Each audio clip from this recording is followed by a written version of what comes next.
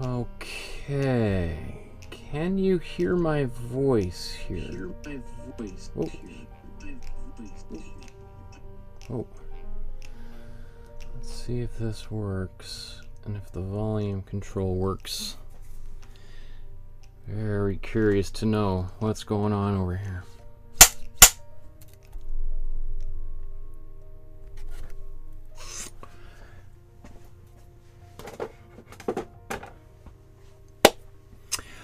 Good afternoon, everyone. My name is Michael Markowsky. Welcome to my studio. Today we're going to recreate another painting by another one of my favorite artists.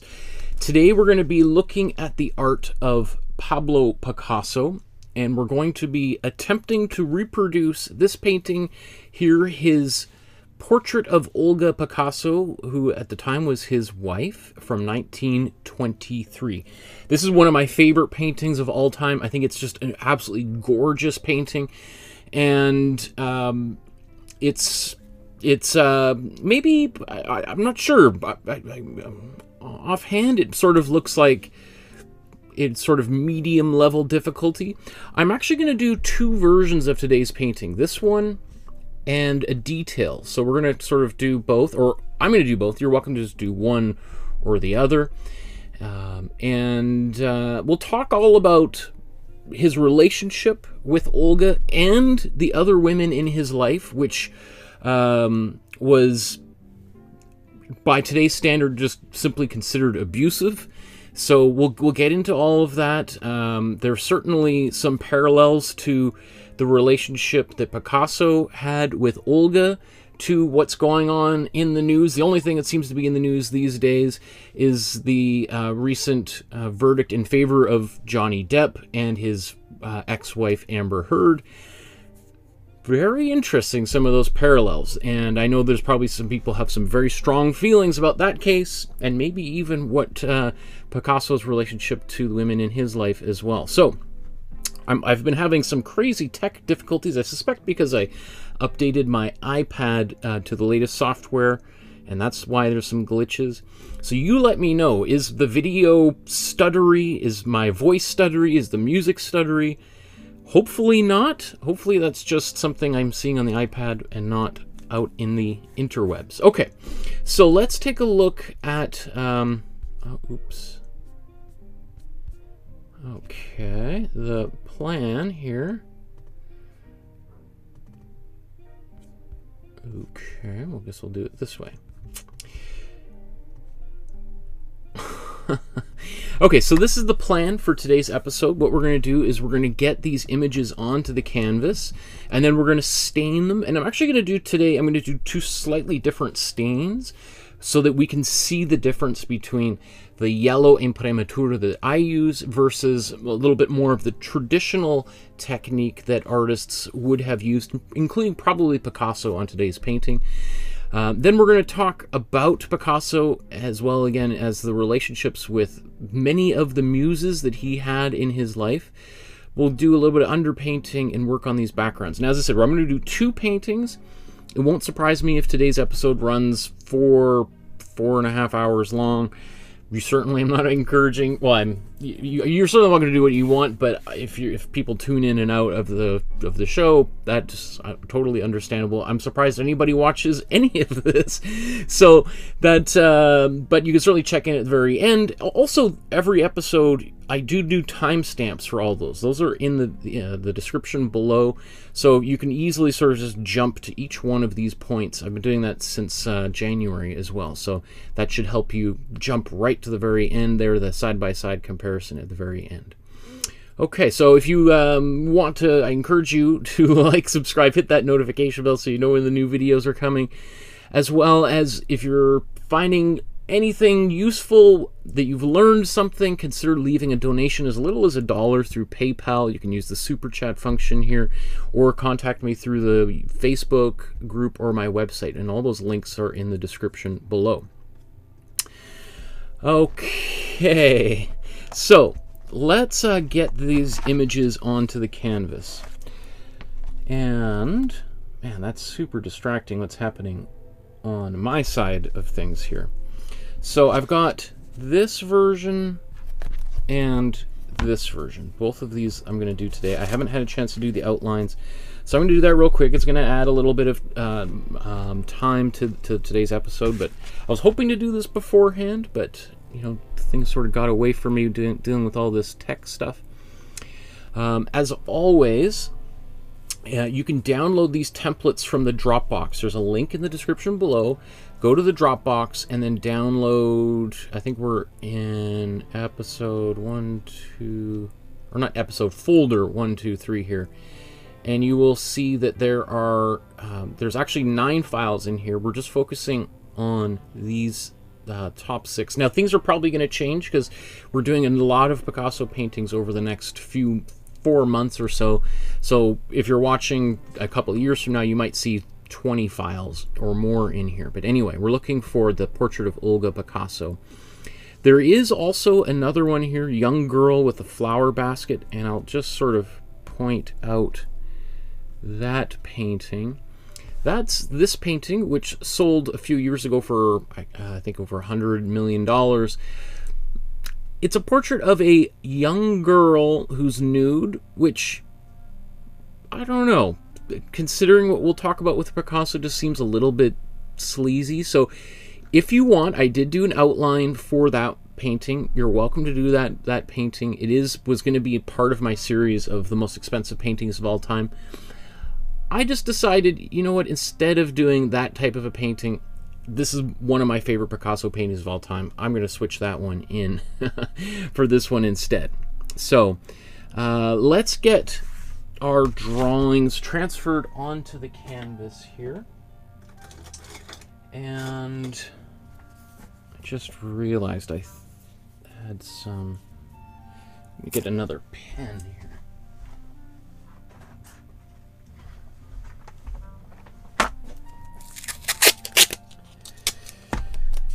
Okay, so let's just position that probably about in the middle there.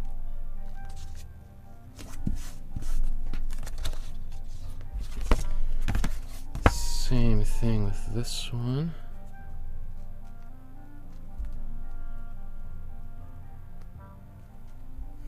Marie says, thanks, Michael. Better choice. Tanya says, last day of Mercury retrograde. LOL. What does that mean? I mean, I'm not that familiar with the meaning of the stars.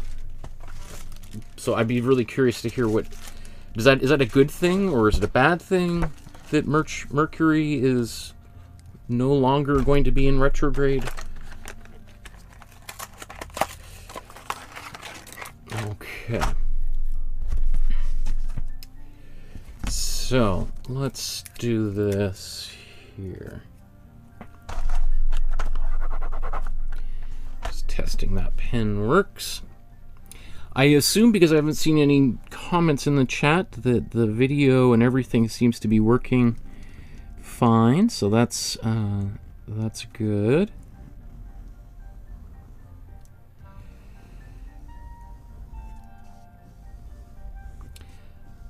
I'll reserve sort of my comments about this painting and why I chose this painting for a little bit here. I just want to get these done. It's always also a little bit hard for me to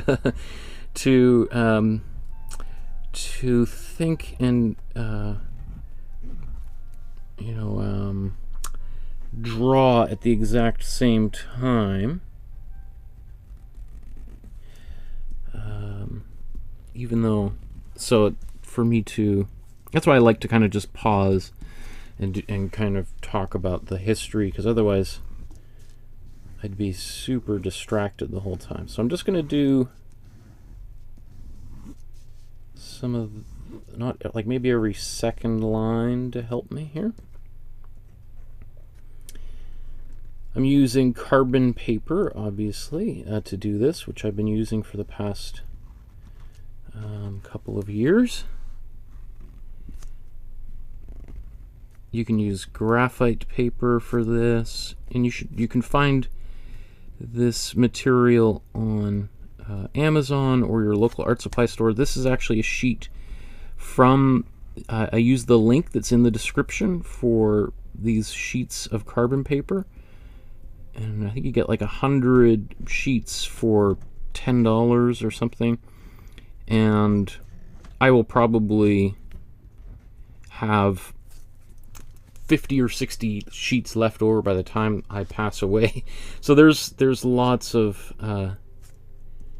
those. They should last, because you can use these same sheets over and over and over again. These little lines I'm just drawing there, those are for some of the shadows and highlights. I don't know if those are going to transfer. They're a little bit. Okay, that's good. Right? I don't want them to be that dark, because those are areas where there won't be any lines, so I don't really want them to be that dark. And hopefully it'll just barely show through the next layer of paint here.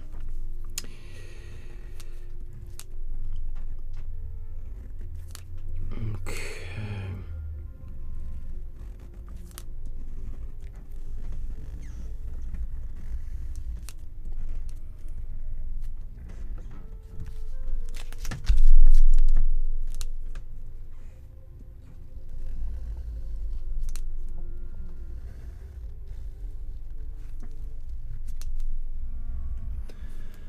Tony says, Mercury retrograde traditionally toys with electronics, allegedly. Interesting.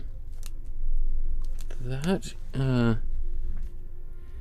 would be really fascinating. I mean, it doesn't surprise me that, you know, I know some people ridicule astrology and all that kind of stuff. I would say, you know, I don't... You know, I'll read my horoscope out of interest, and I don't make decisions on what to buy or wear or to do based on my horoscope. But I do find it interesting to, you know, assuming, and I don't really know the history of astrology, but I assume that it's sort of based on people looking at the stars for thousands of years and passing down information generation to generation, and people noticing certain commonalities with people born at certain periods of the year.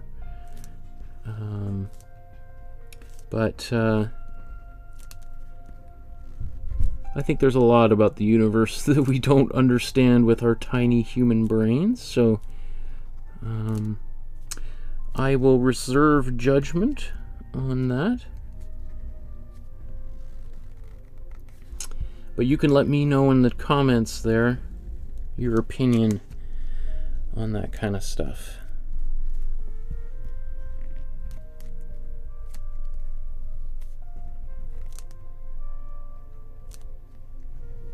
Okay, just about another minute here. I just have to finish off the face. I'm happy with those wrinkles there. Okay. And we'll see by the end, will these two faces look the same when we put them side by side? Will this smaller version of her face resemble the larger one? Or will they look like two totally different people by the time I'm done? It won't surprise me at all if they're actually quite different by the time I'm done, just because of the differences in scale. So just kind of bear that in mind. You know, I always think, especially sort of a beginner painter can get a certain amount of, I guess, satisfaction from watching how things turn out differently when I do them, let alone when they do them too. So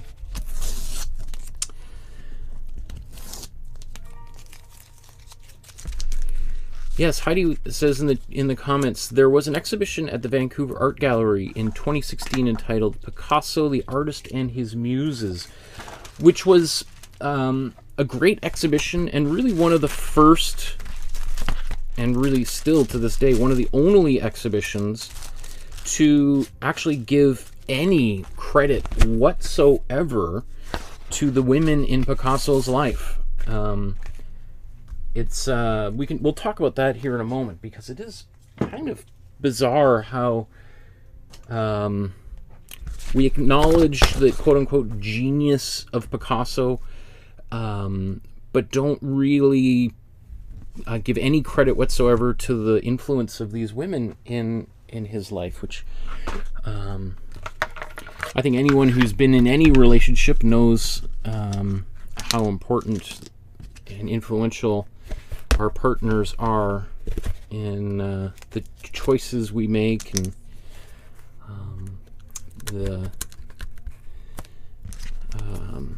and whether we're happy or not.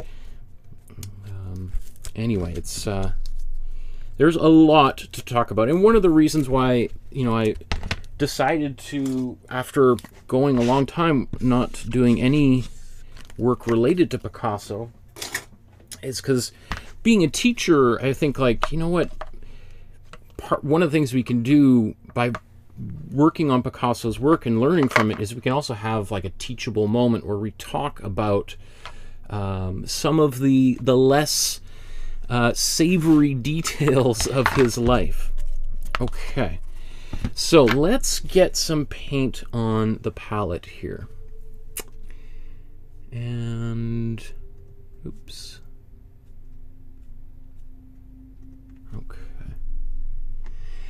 Okay, so the next step here is we're going to stain the canvases, or prime the canvases, with our first layer of color. The Imprimatura is the name the Italians, it goes back even before the Renaissance, used for this particular technique. So we're talking about a technique that is over 500 years old, and essentially it's staining the canvas, applying some color there that will influence the rest of the painting. So typically what I do is I use a warm yellow. I use this warm yellow by Amsterdam to stain the canvases. Now, if you're watching me for the very first time, you're like, what when you say warm yellow, what does that mean? Well, this is the actual tube of paint that I use for a warm yellow, and I'm going to use a cool yellow as well, and a cool red, and a warm red, and a cool blue, and a warm blue, some white, and I do have a black in here, but I rarely ever use my black because I like to mix my own black out of just these colors. I know, it's kind of crazy. Now, if you don't want to use Amsterdam paint, or you've got a different brand, you've already got some paints, this is what I would use if I was using golden paints. This is a higher grade, a professional quality of paint. I'm not sponsored by Amsterdam or anything like that. Liquitex, this is also their student grade. They make several lines of paint that are more expensive. Winsor & Newton, Artist Loft from Michael's Art Supplies, Buzz, Peebo, Holbein, Dyler, Rowney. So there's lots of different acrylic paint companies. You can go back, freeze frame, print those out, or you can watch the very first episode of the Master Study series, and we talk all about this in more in depth, and I show photos, etc. Okay, so let's start out. I'm going to put this warm yellow on the... I'm going to put this one, come on, on the full-sized version. Oops. So let's just take a little bit of that water out. So I have maybe 2-to-1 acrylic to water, so a little bit more acrylic to the water, and that's just going to thin it out, and again act more as like a stain than painting, right? So this is really the only time I ever use water when I'm painting with acrylic paints. I say it over and over and all the time that I really think that the majority of the problems that beginner artists run into when they're using acrylic is by adding water or adding too much water. I know there's plenty of people, I see it on the internet all the time here on YouTube, who paint with acrylic and they mix water into their paint. Certainly, I'm the last person to tell you how that any technique is wrong. I don't think there's a wrong way of using paint, but it's not the optimal way. It's not using the material as it was designed, and you may notice some more adverse types of effects, especially, you know, obviously I'm using it for this, but this is the water and pigment will be really well absorbed by my gesso ground. When we use paint on water in subsequent layers, it's literally breaking down the adhesion of the different the pigment to the canvas, making it less stable. So, just a word of advice, right?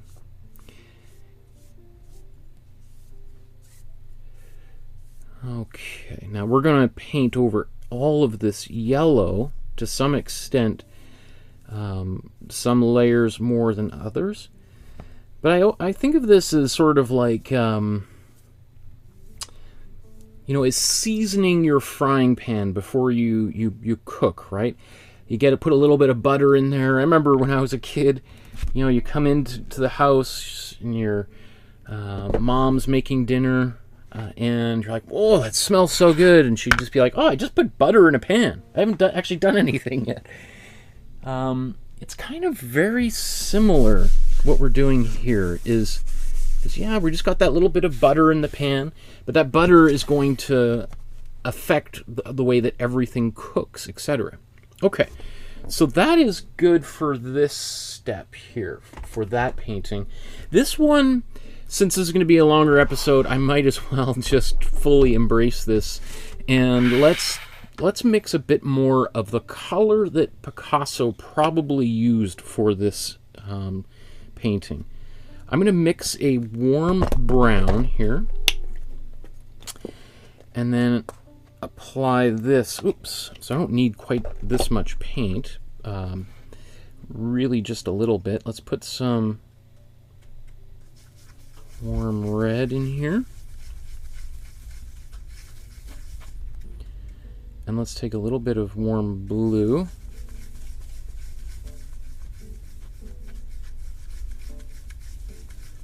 That's pretty good. We might, there's definitely some people who would use that color. I think I'm just going to make it a little bit darker brown.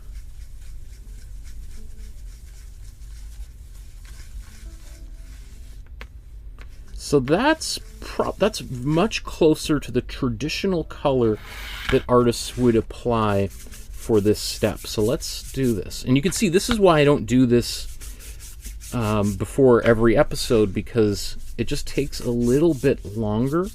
And I think when we're all done today's two paintings, many hours from now, we can just sort of take a moment just to reflect on what the differences are, and was one better or worse, and should I stop painting that warm yellow and do this before every episode or not. So I felt like today's episode was a good opportunity to try this side by side, because we're going to be painting essentially the same image. Yes, one's going to be a little detail of the other, but often, you know, if we're doing two totally different pictures, which is often when I'm painting two paintings side by side, it's like, okay, yeah, I can see there's a difference, but they are two different paintings. So what is the actual difference, right? Whereas this should give us a bit better way to kind of compare the results. Looks like this brush has some kind of paint dried into it, which is giving it a kind of scratchy quality. So it probably tells me I just didn't clean this brush properly last time.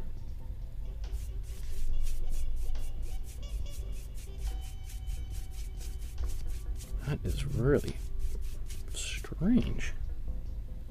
It's almost like there's... I don't feel anything, but it's almost like there's something caught in the bristles there.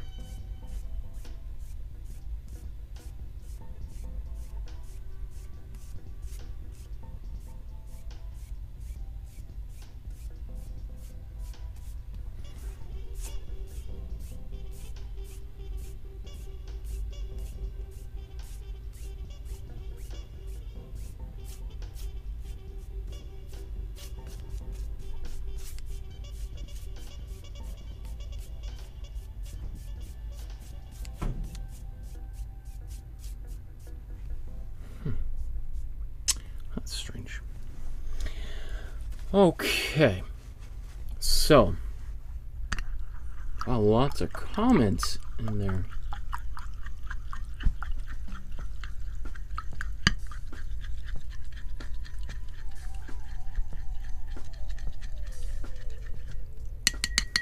Pascal says, looks exactly like my Imprimatura for today. Cool.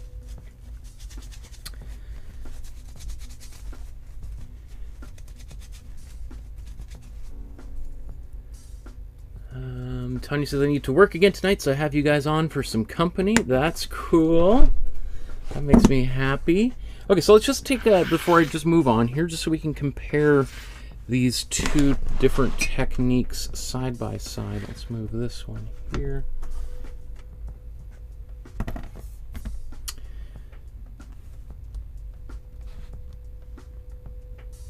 All right, and then we'll do this again hours later from now, so that we can just judge the difference between these two different Imprimatura techniques, right? We've got our kind of rusty red, kind of brownish color here versus our warm yellow. Obviously much more saturated, bright color, whereas this brown is just more necessarily muted, right? It's pretty hard to make a saturated brown. Like, in fact, this would probably be about as saturated of a brown as we can get, right?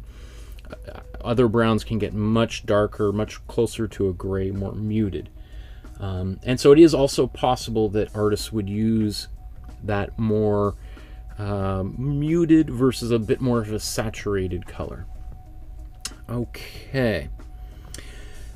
So let's talk a little bit about Picasso and his relationship to Olga and the other women in his life. So buckle up if you're a bit, if this type of thing may offend you or even trigger some anxiety, just as a little bit of a heads up that we might talk about a few things that that people might find objectionable, right? We have talked about Picasso's biography many times prior to this, so we're not really going to get too deep into, you know, some of those details. Okay, just as a quick reminder, there is our private Facebook group here, which I encourage you to join and post your paintings to it. I haven't seen that conversation there. It looks like people, it's always very active, and I think there have been 5 new people that joined just today.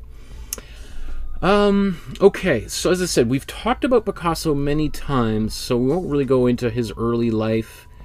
What we're going to be doing, we've done paintings from his blue period. We've done paintings from his rose period. We are going to be doing Les Mademoiselles d'Avignon, which is considered to be the very first Cubist painting, or a proto-Cubist painting. And we're doing that, I think, in June, next month, on one of the anniversaries of when he is generally believed to have completed that painting. We have done, I don't think we've done one of his analytical Cubist painting. We haven't yet. We did do a synthetic Cubist painting of the 3 musicians. And today's painting will fit under this phase of his career, the neoclassical period. He also has a surrealist period, sort of weaving in and around here. And then followed by that, he sort of goes back to a kind of synthetic Cubist period, and that's where we have like the Guernica series, which we're doing, I think, next Tuesday, I can't remember what time. So today the painting we're focusing on is part of the period of Picasso's career that I am personally the biggest fan of. I think this period of his career was where he really was the pinnacle of his career, where he created some of his most beautiful paintings. Oddly enough, it is generally the period that is most overlooked and probably even most criticized. People considered him as sort of this retrograde period after a whole bunch of more avant-garde, where he's breaking new boundaries, changing the world, he's basking in the glory of his great quote-unquote genius. And then he has this period where he goes back in time and paints in this old-timey style. Ugh. And then he gets over that and he does Guernica and he's back to his old self. Like, so it was just kind of like, what was he up to then? Again, I think this is by far the most interesting. There's only a couple of books about Picasso, which, for most artists would be amazing, considering that there are probably 100,000 books on Picasso, that there are only a couple of books that exist that even discuss this period at any length is not only surprising, but I think quite a shame. I think this is a period ripe for much more examination. I have two of those books back here. I won't get into them right now, but so let's just talk about what the background is when he goes into this phase of his career, right? So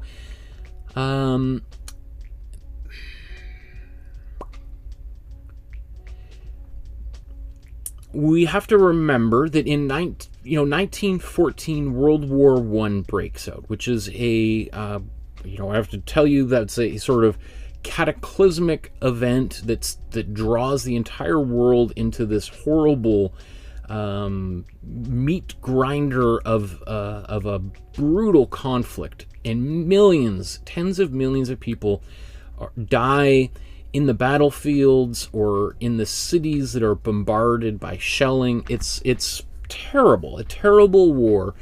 And prior to that war beginning, there's an unrest all over the world, and there also is kind of simultaneously a lot of really interesting work by artists from all over the world is being created in the kind of the pre-war period, kind of around 1905 to 1914. You have all sorts of art movements appearing. You have Fauvism, you have Cubism, as we've talked about here briefly.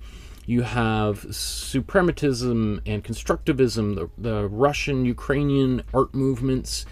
You have Vorticism in England. You have Futurism in Italy. So you have all of these isms, right? For all sorts of different reasons, partly because of the advancements in technology, which have made the role of artists, the traditional role of artists as documentarians of regular life, instantly overnight, they are all out of a job. So artists' role of painting portraits of kings and queens and big banquets and historical events, no longer needed. You guys, we don't need you for that. We got a camera that can do all this stuff in a tenth of the time, right? And you don't have to go to art school for 5 years to learn how to paint. You can just set up a camera and take a picture. Now, there's more to taking a picture than that, I know. I teach at a university, at art school, and there's a photography program where people take 4 years to do that, and then you go get your master's in photography. I'm not belittling photography. I also teach photography. But there's that impression that painters now are in one way screwed because their sort of main core source of income is dried up. But there's also that opportunity of, well, I guess if we don't have to make things that look like things anymore because cameras can do that faster and better, then we can just start painting things from our imagination, from our dreams, right? And boom, we have all of this wild, exuberant color, images that defy our understanding of physics and even reality, and we have surrealism, etc. You have Cubism, which is just sort of breaking the world up into infinite amount of different perspectives, which is something you can't really photograph. You can kind of Photoshop it now 100 years later, but so you have quite a radical change in the world, and there's political unrest. World War I is sort of chewing up a whole generation of young people, including many artists, and unfortunately many of the great young German artists at the time. Almost all of them die in World War I, right? So Germany after World War I, in terms of its cultural capacity, is virtually decimated, right? That's one thing I don't think there's enough discussion about. There's similar things to a lesser extent with Russia. A lot of young Russians die. There are some young French, obviously, but a lot of the young intellectuals escape Europe, go to the United States, and that again happens again after World War II, which is cause for one of the reasons why the United States becomes such a powerful cultural producer. Is so many of the greatest artists from Europe emigrate to the United States, and to a lesser extent Canada, and South America as well, Argentina, Brazil, and those places really sort of take off because of the number of great artists, photographers, designers, dancers, poets, musicians, writers, etc., who make new homes in those places. Anyway, at this around this time, Picasso is designing costumes and giant backdrops and props for the Russian ballet, the Ballet Russe, who's sort of the main impersonario behind that is Sergei Diaghilev, and he and Picasso become good friends. They start collaborating. Picasso's spending a lot of time hanging out with Diaghilev as well as all the dancers, and surprise, surprise, he becomes very friendly with one of the stars of the Ballet Russe, which is Olga Koklova. I've never really tried to pronounce her name before. I've read it many times. Koklova, I think. And so Olga Koklova is a Ukrainian-born dancer.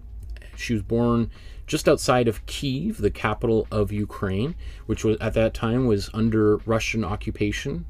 That sounds familiar, doesn't it? Right? Well, what's going on in the world today? It seems like those Russians really like Ukraine. Anyway, so she becomes one of the stars of the Russian ballet. She moves to St. Petersburg, and she's also modeling for some other artists as well. She's obviously a beautiful, gorgeous woman, and Picasso takes a liking to her, and shortly thereafter they get married in, when is it, July 12th, 1918. And the filmmaker and artist Jean Cocteau and the painter Max Jacob are there to witness the marriage. Now, that's not quite the most popular decision amongst Picasso's family, because Picasso would have been expected to marry a Spanish woman, and here he's gone and married a Ukrainian, a woman who probably did not speak Spanish at all, probably spoke some French, maybe a little bit of English, and just thinking about who Picasso was, I'm sure he probably loved the fact that his wife was very dependent on him to communicate with other people, and it's no surprise that she gives up her career as one of the preeminent ballerinas of her time to become Picasso's full-time muse. And so she sits for paintings with him.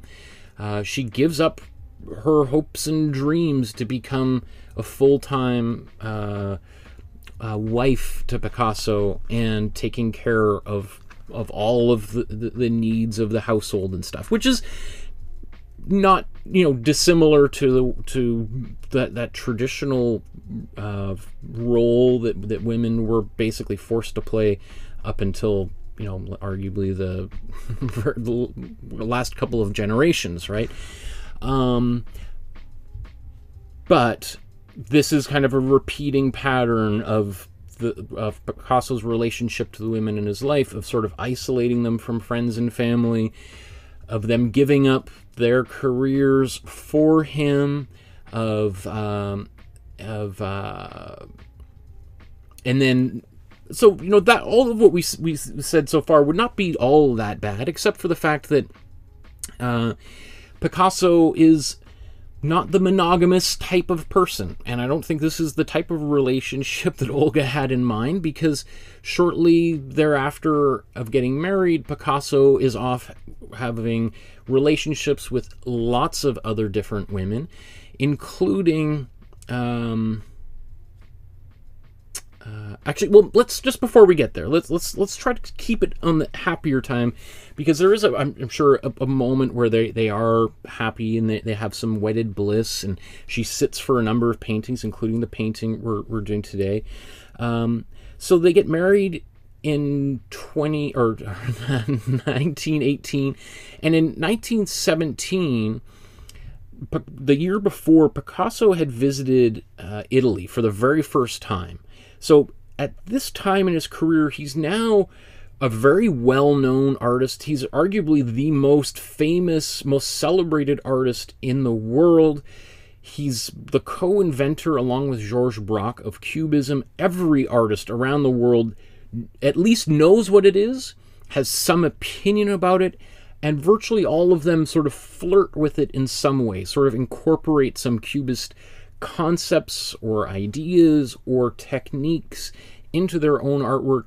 I mean, you can, all those artists at the, like, for instance, you can look at the first artist comes to mind, Diego Rivera, the great Mexican painter, muralist, has a short Cubist phase. And if you look at any artist who was alive and working at that time, there's always these one or two paintings that are kind of like, whoa, what's going on?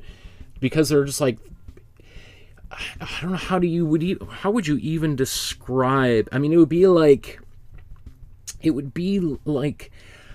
a new vegetable appearing on the supermarket shelves, and if you're a chef worth your weight, you've got to at least try cooking with it once, especially if there's, you know, like Gordon Ramsay is cooking with it and becoming, you know, he's releasing cookbooks showing how to cook with this apple orange or something, and everyone is eating it and talking about it. Some people hate it, some people love it.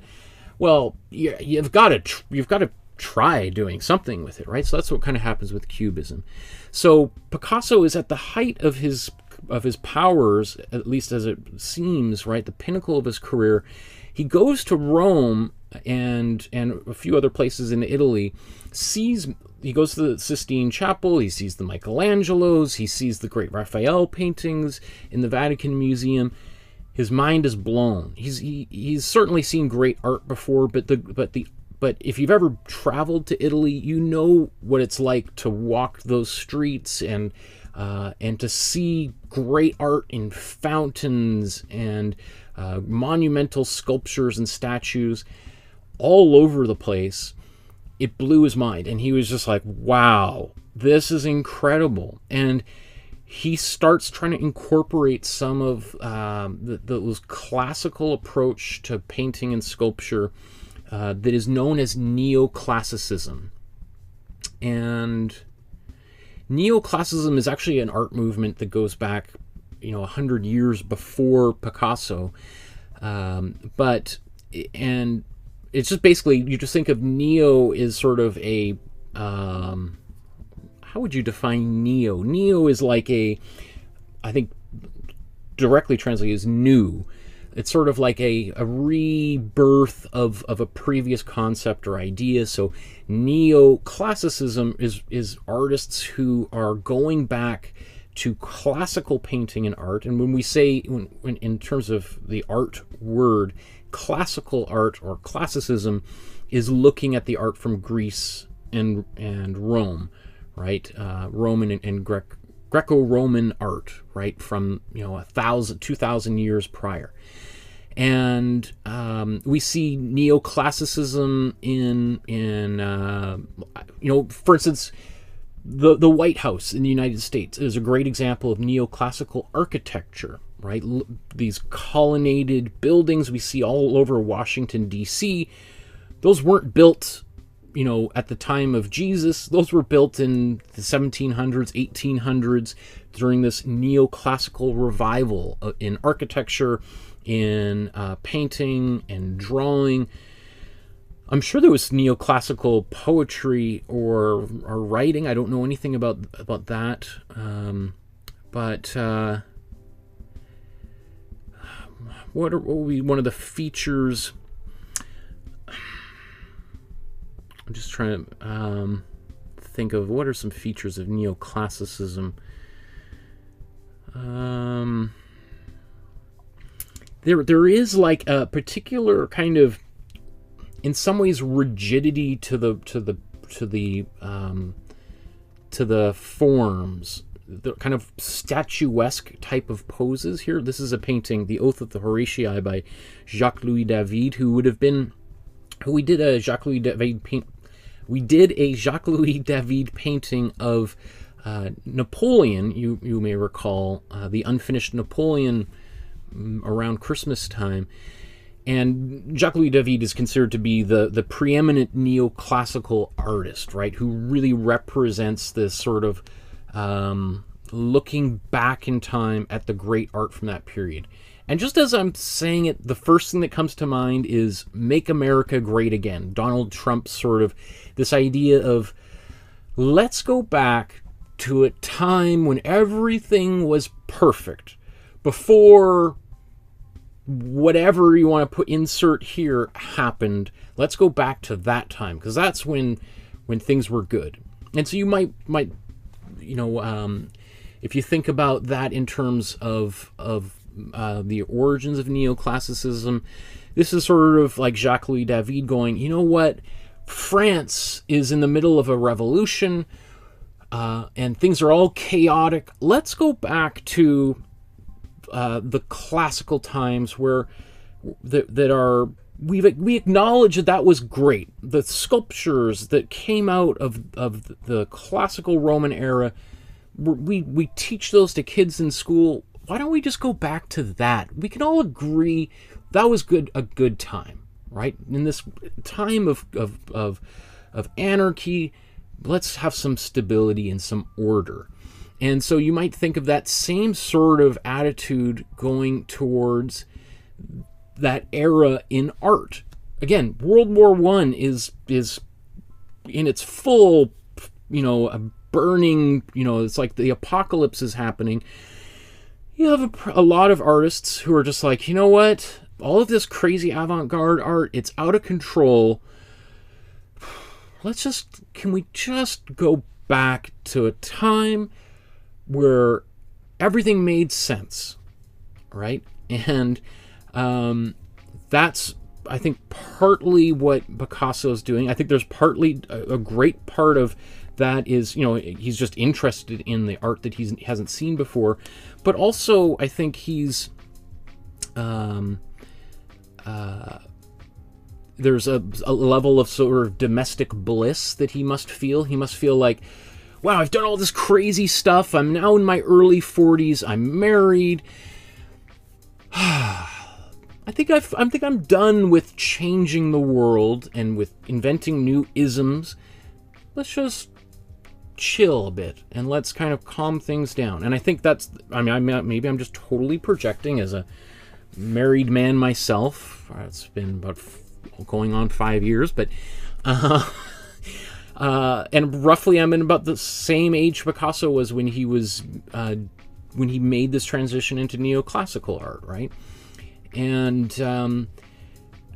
there's also, simultaneous to this, there's a new movement that appears in Italy, this Novecento Italiano, which is this kind of, again, very similar to neoclassicism, going back to the great art of the past. This rises out of something a little bit different, the rise of Mussolini and fascism in Italy. And one of the things that Mussolini sort of is promoting is, let's go back to a time when Italy was the center of human culture, right? And a lot of Italian artists are like, yeah, let's make an Italian art for the first time in a couple thousand years, and let's show that as Italians we can make art that is, equal to the great art of our ancestors. Now, we all know the story of how fascism ends in Europe. It doesn't go very well for Mussolini and his buddy Hitler, but there was for a period of time, for about 15 years in Italy, they really embraced neoclassicism. What else do I want to say about this? So, things are going good. Picasso makes a number of paintings like this, like the one I was just showing there on the screen. This is another painting of Olga by Picasso. This one is made a few years before today's painting, which was done in 1923. This is from 1918. We can also see the photograph that he based this on, right? And here's a photo of her when she was part of the Ballet Russe. I mean, beautiful woman. But things start kind of falling off the rails, and I'm not exactly sure when, but essentially she becomes pregnant with Picasso's son, Pablo, in 1921. And by 1927, Picasso is quite openly having affairs with other women, particularly a young 17-year-old model named Marie-Thérèse Walter. And Marie-Thérèse is also a beautiful young woman, but she's 17 years old. Picasso's now 45 years old. I mean, I don't know. I wasn't alive back then. I don't know how people looked at that type of a relationship.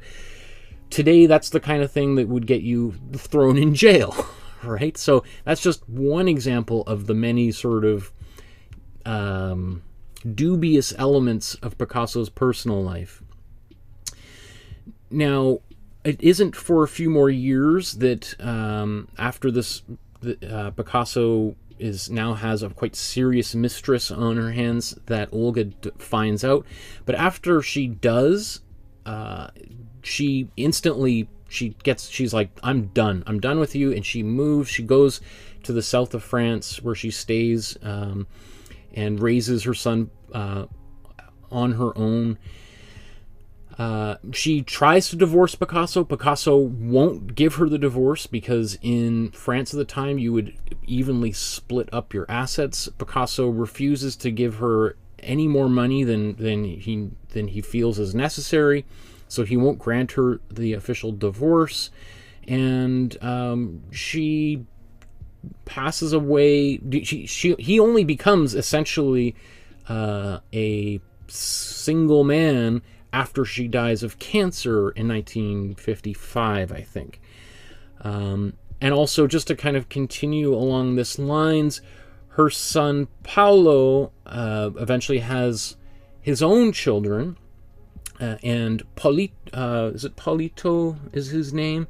Polito later himself is denied by Picasso's final wife to attend Picasso's funeral, and shortly thereafter he commits suicide. So we see sort of the people that are in the orbit of Picasso often have these very tragic outcomes. There's a lot of pain associated with the way that he conducted himself in his personal relationships. And then, so we can even just talk about Marie-Thérèse, who herself is sort of tossed to the side when he begins a relationship with Dora Maar. And Dora Maar, who was a little bit older, and Dora Maar was an exceptional photographer and artist who taught Picasso how to take photographs. And next week when we talk about Guernica, we'll talk a lot about Dora Maar because she plays a huge role in that. One of the reasons that painting is a black and white painting is directly related to her being a black and white photographer. I mean, I guess photography was all black and white at that period of time, but he basically chewed her up as well and spat her out. There are lots of articles about all of this. I mean, I just want to direct you to this quote here by Picasso. So again, he's just he's constantly finding new wives and new mistresses, and after he's sort of used them for their image, he just tosses them aside. He says, every time I change wives, I should burn the last one. That way I'd be rid of, well, you kill the woman and you wipe out the past she represents. Again, we have heard similar quotes by Johnny Depp relating to his former wife Amber Heard just over the past few months, that is sort of has an alarming resonance there, right, about how he felt about his former partner, and so he just constantly denied that these women had any role whatsoever in his creative output.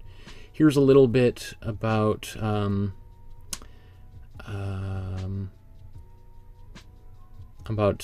Olga and the Mary Therese. Let me see. I mean, some of the quotes in here that he has. Let me see. Maybe it's in this article.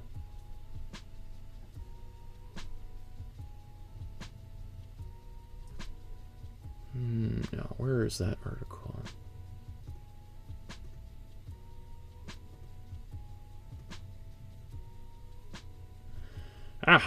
One of these many articles that I was reading just earlier today about Picasso, like the quotes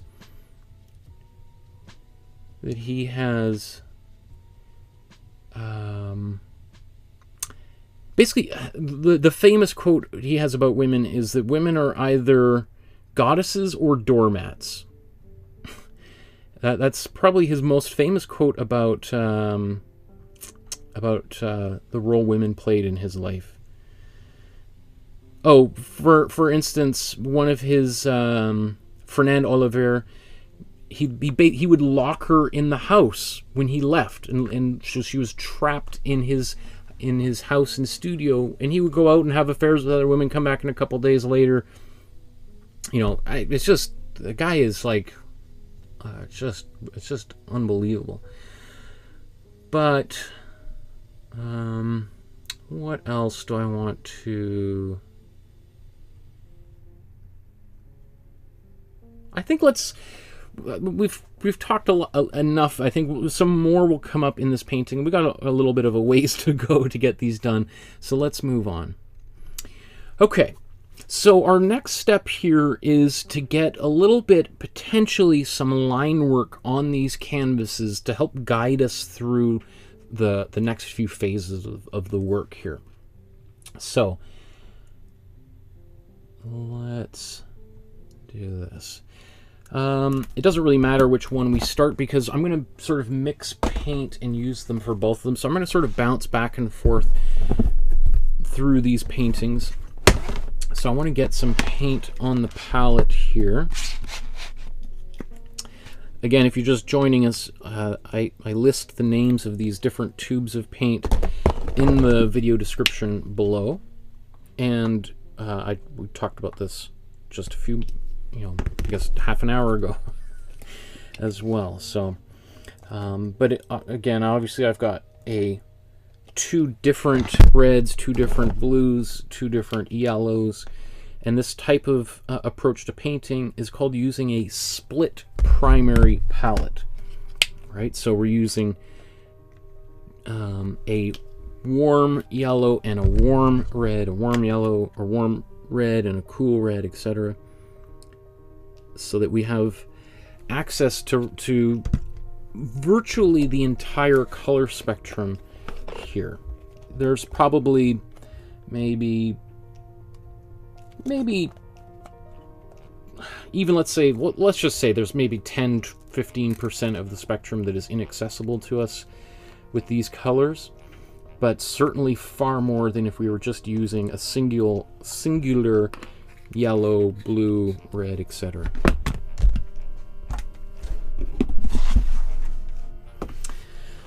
Yeah, Deborah says, Picasso sounds like a real monster. Because I was a dancer, I would like to do this painting of Olga as a tribute to her. Absolutely. He sounds like a real winner, someone to avoid. Yeah, I was just thinking earlier today as I was sort of putting my thoughts together for this episode that, I have a young daughter who's almost 3, and if I found out she was dating someone like Picasso, I would be horrified. You know, we think like, oh, wouldn't it be kind of cool? You could say like, oh, years later.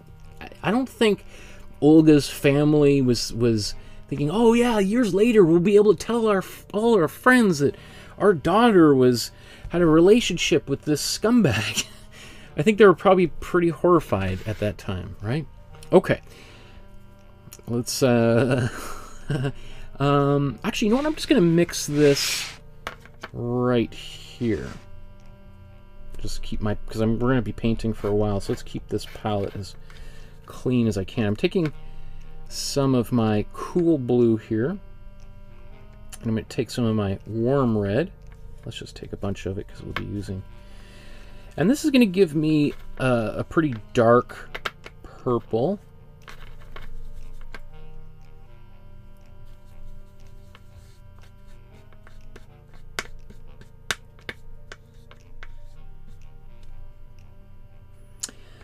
And yeah, I was going to say let's just use that, but let's make basically a black. We'll take some of our cool yellow, mix this into here. And we're going to get a really, really dark color. It still looks kind of purpley on the edges, but inside it's pretty close to a black. So I'm just going to mix that, and then let's paint this onto these canvases. I'm just going to use a small brush for this. We don't have to spend too long on this, but we just want to get our basic lines on the page. So let's go to a different view here.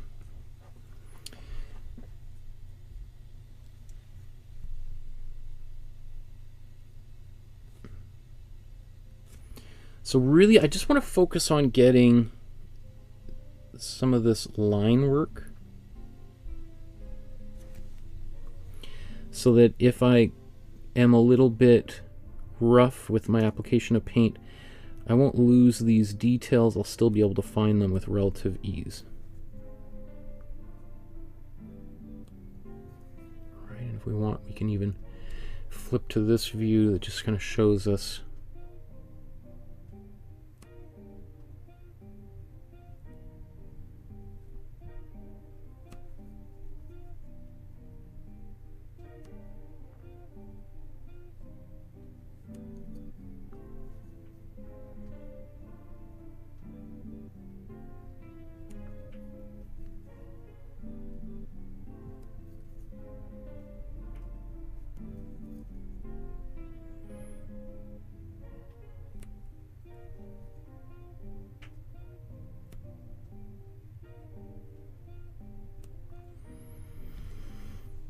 and I think with this one I might even do this outline around her face just quickly here.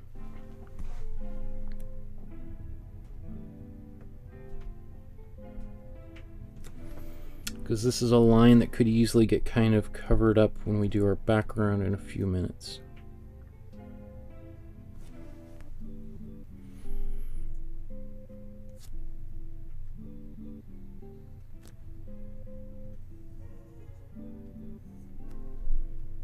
Okay, I think that's good for this one.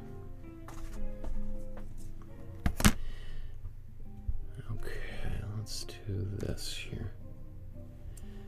So similar kind of thing. I'm just going to zoom in a little bit more.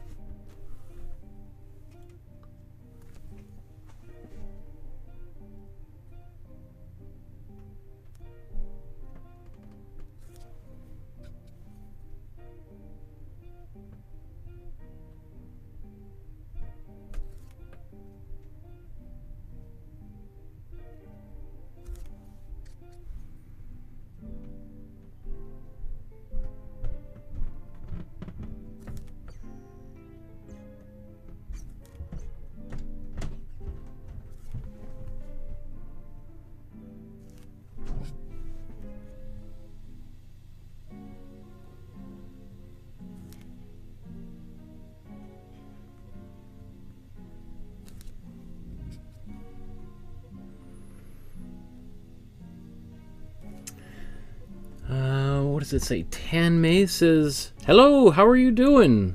Great. That's glad to see you joining us.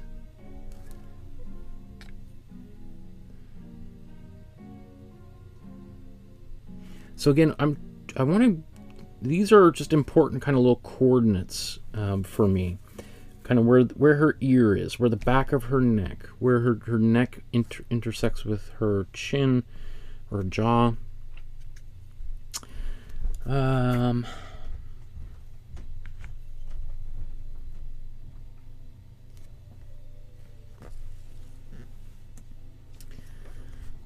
Let's go down here. Like, so my thinking is, let's say everything got really covered with paint and I got lost.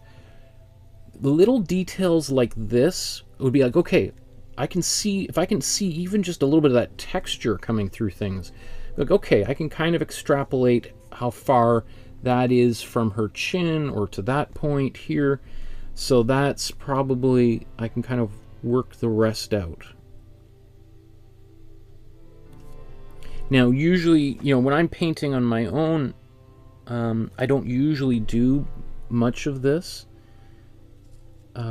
because I'm pretty confident in my own ability, having been painting for decades now, that I'll be able to kind of figure it out. So this is something I really I'm just doing for those of you at home. And so if you're as you get better, you may not feel a need to do this type of a thing. You could use a Posca pen for this type of thing.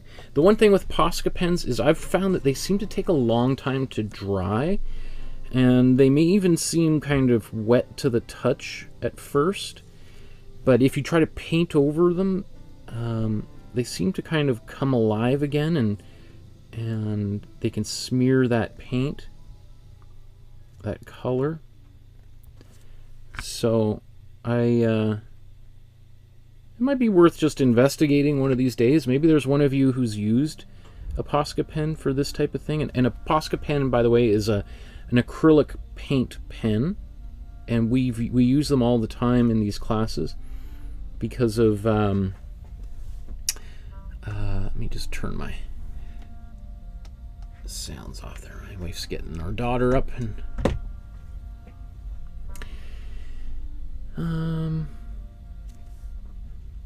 okay.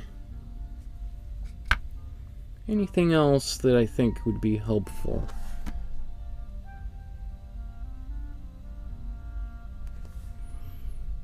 You know, again, think of this as like a map, right? And we want to get from point A to point B, but let's say we're afraid that the map might get water or bleached out. If we have like a star of where we started and where we ended and a few other important places on the map, then later we could be like, oh, okay, I think this is where this is that. We could figure the rest out.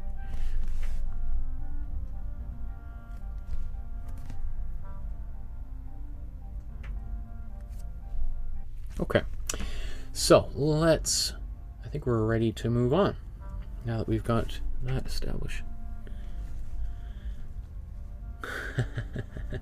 Donna says, I'm here and I'm listening, but too tired to talk. Tanya says, I love the full version. I may take a whirl at that on the weekend. It says, sometimes I like to watch the paintings and then assess whether this is within my abilities right now. That's pretty smart. Very smart. Okay, I'm just going to clean these brushes.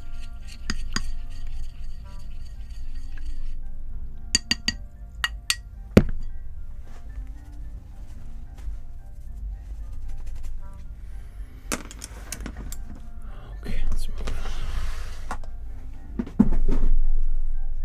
I think it's time for a bit of tea here.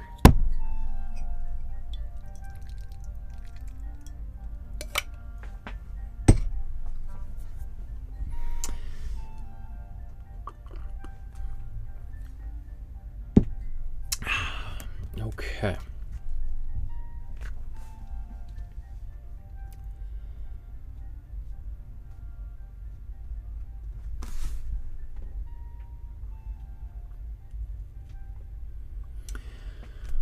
Okay, so now we've got the image on the canvas, we've done a quick stain on the background, with our Imprimatura, and then we've got a little bit of underpainting, some lines on here just to kind of keep things in order in case things get covered. Now let's work on the background of the painting. And the background in this painting is fairly simple, right? We have some color back here, but it's not like there's a big pattern or a landscape there, so it's going to take us a few minutes to do this, but it could certainly be way more complex than this. So maybe let's just take a second to try to zoom in and see what we can actually see here.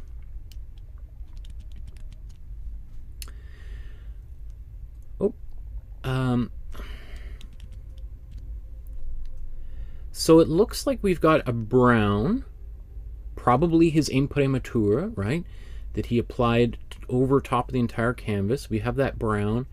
And then we've got this grayish green that he's brushed over top in a semi-transparent fashion. All right, so that looks like, in some ways, just a couple of coats of paint, and we'll be able to get that done. So let's do that. In fact, actually, essentially, we've got this brown on here already. So I think we'll just leave this brown just as it is. And then we can just paint the green right over top of here. On this one, we need to apply that green. So I'm just thinking I could use this, but just to kind of keep in the... Yeah, I'm going to use this. But you know what? I'm just going to wipe this away a little bit. Take some of the water out, because I'm going to use a different material than water. So just so that we have kind of as accurate of a comparison between these approaches. So what I'm going to do is I'm going to take some more warm yellow.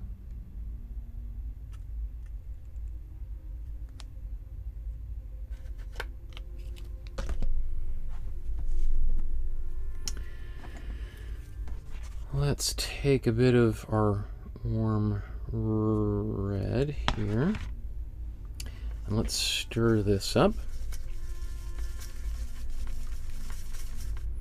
And let's take, so we got an orange, and we'll take our warm blue. It's all warm colors so far. And that gets us very close to the color that we applied here. And now I'm just going to take some matte medium, right?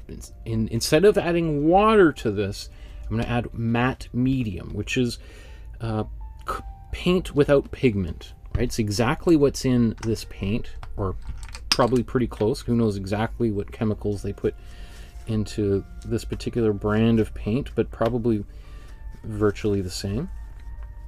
I'm going to put this in here. I wonder if I've got enough to get me through this painting. I think so, and if not, then I'm going to mix another one, right? So I should have enough, because this is also going to be a little bit more transparent, so we're going to see some of this yellow come through. So let's just paint.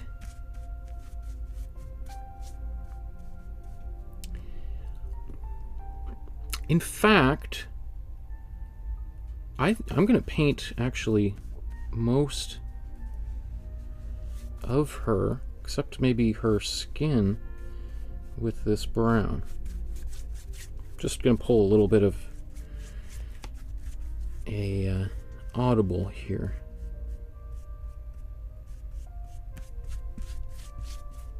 I was just going to use this for the background, but we can also use this same color for her clothing.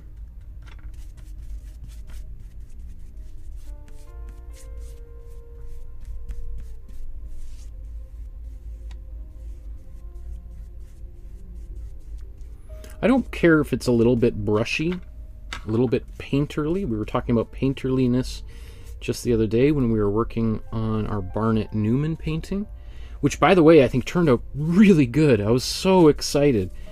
I think it's one of the best things we've done in this series. I know it's not everyone's cup of tea, but the version of Voice of Fire that we did on Tuesday, which is a totally abstract painting, or what he would have called a non-representational painting, or a non-objective painting. It looks so cool. It's so bold and dynamic, like that color. I'm really surprised at how deep and intense it is. So you can watch that painting, Voice of Fire by Barnett Newman, just the other day.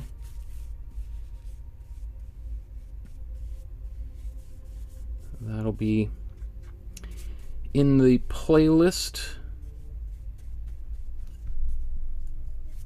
And the playlists for all of those episodes, again, are in the video description below.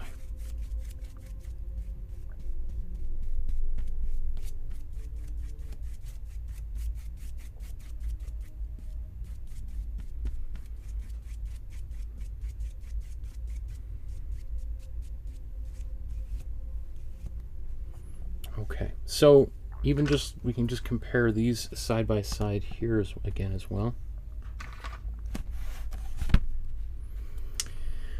So again, I'm using a color that is very similar. These two colors that I have applied are almost identical, but you can see that the results are different, because we've got this warm yellow underneath here bleeding through the brown. So this one here has a bit more of a muted, it's not quite as colorful or intense as this color.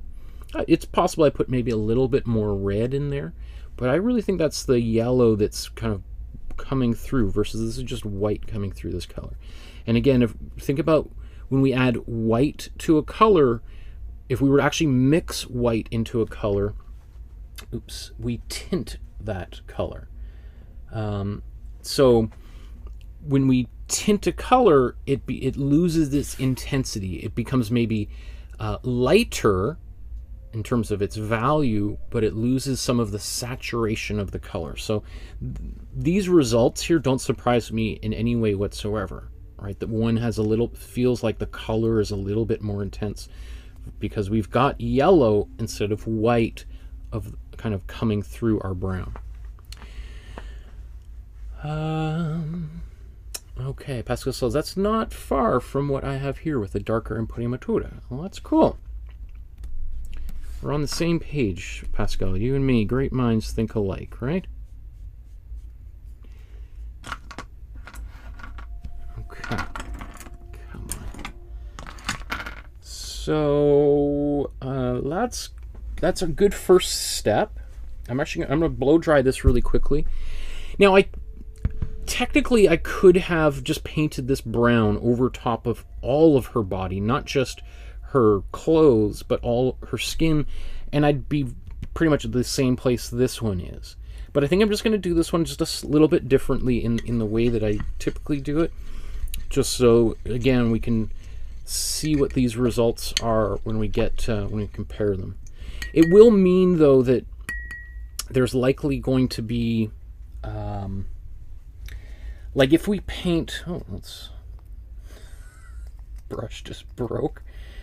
If we paint the same color on this brown, on, let's say, her skin, that we do on her skin over here, they're going to be different, because we're painting over top of a yellow versus over top of a brown, right? But again, it's all part of a little experiment that I want to run today. So let's blow dry this.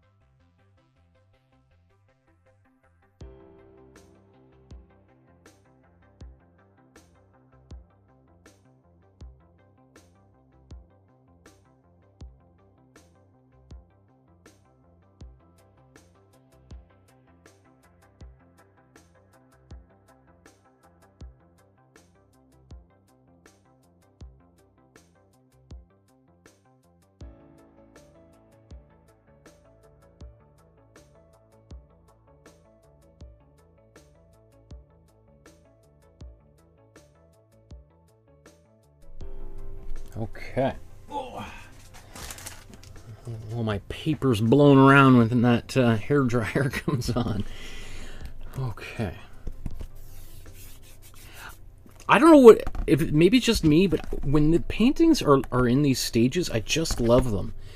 And one of the reasons why I think it's kind of cool to use an Imprimatura is, you know, a painting like if we just had to end this painting like that, I think that would look pretty cool. I mean, this gets back to the Leonardo da Vinci painting we painted just back in January. That we just did a very simple background and then painted a little bit on top, and it looks gorgeous, right? So just thinking how different this looks at this stage than if we had a white canvas and just did this, right? It would look like this looks potentially done, or like an unfinished artwork by a great artist, versus the other one is just clearly barely begun, right? And yet there's just a little bit of color on there. How wild, right? Okay, so let's do our color in the background here. So this kind of muted gray color, greenish gray. We're going to use let's put these side by side. We're going to use our cool blue here. All right. We're also going to use some white. We're also going to use some yellow. And I don't care if this yellow's got a little bit of paint from before on it. That's okay.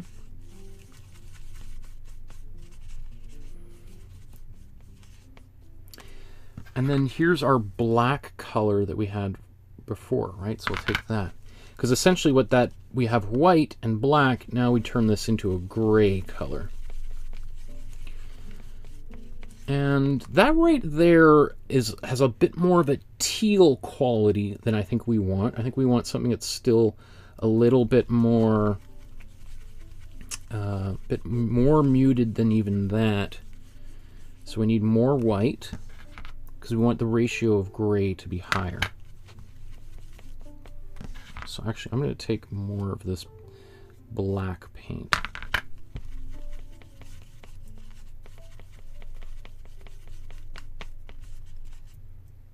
Let's add even more white.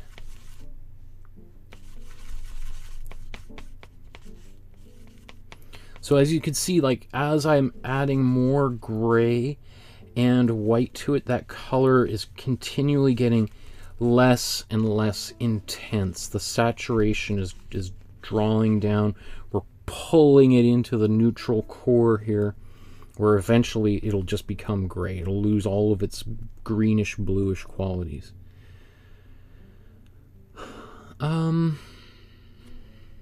Take a bit more yellow in here. I don't really want to mix more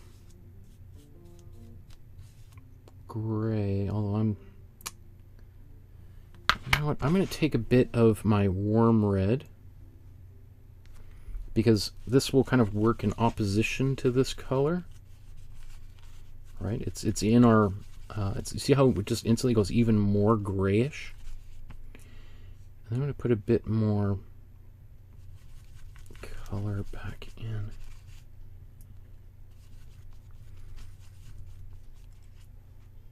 Put even more yellow in there.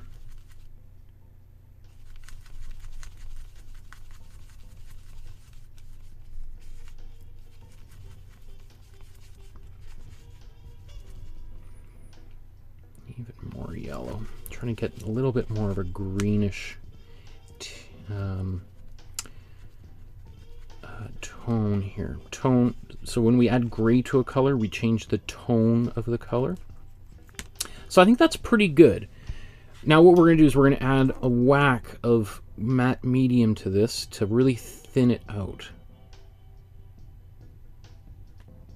to make it way more transparent.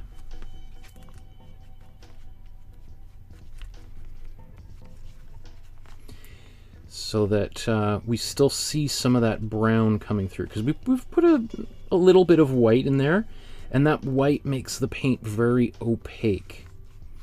Right, so we don't want this color just to be that color entirely as it is over top of the background. We want a lot of that brown to come through and influence what we see.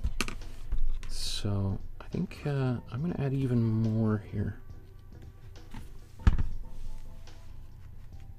because we can always do a second coat of this if we're not happy, but if it's too opaque, then we have to just be really quick to wipe it away. So even then, even this still seems like a pretty intense color in terms of saturation. We could gray it down even more, but I think, you know, for our purpose, I think it's going to be fine. Yeah, it's still a little bit more intense than I would like.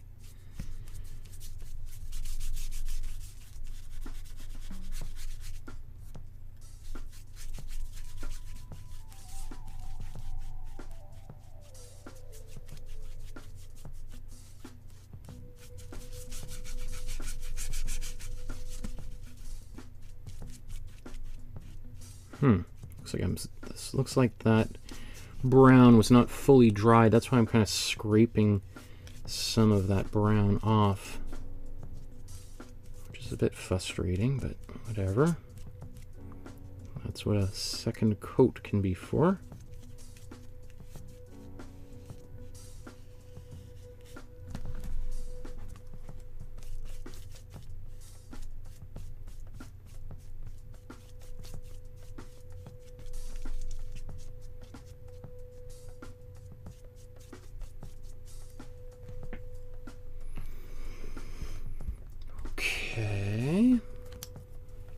Actually, come on.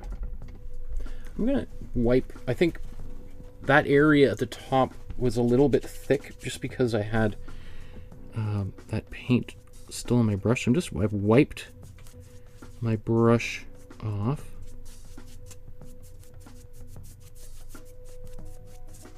Just so I can kind of wipe some paint away. I think I'm going to do this again. We'll let this dry for a few minutes while we do the other one. And we'll see how this one reacts to this color.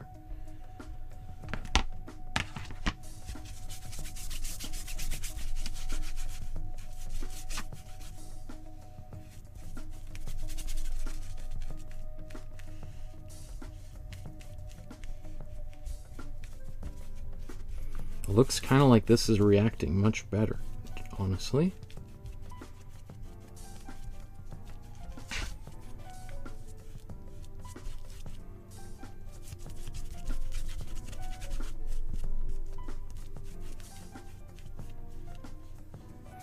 So this is, I mean, I'm pretty confident we're doing exactly what Picasso would have done. It's possible that he did this at a different stage in the painting, maybe painted other parts of her first and then decided later to paint this color, this background. He might have gone and been like, you know what, I'll save this until I've got a little bit more, a few more decisions made, and then I'll come back and figure that out later. It's hard to really know exactly what step was done when. I mean, you can see, I think we're definitely going to add a second layer of this, because it's still very, I probably added too much of the matte medium there. That's why it's just so transparent. So let's blow dry both of these. We can also see very quickly too, look how differently these two paintings, the only difference was that one of them had warm yellow as a background, and this one had a brown background, and then we put the same brown over top of that yellow, and then we just applied the same color. But look, that's so wildly different.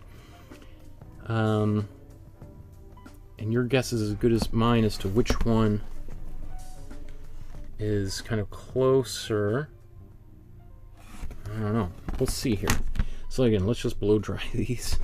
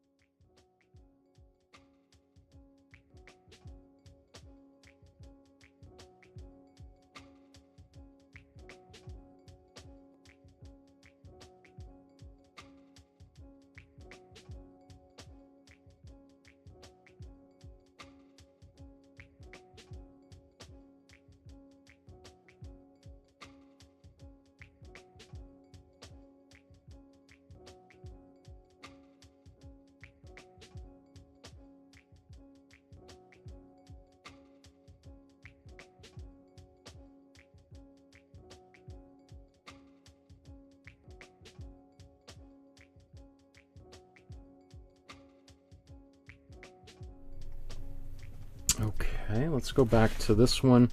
We're just going to do the same thing. We're just going to apply the same color over there. In fact, actually, just going to go to a bigger brush.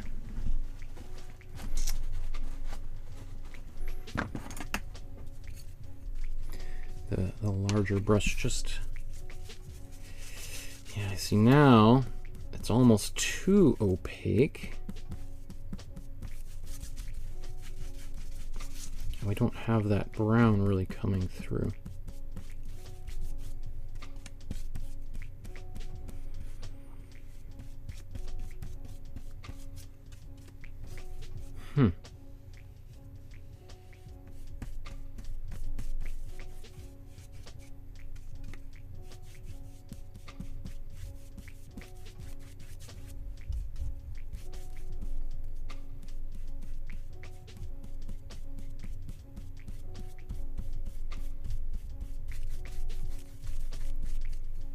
That's kind of a shame.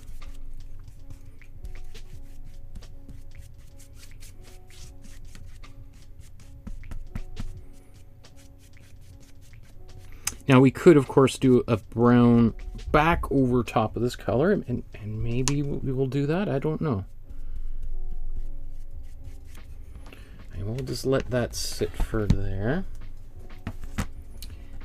Let's do this here.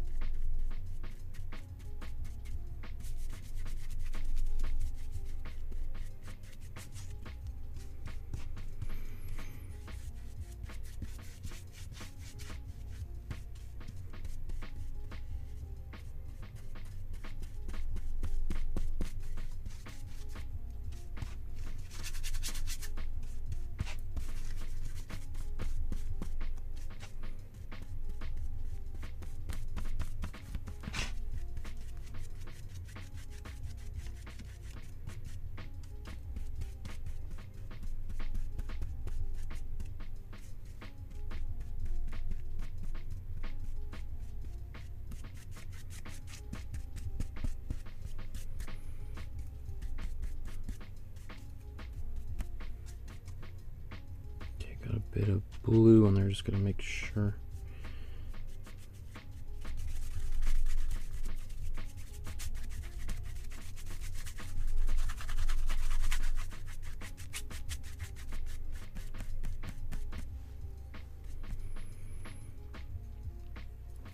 Okay, let's just see. Didn't quite capture it. That's a bit disappointing. I think it's just I put maybe a little bit too much white in there, and my first coat I think could have been a little bit thinner. But hey, I don't think, you know, once these paintings are done, people probably won't notice. Well, they'll notice the difference, but they're not really going to be hanging side by side, right? I think if I really wanted, we could do a little bit of a brown back over top of everything. Do I want to do that?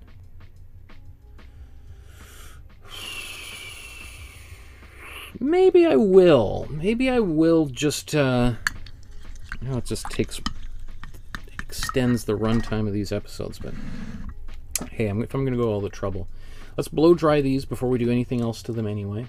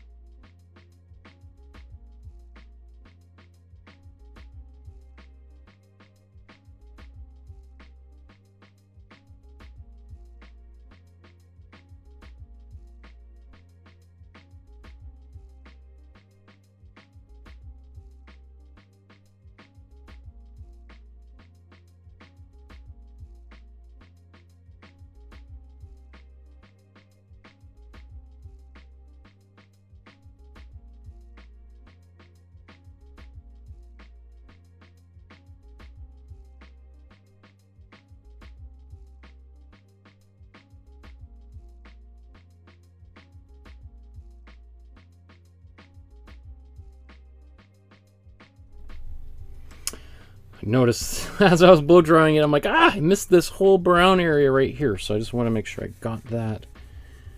And arguably that knee.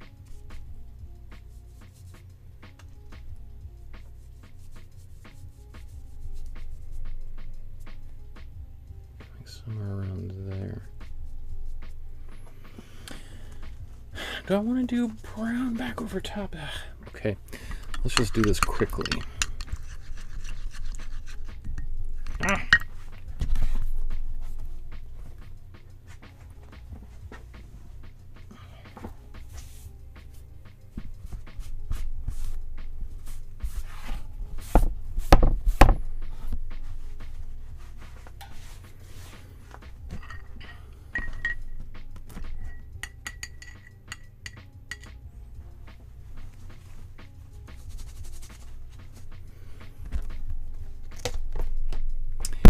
So let's make this brown again, a really quick version. But we don't need to put too much color in here. We want it to be pretty thin.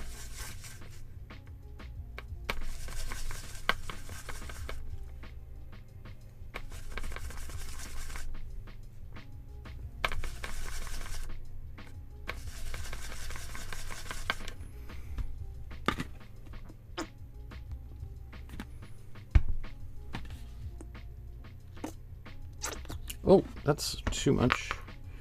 Let's take a bit of that out.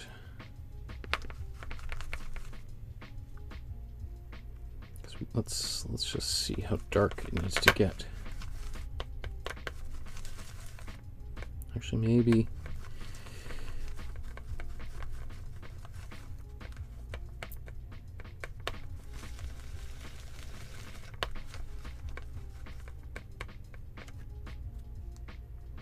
Pretty brown.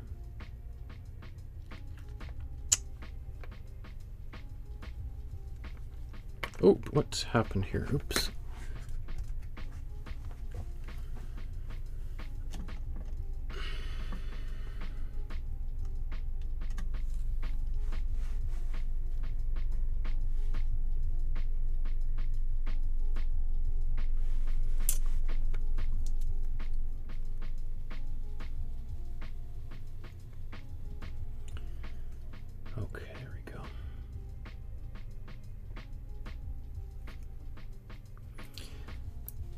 So here's just, I took my paint and mixed it into another area where I had my excess. So it should be a lot more transparent here. This feels kind of silly going back and forth with these, but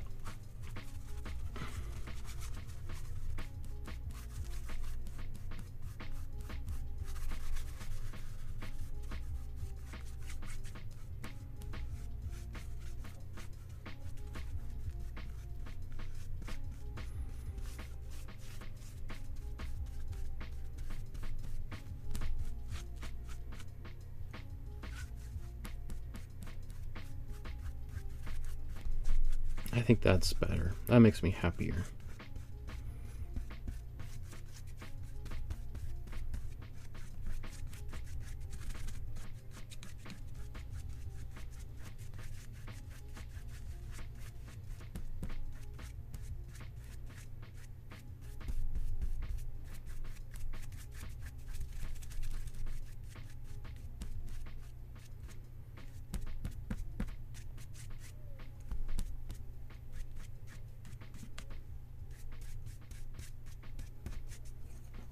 So let's actually just look at these side by side.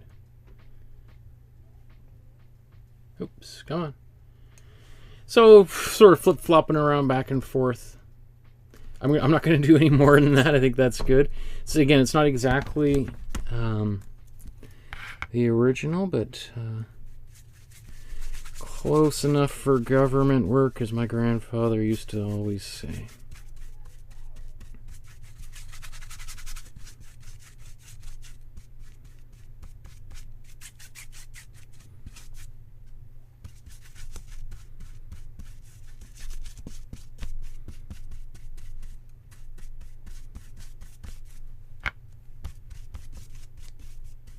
So it's sort of like I just returned the painting back to what it looked like before I put the second coat of that grayish green on.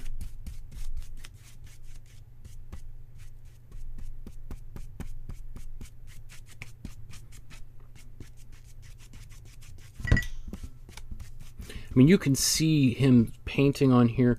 The difference with like oil paint is which I probably actually, let's look at that painting again.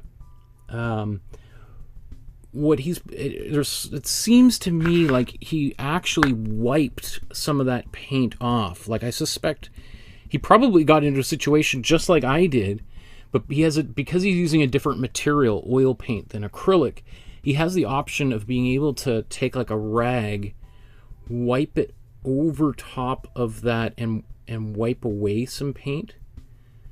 Like there's some sort of either, I don't know if it's a rag, it doesn't look like a rag, but it might have just been a dry brush, and taking that dry brush, painting it, like wiping away the paint with a brush. So going back and forth over an area like that, wiping it off on something, and then going back and then trying to wipe off paint.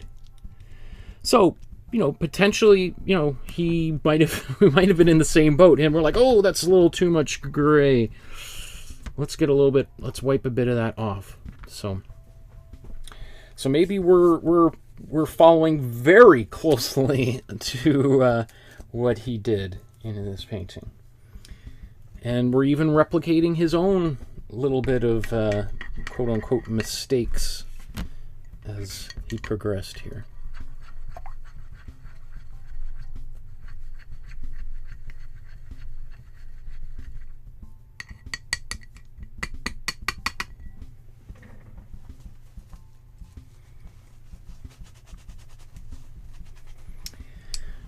Okay, I think that's enough time on the background, hey? Let's move on. So maybe let's just check in and see how these two paintings appear. So one of the things, you know, now that we've sort of bounced back and forth a few times with our background color, those two background colors now are very similar, right? Because whatever was underneath there is pretty much been covered up and disappeared. So let's it's no surprise. But actually, I really like this little bit of kind of, I don't want to call it spotty, but just very painterly, brushy kind of background. I think that is actually really nice kind of little look. So let's move to our next step here.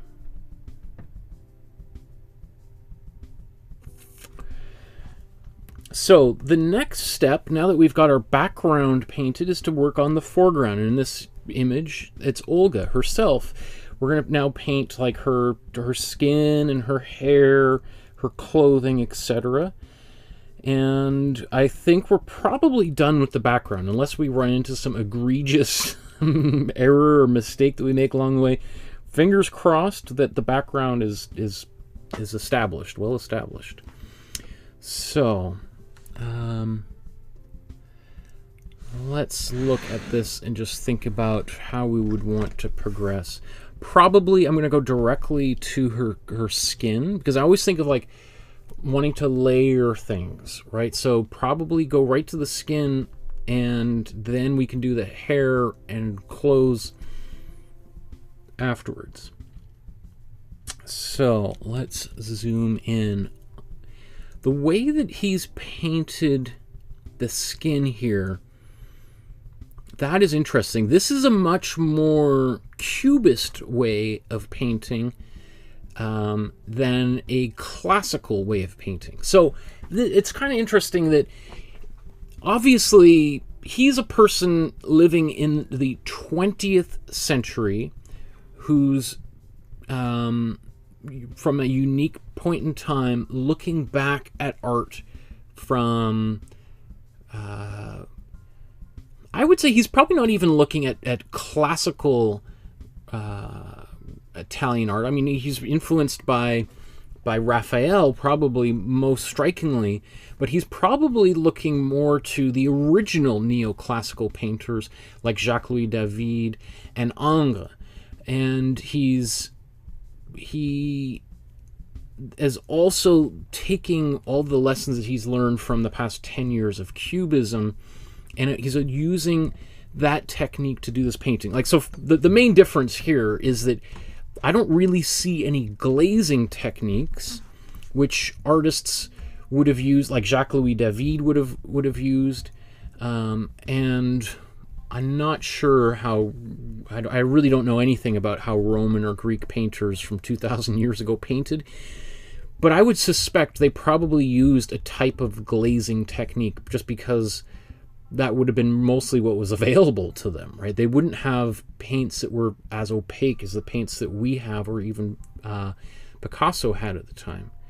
So, like this type of painting, it's very opaque. I don't really see any blending whatsoever. It almost looks like we can see the brush kind of pounding onto the surface there. Like, this quite rough, which is interesting because, you know, when we back out, it looks very nice and smooth. But then when we really start taking a look at it, this is a pretty, like, direct painting. Like, I mean, especially look at how when we get to these clothes here, there's very little there. That is interesting. Now that I look at this, it actually looks like he's painted the same background color onto. Wow, okay, so that is interesting. Okay, that just totally upends everything.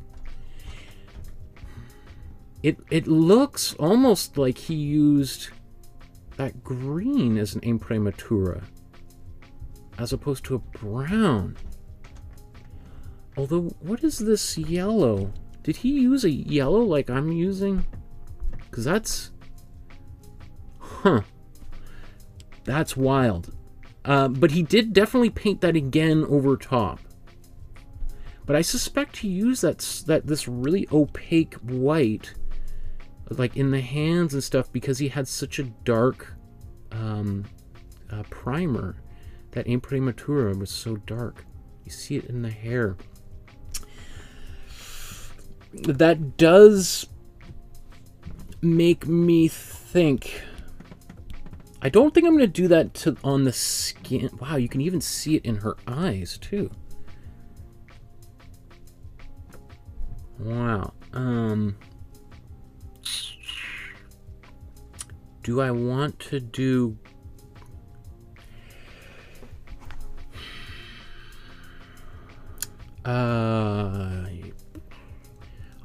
according to now that what I see here, it makes me think I should paint, you know, I should paint this whole thing, that same green that I applied in the background. I should paint that over the entire surface here and the entire surface here.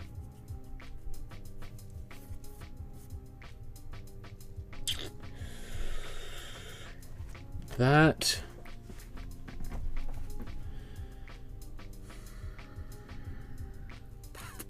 Okay, let's do it. Let's do it. I wouldn't... Okay, I mean... How else are we... I mean... Yeah, that's how we're going to learn what he's doing in this painting.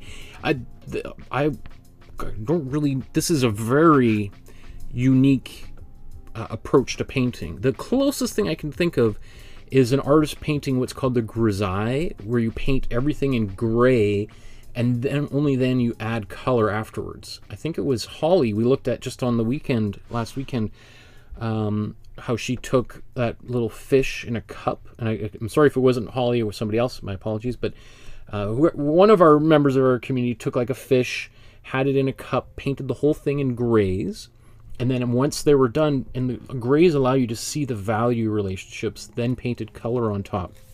That's also a very traditional painting technique that does go all the way back to the Greeks.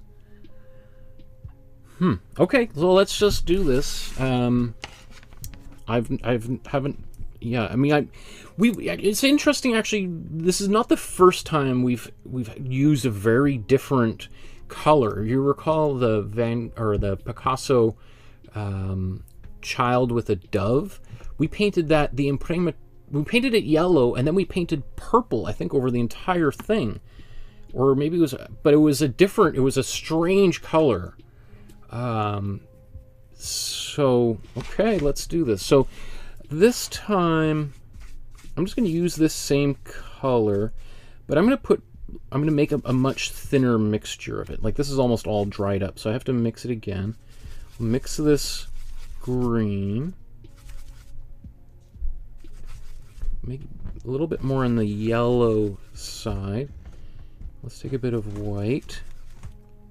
I'm going to take a bit of red now, and that red is going to help this. Basically, we're turning this into like a black, but we're just going to make it a little bit more green dominant.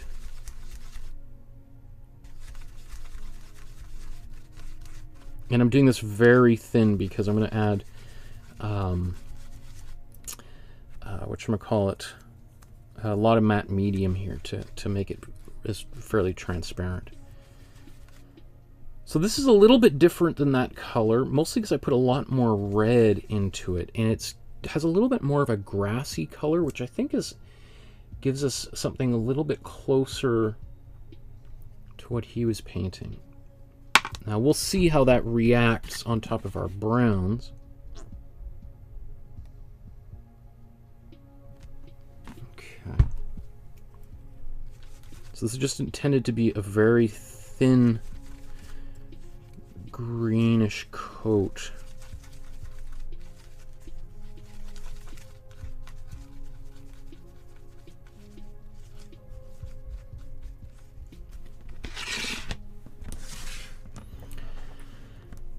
Okay.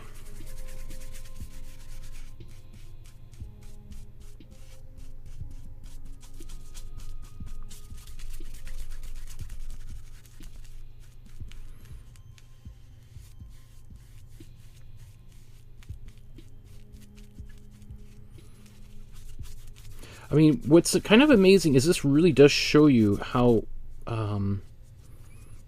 experimental Picasso was with his approach to painting. And I guess, you know, when you're at that level and you can kind of do anything, you have a complete mastery over your tools, you kind of get bored you kind of start thinking like, well, okay, I can do anything I want. So what's a wrench I can throw into my approach that will challenge me, and basically sort of, you know, putting myself in an uncomfortable position, and then I've got to figure a way out. You know, like an escape room or something. What is going on?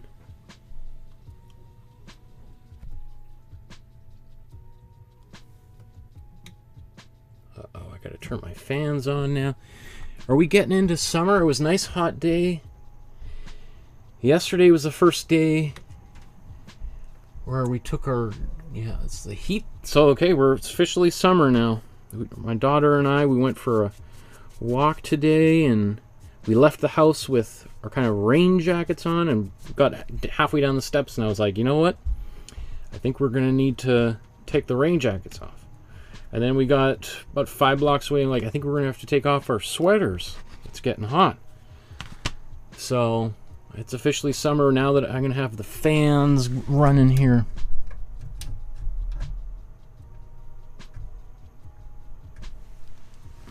Sorry, just going to plug that in here.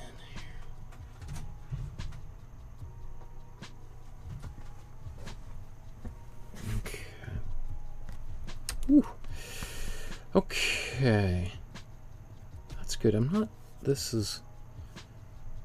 sure what's happening there, but we'll see if that clears up. And is that green enough is sort of the question I'm asking myself. I don't know. We'll see. Now this is going to be a little bit different, because now this is a much, especially on that yellow, that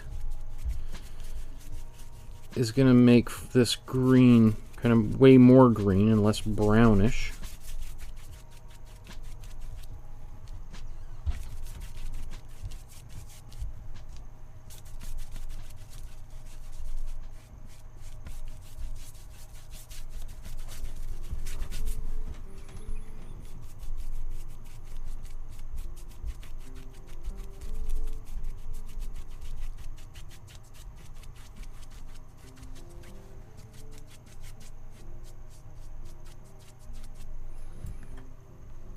That's wild.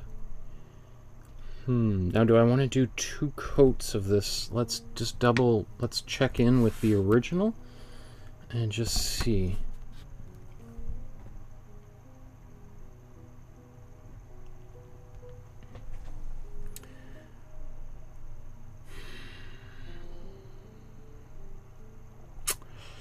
I wonder if I should do another coat. I feel like this one might be fine.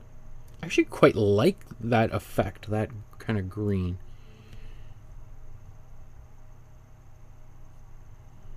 This one, however, I feel like I need to put more green. So I'm going to quickly just blow dry this and put a little bit more green just on her skin here.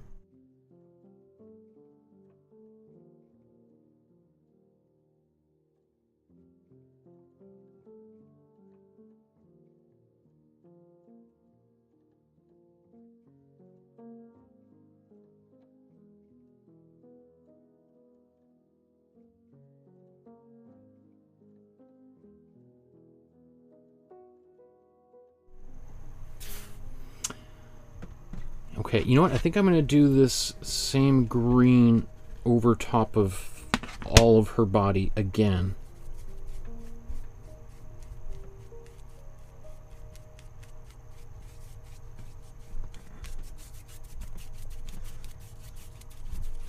I mean, I like thinking about, I'm always thinking in food metaphors when I'm painting.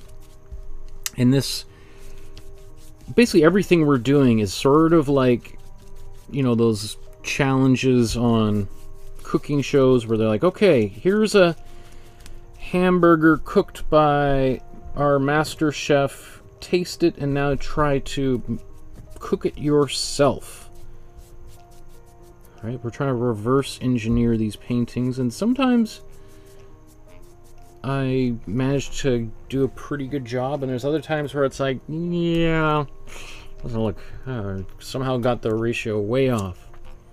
I think this will be fine though. I'm confident we can figure this out. But I am way more impressed with this painting than I was before.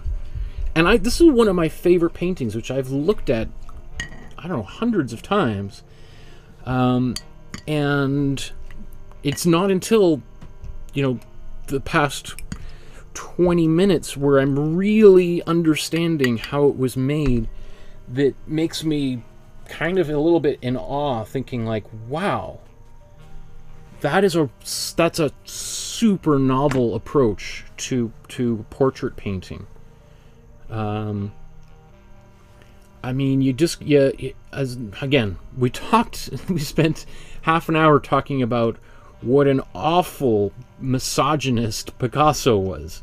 What a complete scumbag he was. And I think it would be pretty hard to argue that he was anything other than that. We have talked, when we talked about his Dove of Peace painting, about some of the courageous aspects of and gestures that he did, which is definitely commendable and worthy of a great deal of respect. Him staying in Paris while Hitler was there. But when you look at his technique, and I've never seen anyone do anything like this, and I'm sure someone has done something like this, but I do think this is like evidence of an artist like going, you know what, let's put a green down first and see if we can dig our way out of that and turn it into something cool, of which clearly he did. Okay, wow. So, I mean, that's going to be kind of cool. I mean, when we paint the brown over top of that. Okay, so let's go back to, which one should we do first?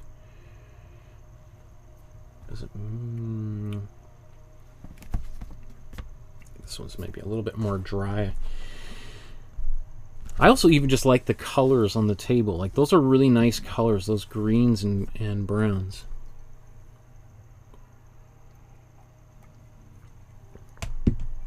Okay, so now let's mix a skin tone here. Let's go smaller now.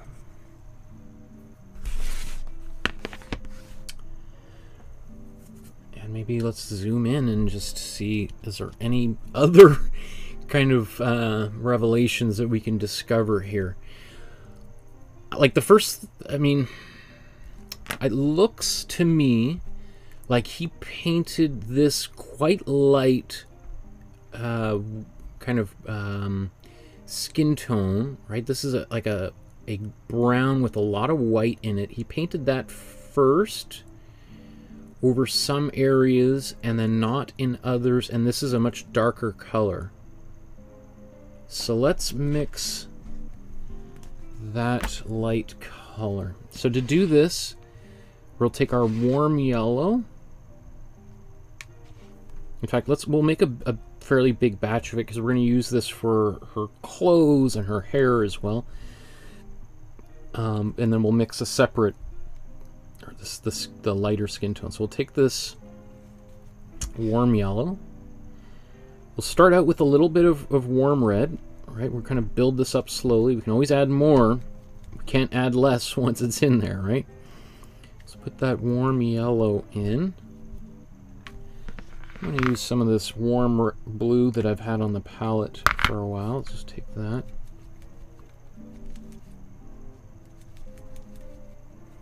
Just so it doesn't go to waste.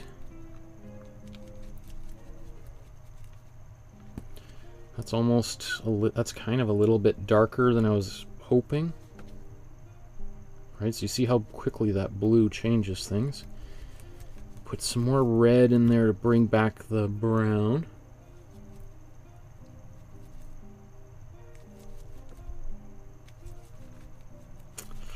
A little too much red. But I think that's going to be okay.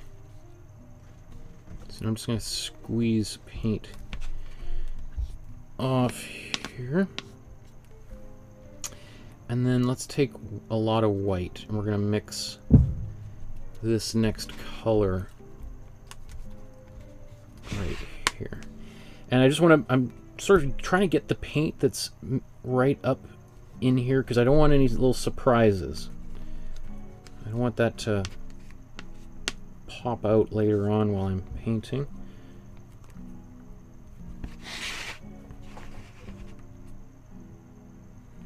So that's pretty close.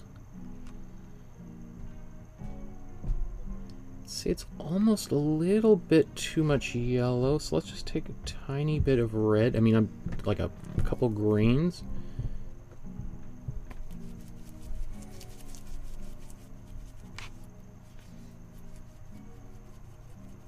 Just gives it a slightly more rosy quality. Let's take a bit more of that because I mixed it out.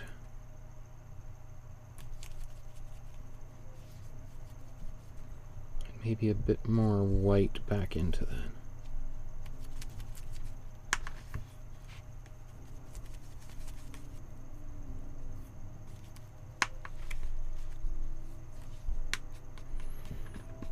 Okay. Now,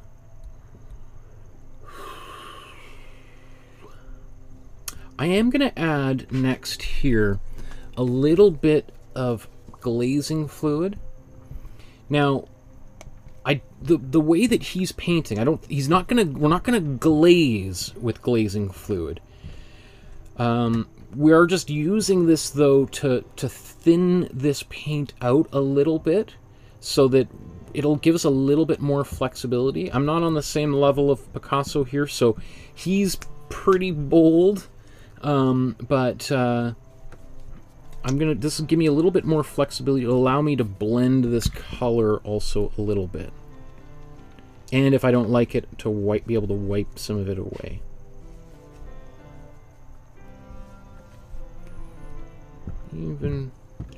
I don't even think this is quite, I think we could add even more white on there, but let's just do a little bit here. Actually, I can use this brush, can't I?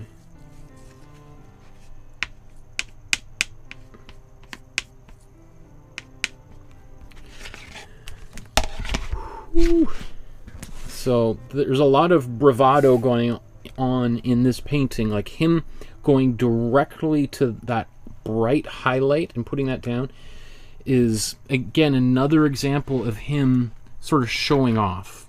It doesn't surprise us that Picasso's showing off. That's sort of very, very Picasso-like for him to kind of want to blow us away. But it's interesting that this is really not something the vast majority of people would pick up on. Right? This is more Picasso trying to communicate to us, other artists, look what I'm going to do this. I'm going to do this in one color. I'm going to do it fast. I'm going to blow your mind. Most people are like, yeah, it looks kind of cool. It looks really pretty. Other artists are like, how did you do that with such like confidence? So let's dive in here. Let's zoom in a tad. I guess we'll go closer.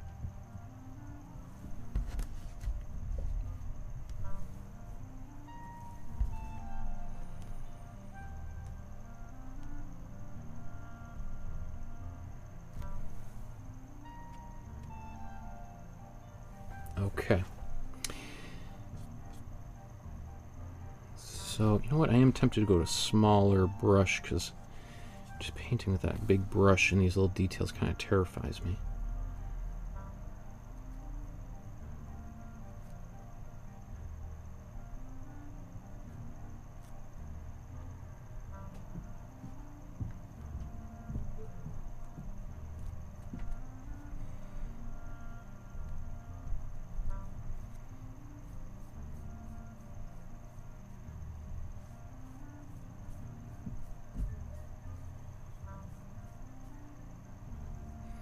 So I'm not sure how far he took this. I think he's continuing into here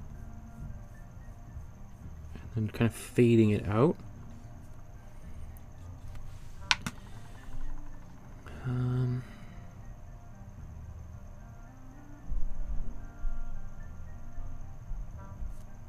Notice how I'm sort of preserving some of these lines.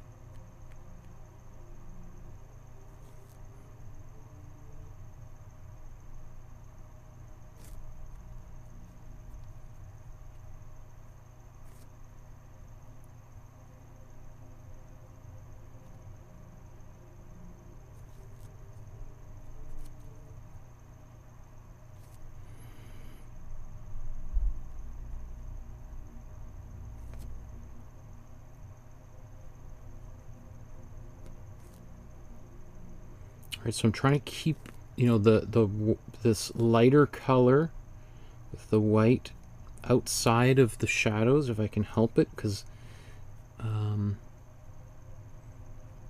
want to keep that a different. We don't really want the white paint itself in those shadows. It'll make it kind of hard for us to darken those areas. They'll appear very opaque.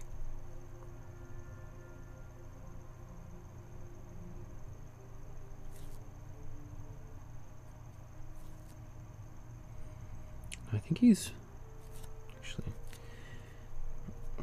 on these lips. What did he do here? Just a little bit. He probably painted that bottom lip. Probably painted that. Obviously, it's going to be red.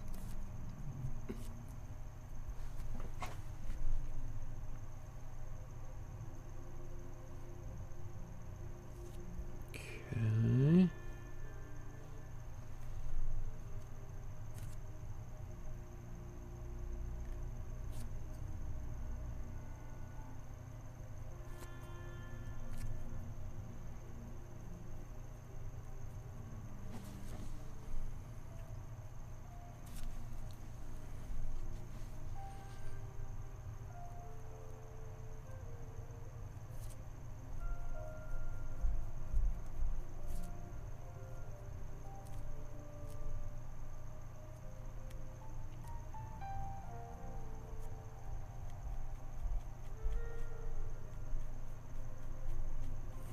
So how far did he take this into the shadow?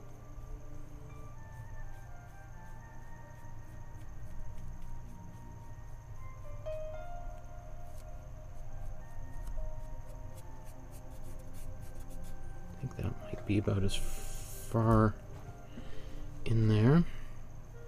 Let's now do this cheek.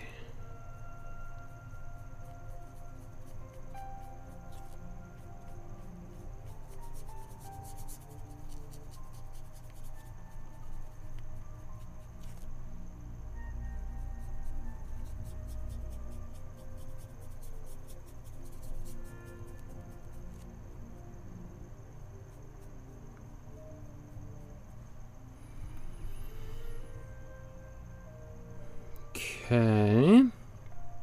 That's pretty good for our first little pass. I think he did that all at once in one singular pass, which is pretty remarkable. It also looks like, again, so this will be we'll see this difference later on. So I think, you know, there's a little bit of white that he's painting. We can even see some of that in the hair here. So let's do a little bit of that, because I think you'll see this later on. Where is this? Right by the kind of effect that little bit of white in the hair will have later on.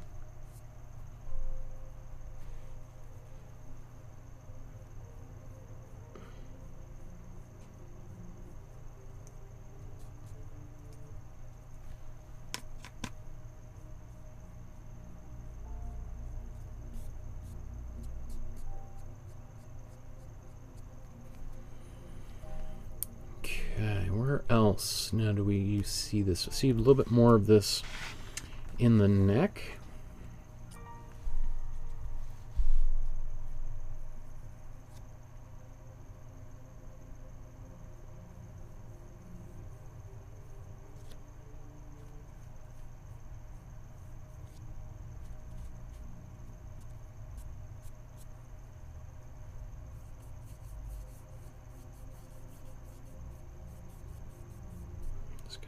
Blend that out a bit.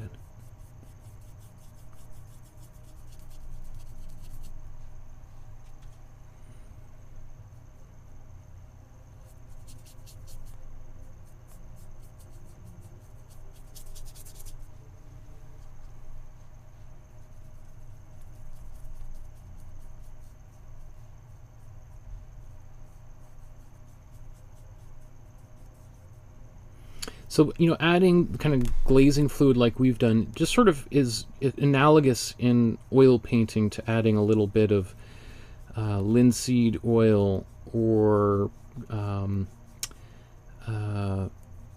your odorless mineral spirit, OMS, or what artists used to use more often was turpentine, right?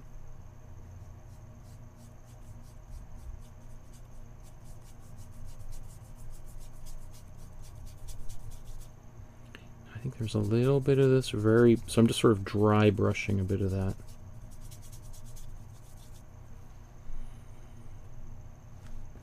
Okay. So how about I'll just show you what this looks like at this stage.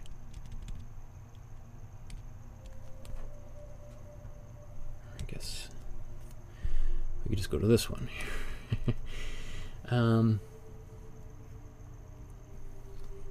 So that's what I think he did, but I'm actually going to go back over this in a few minutes. I'll let this dry. While that's drying, I'm just going to go over to the other one and see if I can do this. Now this is going to be a little bit different, because obviously we're starting with a different color here. But I don't think it's going to be too far off.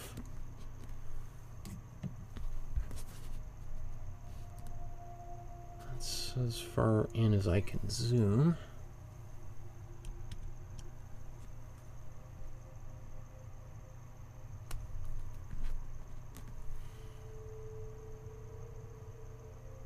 Okay. So let's take the same color.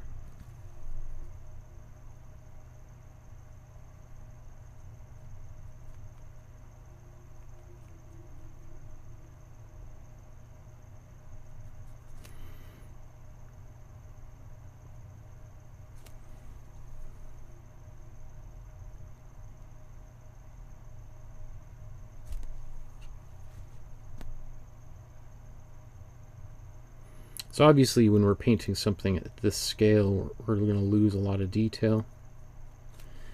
So this one here is going to be just a much more, I guess, simplified approach to this same situation.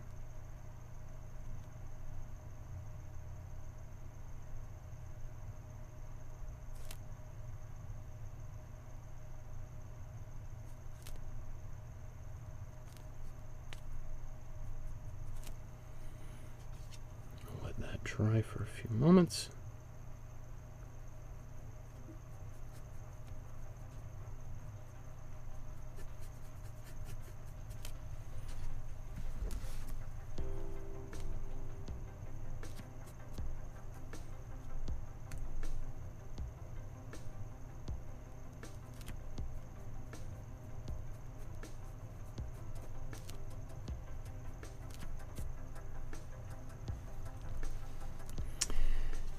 Keep on going. Let's do these hands here.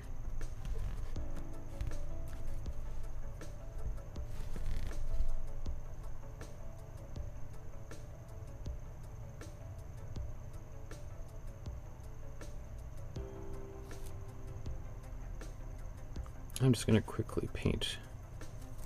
Well, let's preserve, I guess, some of those dark lines a little bit.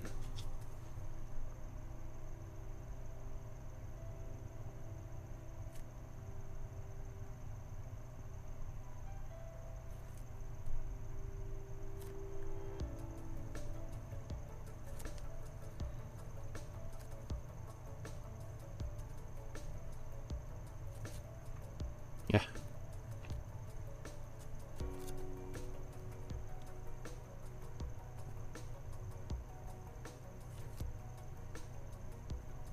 So he's painted a lot of that hand with some white, so I'll just do the same. Let that dry.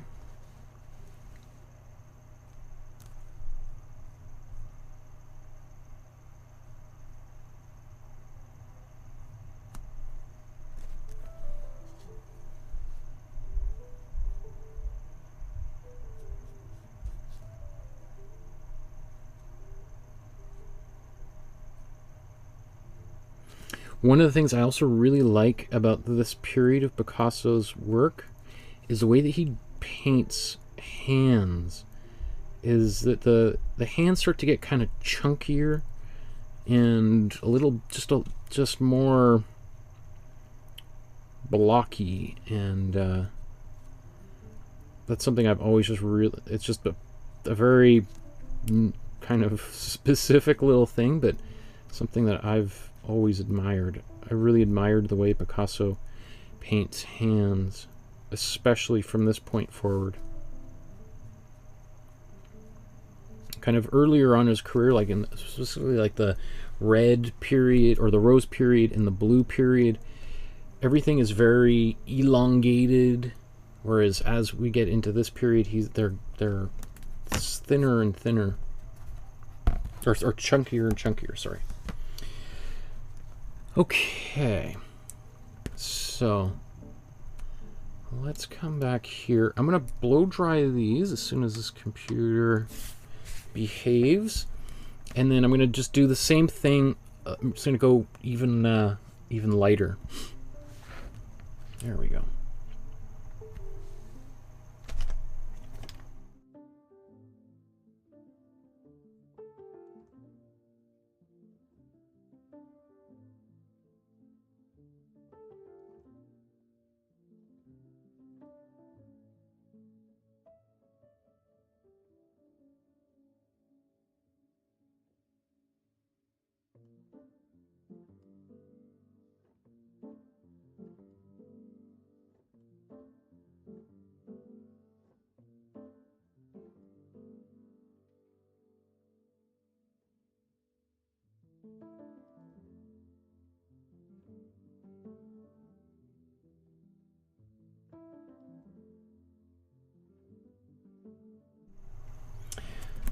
So let's do this again, and I know it seems kind of strange to do.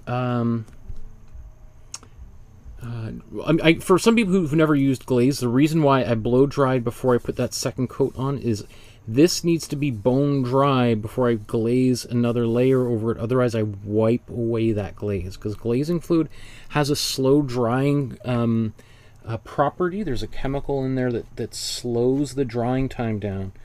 And if you start painting over top of a paint that's not quite dry, you'll wipe some of that paint away, right? You're sort of like scrubbing it off. And that's probably accounts for 70% of the difficulties I run into when I'm painting like this.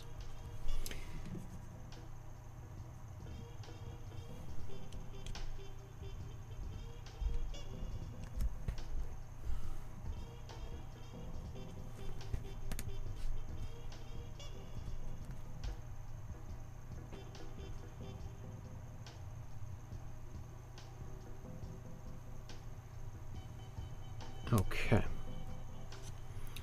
so let's just get more of this paint on here. In fact, I am just going to add a little bit more. Okay, actually, let's add a little bit more white. So we'll lighten this up even more, but we're going to put more glazing fluid back into it as well. So it's going to be a little bit lighter, but we are adding that glazing fluid. It's going to make it a little bit more transparent. Maybe just a bit more white. Got a little bit of blue in there. I don't think that's going to make too big of a deal. Let's take even more white.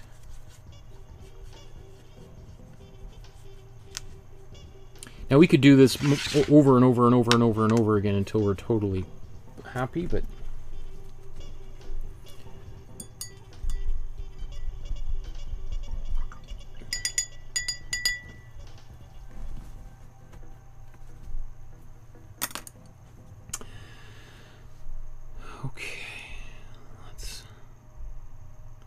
I'm endeavoring just to kind of do this final layer of white and then to move on, because that's pretty light here.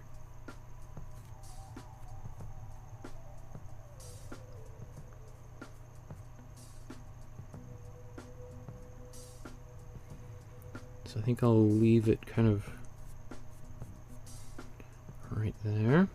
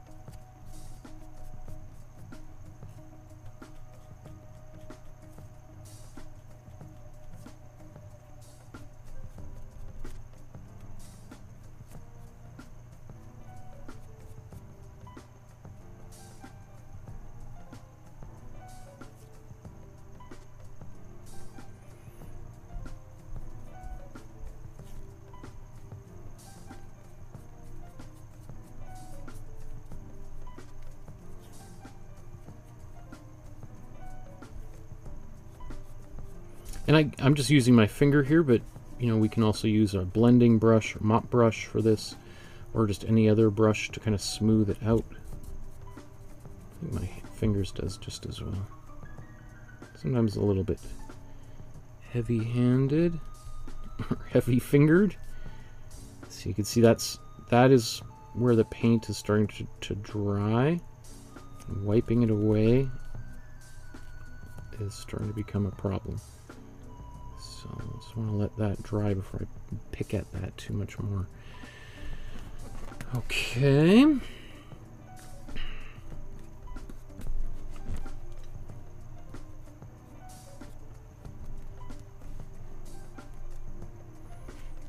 Go down onto her neck here.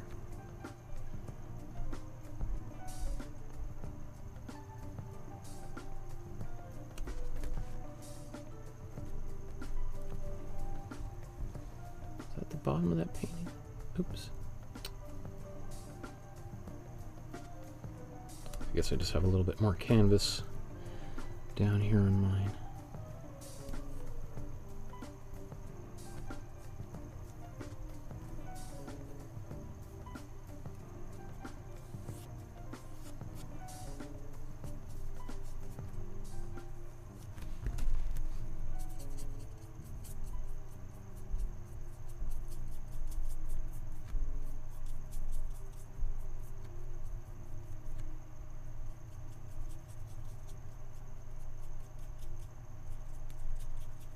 Now I think it's also quite likely that he did a bit of this on top of the dark areas afterwards. So we'll just have to keep that in mind.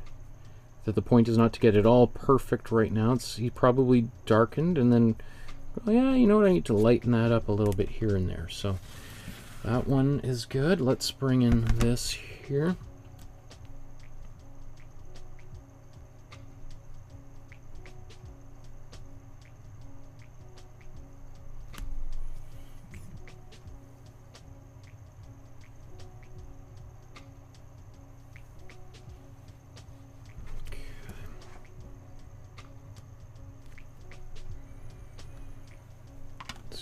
Smaller brush.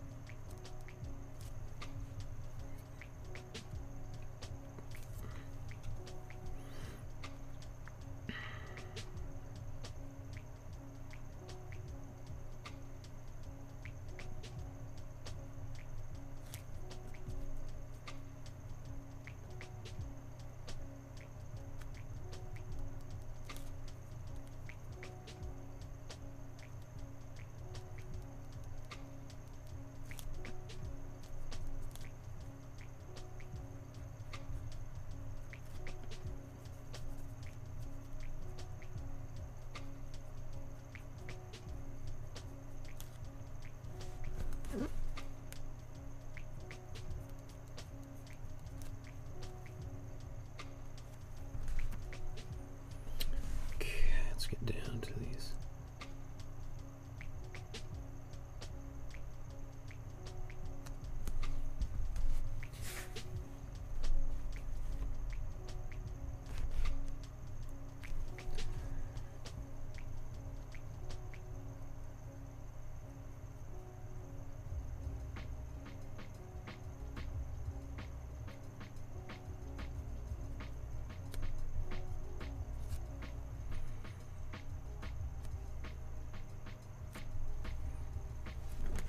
Mm-hmm.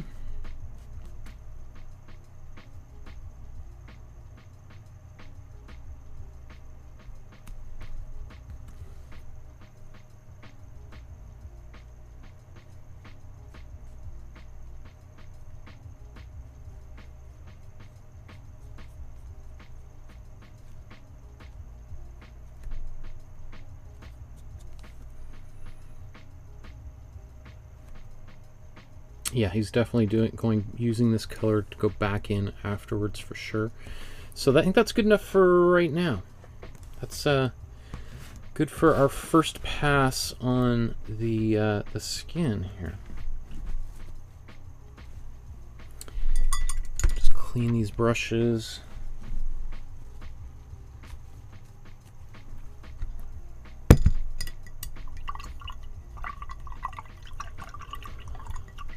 Pascal says, what did I miss? I went to get water. Yellow. Oh, that's the Imprimatura. I'm not sure. What yellow are you talking about? Again, let's zoom out and just see what these two paintings look like at this stage side by side.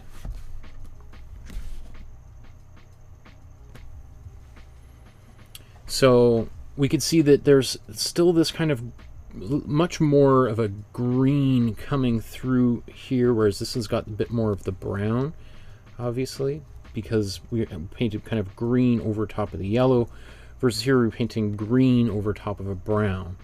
So slightly different results. If anything, we could have even gone more green on both of these to get a little bit closer to his original technique. Like, I think what I've done here is closer, is maybe less avant-garde than what Picasso did, because I'm learning what he's doing as I go here. So potentially what I might have done if I was to restart these entire paintings is paint a green Imprimatura to start, which is, I don't know, I've never seen someone do something like that before, so it just never even occurred to me.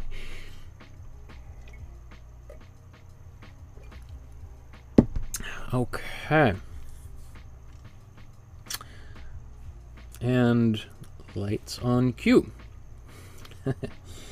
So now I want to do the darker aspects of the brown in the face. So let's look at that.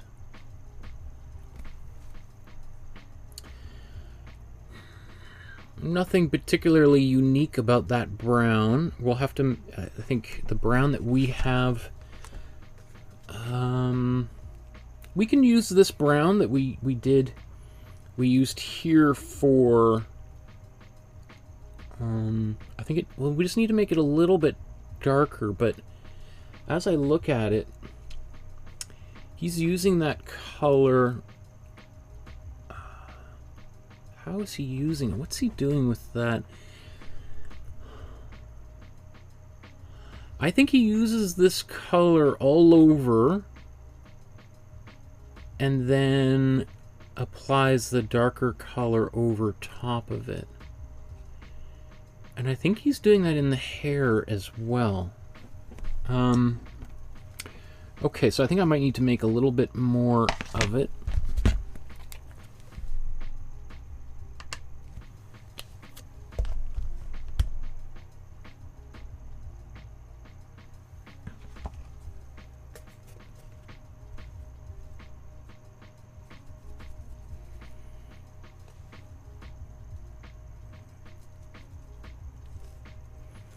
So I'm going to make, let's just take all this yellow in here. Let's take our warm red. And we got some cool, or warm blue as well. Put that into the mixture. Bit more red. Just going to take some more of this warm blue from my palette to begin with. So that warm blue, what it does is it just darkens that color. Now if we put too much in it, this color is going to go green, and so we just want to maybe put a little bit of red back in to balance it. I think to put just a bit more red. How's that? Let's see these side by side. It looks a little bit more red on camera, but I think I've got it in person. Oh, you know what? I'm also going to add a little bit of glazing fluid to this as well, just to give me a little bit more flexibility.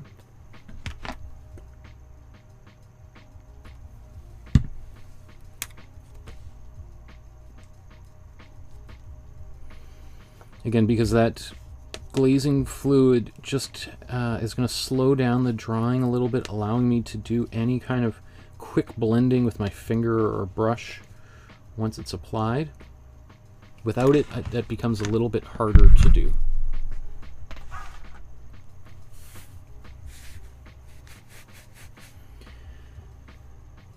Okay, let's go to this one here.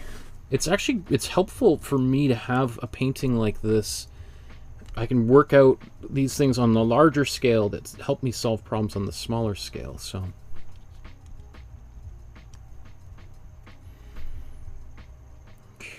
while this brush is loaded up, I'm going to go right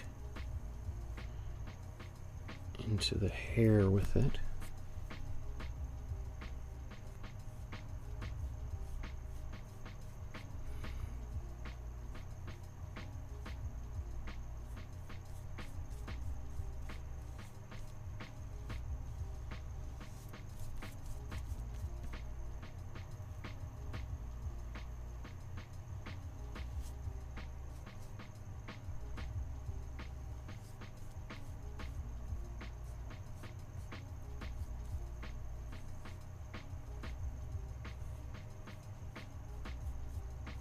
Remember, those are a couple areas I put a little bit of white in there.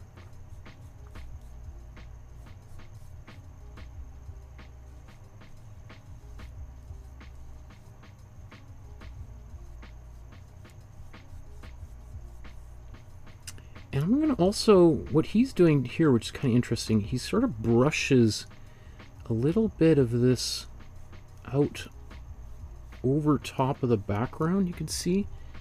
It's going to give that hair a little bit of extra softness. You know, like those little stray hairs that are always there. That allows them to just brush out.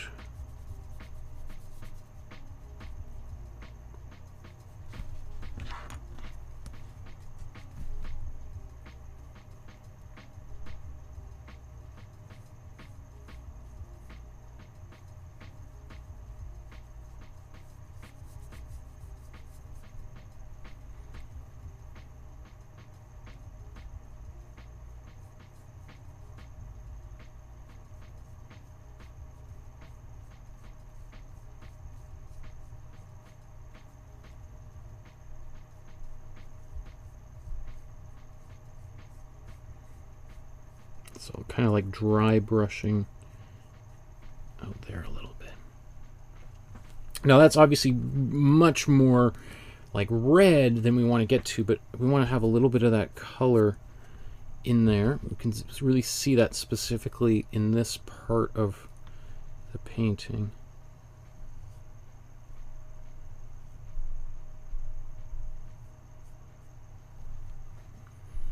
And really, this is the same, very similar to the color of her clothing. So, you know, I am tempted to do that right now.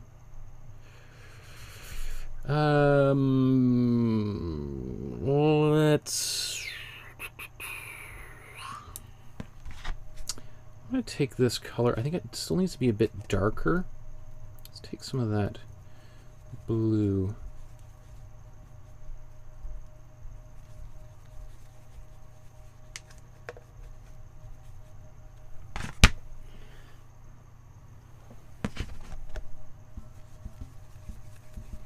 So just more warm blue in here. And I'm going to put a little bit of glazing fluid there.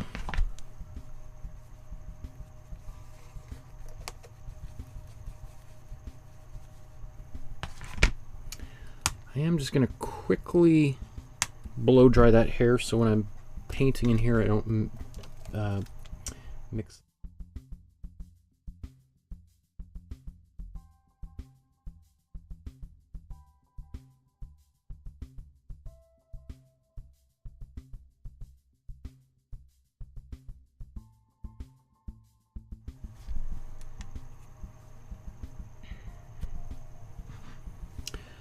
Okay, so let's just dive right in here with this darker paint.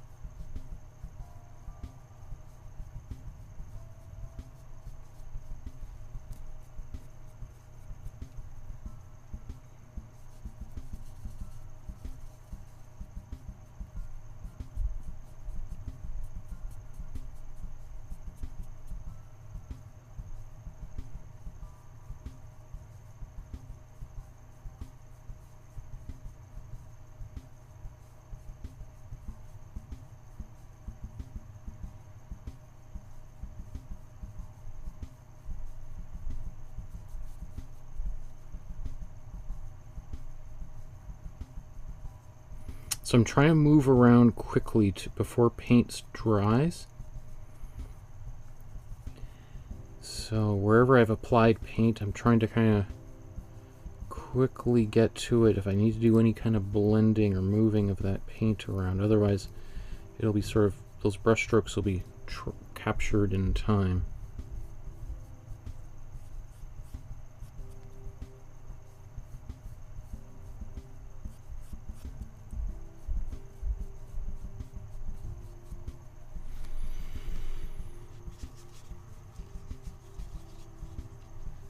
Okay.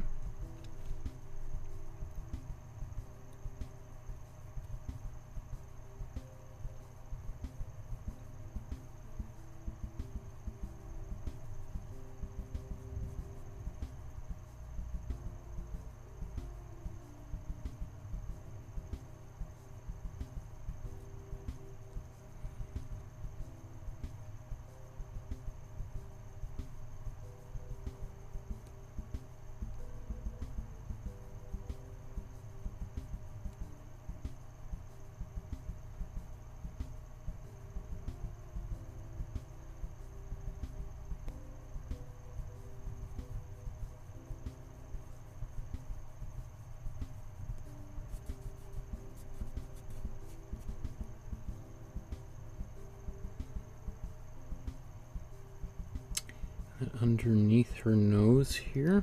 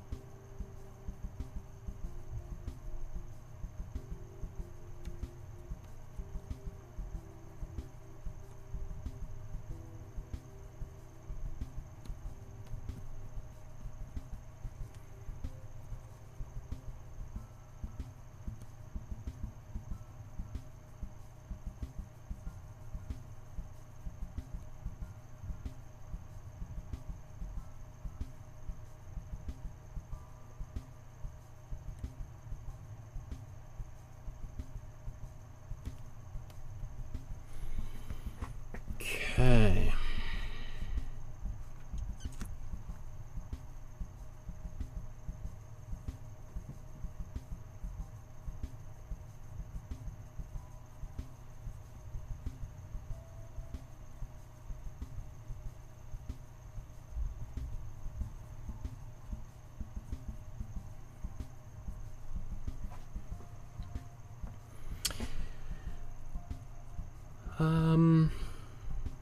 Okay, I feel pretty good about that. I'm gonna just yeah, let's do the other one before I move on, because just stay consistent here. Let's zoom all the way in.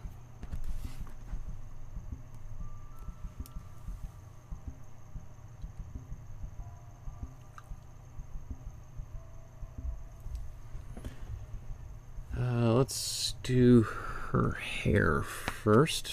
Actually, let's do the, we'll go the opposite way. We'll do the rest of her face, and then we'll do the hair.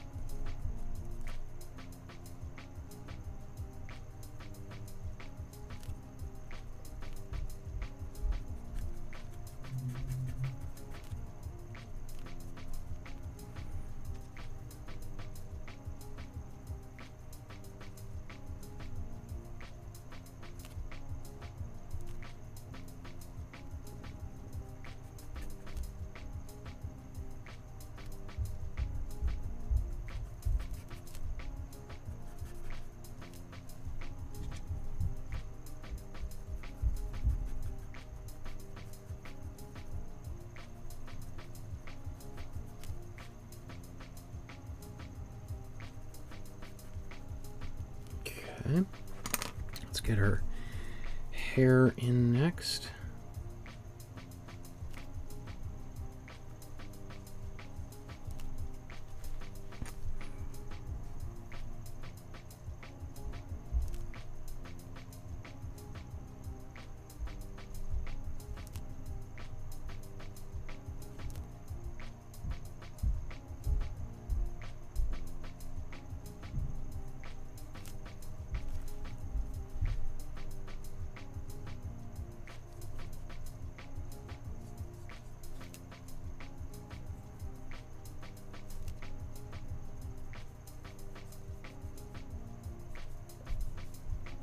Also just giving that little bit of a soft edge around her face there.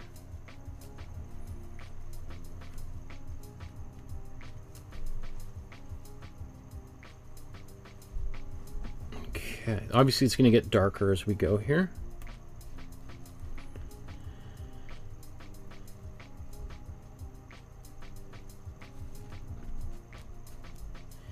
Okay, so let's maybe move on to the rest of her body. Well, her clothes.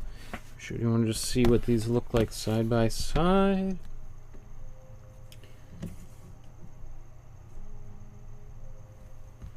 It's interesting. These right now they have like the color.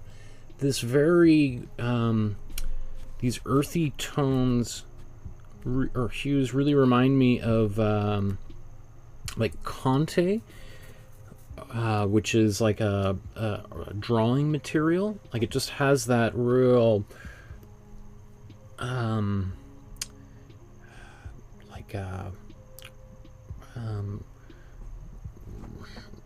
rusty rock mineral kind of quality, which I think is really kind of quite nice. And it's a part of the painting that I never really thought too much about until doing this. I mean, doing this sort of thing is just a good reminder of how much we learn from one another when we take a moment to try to put ourselves in those people's positions. You know, whether it's kind of trying to follow in the footsteps of another artist or someone who's got very different political beliefs than you. It can help, like, it gives me a lot more empathy to the person. It helps me understand a little bit about it, which in a way is what makes Picasso kind of a tragic figure. You think, like, someone who had that level of ability,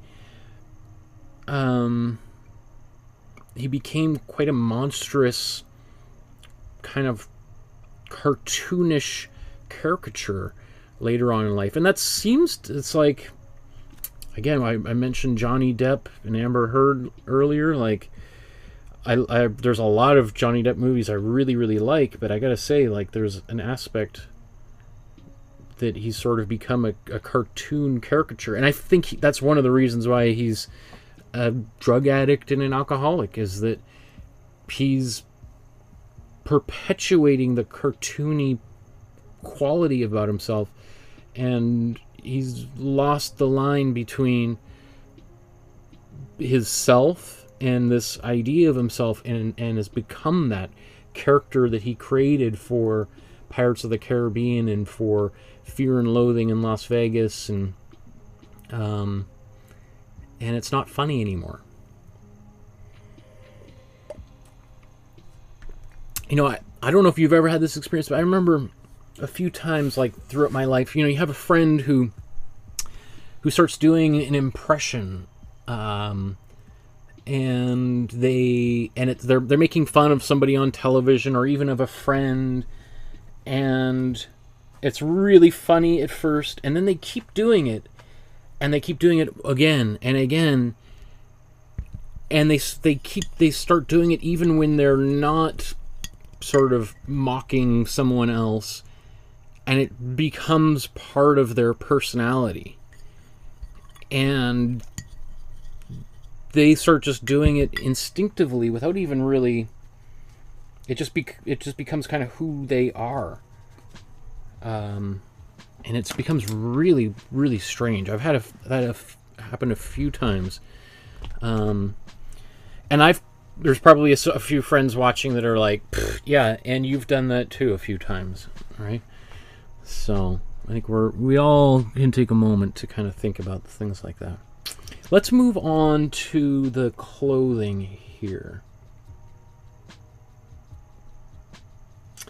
So I'm going to use pretty much the same color I did for her hair on the clothes. This time, I'm going to keep it, I'm just going to use the same paint, but we could keep it, excuse me, I've got a little hiccup there, fairly opaque. And this one I think I could have gone even more green to get this effect. It makes me even just wonder if I should do a bit of green on here right now. This one I think I won't have any trouble. This I feel like is maybe still a little bit too light.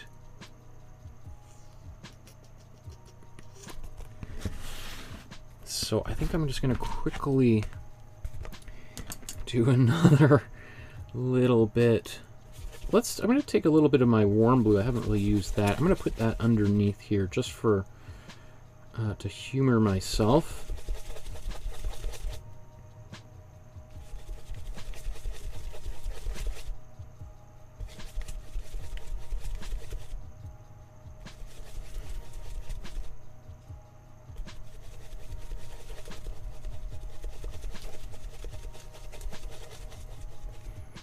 So the reason why I put some warm red and warm blue in here is because when I add my cool yellow and cool blue to it, I get a black. You know, so warm red, cool blue, and cool yellow give me black. All right, so I wanted a little bit of that. That's going to make this color darker. I added a little bit of warm blue in here to kind of pull this color a little bit further forward. And now let's put a bit of a matte medium in here. I'm not going to put too much. It's going to thin it out a little bit so I'm not super opaque.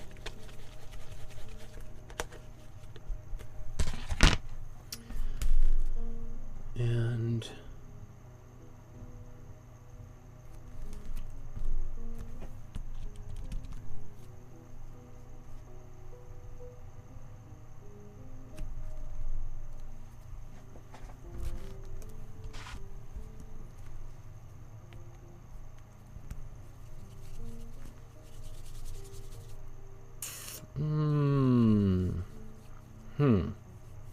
it's pretty intense, but I'm going to keep it there.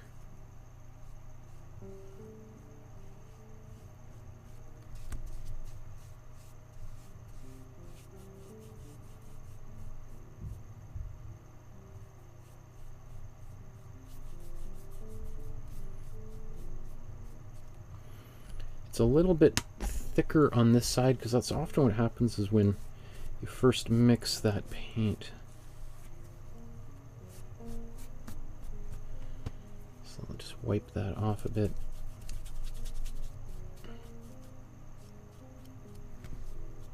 Okay, that's good. Now I'm just looking at this.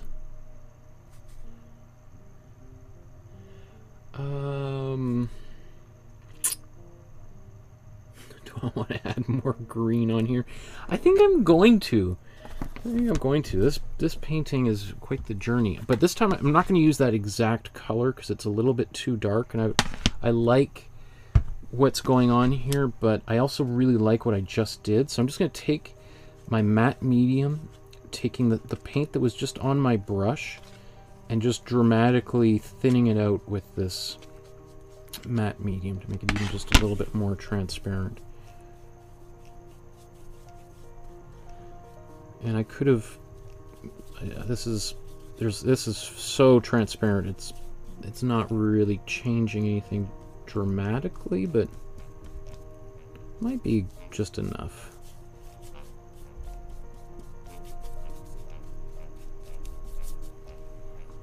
That is kind of nice. Like, we'll see when it dries what effect this overall has.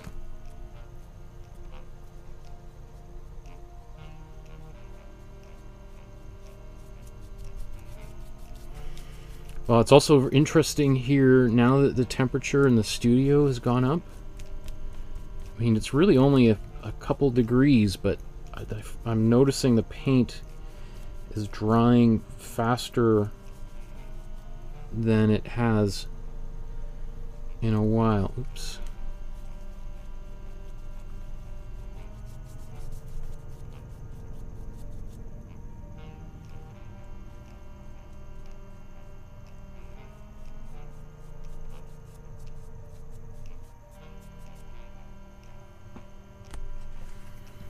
Okay.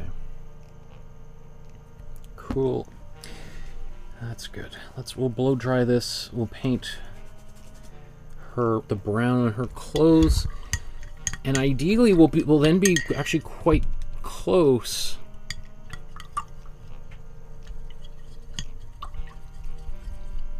Although I don't want to make any promises. Every time I say, we'll be done in 20 minutes, I'm here for 2 more hours. So I'll just stop making those predictions.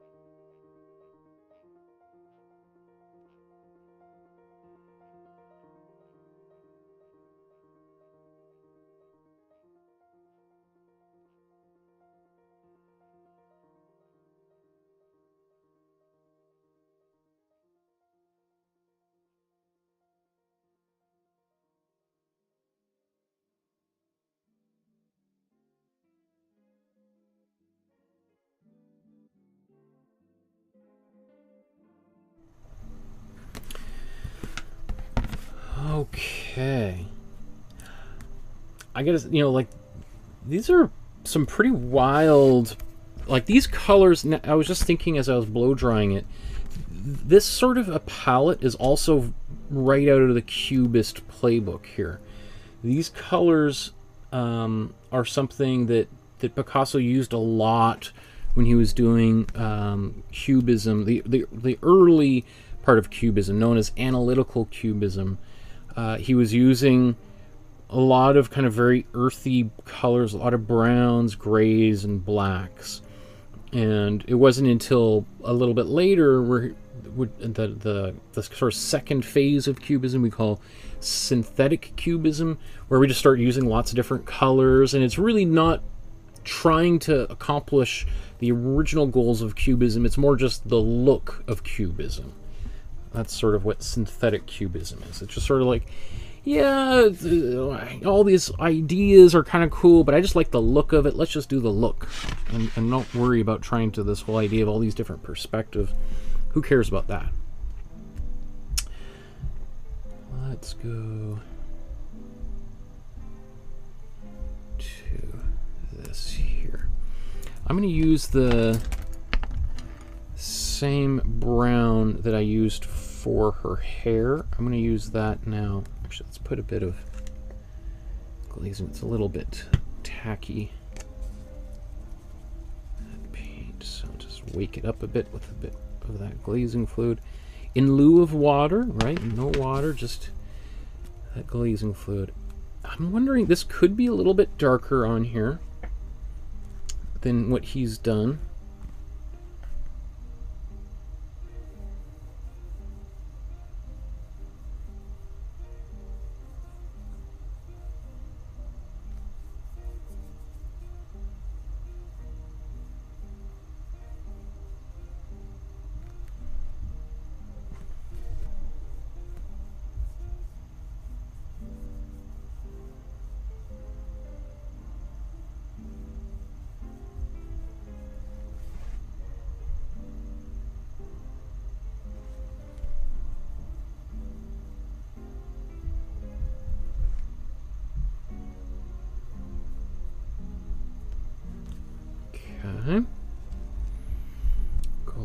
this side here.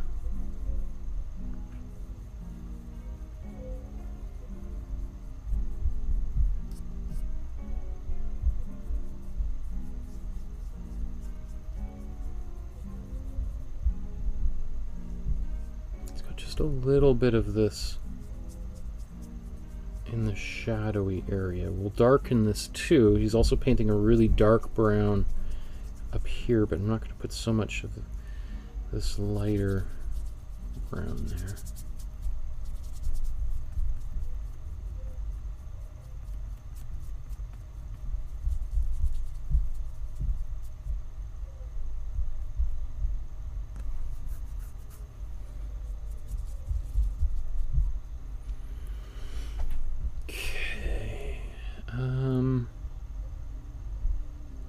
I don't think I want to do I want to do any more on her face with this color? Or her hair? I don't think so. Everything else is going to get darker. And I can almost use like a very, very dark brown with glazing fluid to do that. I'll probably use that dark color on its own in her hair and then use some glazing fluid for that. Let's put this aside. Let's do the other one here.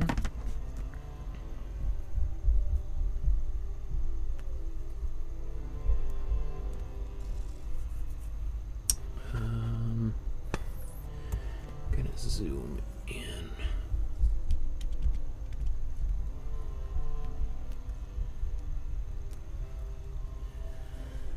I'm gonna use a smaller brush here.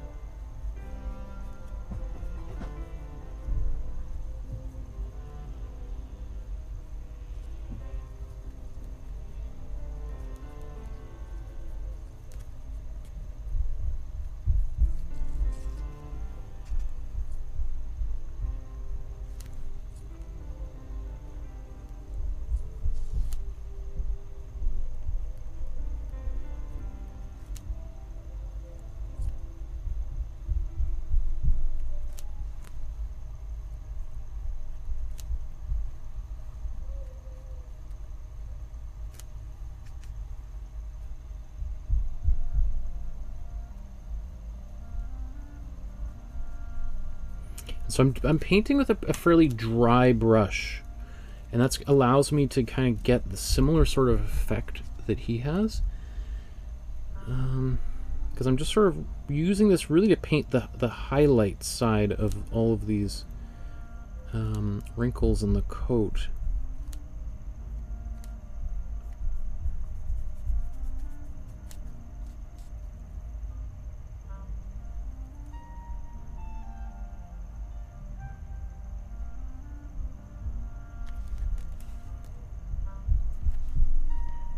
That's a shadow in here.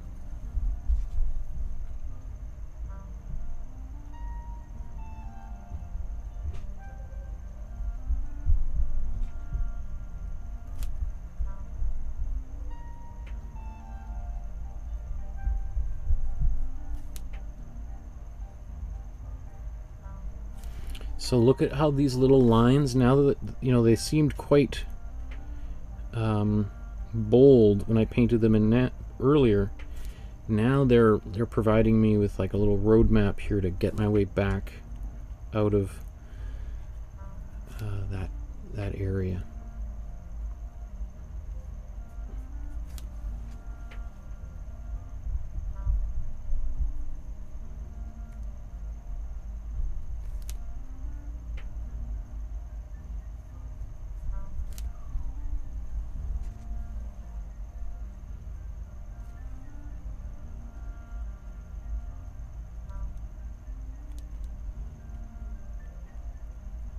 Very dry in here.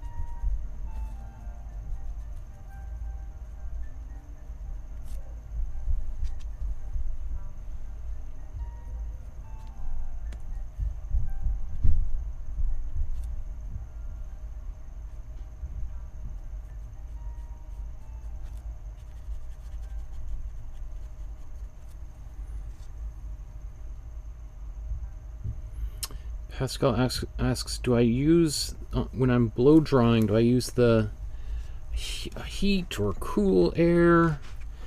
I just use the full-on hottest mode possible. So, but I probably, if I was painting on my own and I wasn't on camera, I'd probably use a little bit of something a little bit less hot, like the next setting down, and just take a little bit more time. Sometimes that, blasting it with hot air is maybe less than ideal, and you can kind of melt things or overheat them, and it's probably not the best practice.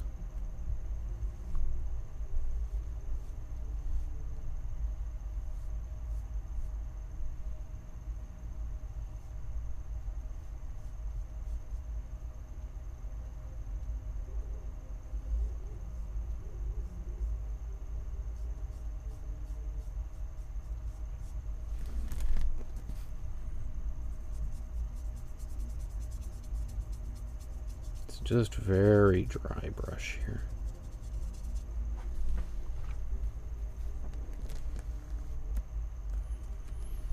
And I am going to do a little bit of this in here, even though I'm going to darken that, because it looks like he's got a bit of that in the shadow.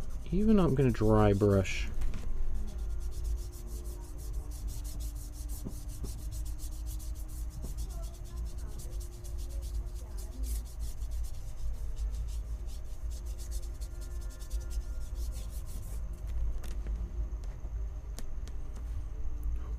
Continue our march across here.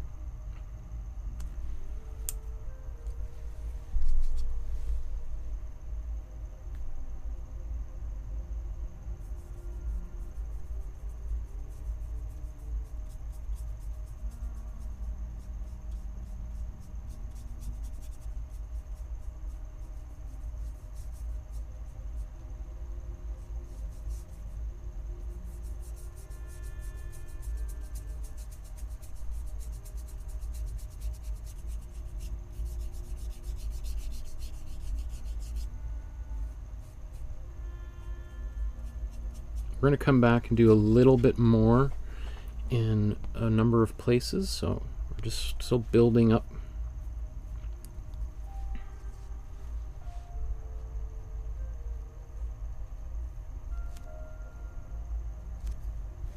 Oops. Actually, let's even just...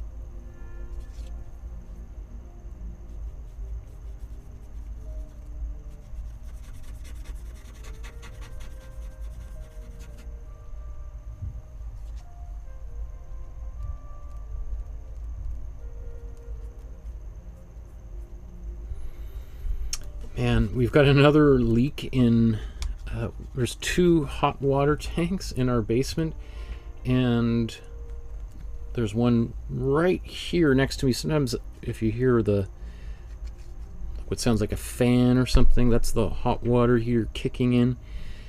And we had the one that was over on the other side of the room that had to be replaced a few weeks ago, you may remember. And this one here is now leaking. I can hear the water dripping behind me. And so our plumber's coming tomorrow to replace the other hot water heater. So that was another reason why I was hoping to, I came down here, let's get those outlines done for today's painting. And I ended up mopping up water on the floor. I'm sure some of you know what that's like. It's painful and time-consuming and a lot of gritting of the teeth. Let me see.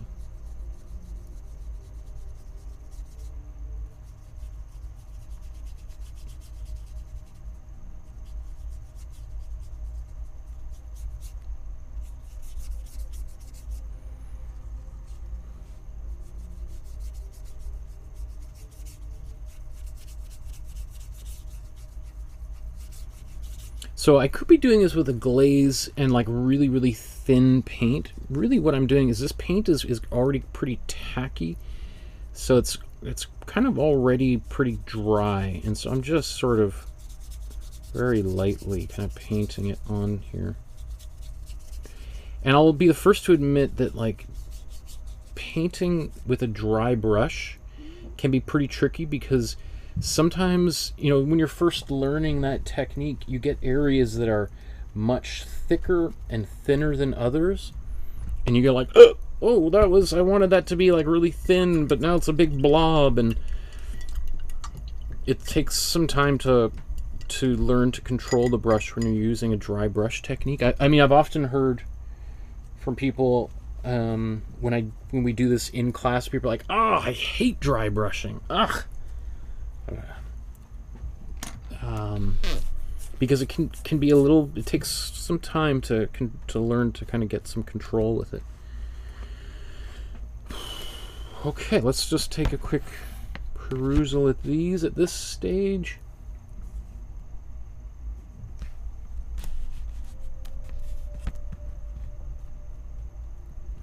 I think I'm just going to keep on going with, well, yeah, let's do, I want to darken these clothes, and I think it would be very satisfying to get one thing done here. Although, the same color that will darken is the same color we'll use to darken in her hair. Let's darken that stuff first. Okay.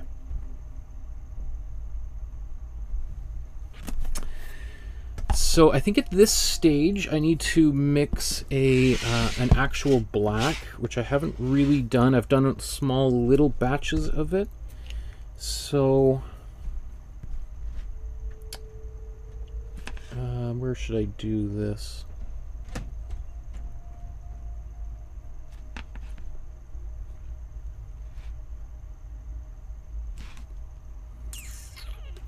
Let's do it in here.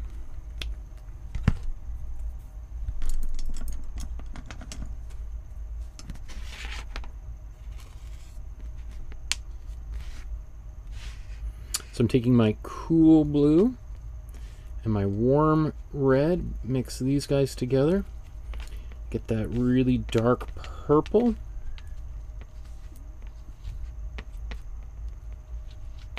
And then I take my cool yellow and mix that into there, and boom, black. Isn't that magic? I love it.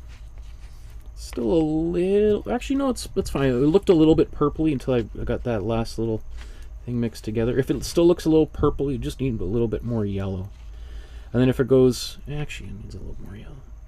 And if it goes a little bit green, because there's a lot of yellow in it, then we need a little more red. If it looks a little bit brown, we need a little bit more blue. It's just working those ratios to... And if you're ever in question because you can't quite tell, add a little bit of white to it.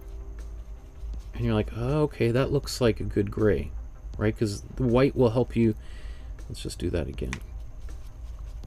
Right, we add white to it, and you're like, okay, that is gray. It's not green or purple, that's pretty neutral gray.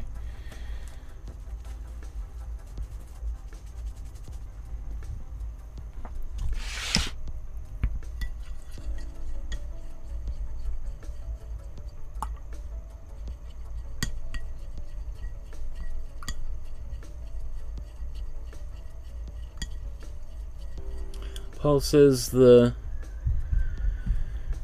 dropping cost of a lot of money with inflation. We also have basement sink dripping too. We pay close to $500 for water and drainage last month, and we are broke this month. Yeah, here in Canada, it's always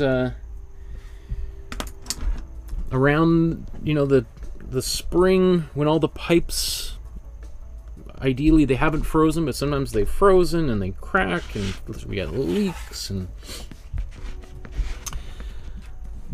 that's one of the things about living in Canada. The weather is always the omnipresent kind of force that we have to deal with, but then we have things like gun control and universal health care, and there's always like we have, our daughter's autistic, as you may know, and we have some government benefits that provide for a behavior consultant and interventionist to come in, and now they're working with her every morning, and every time I'm just like, thank God we live in Canada. Oh my goodness. Someone like one-on-one assistance to help our daughter. It's like, I think, like, can you imagine if we lived in Russia or even the United States? Like, we'd be basically screwed unless we were really, really wealthy.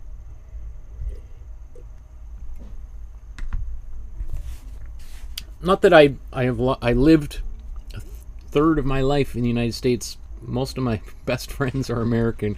I love the United States. But we all know that there's some struggles going on there right now, especially when it comes to firearms, right? Unfortunately, some very tragic things recently in the news. So, what I'm going to do now is I've mixed this black. I'm going to mix it a bit into my brown to get a darker brown, which I'm then going to paint into her hair. And then once I've got that done, I'm going to even put a little bit of medium. In fact, I am just going to go here just so I can make a distinction for myself. Okay.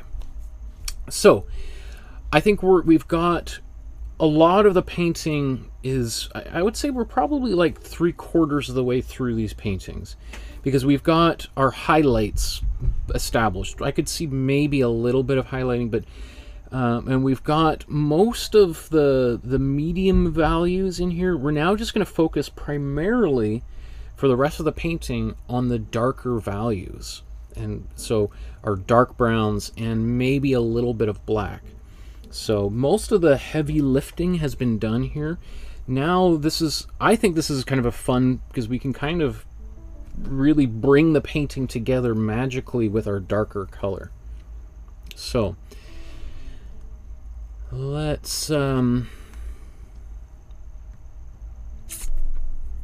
start with this one. Okay, let's mix this color. Do we need more brown? I need a bit more brown. Let's mix this up.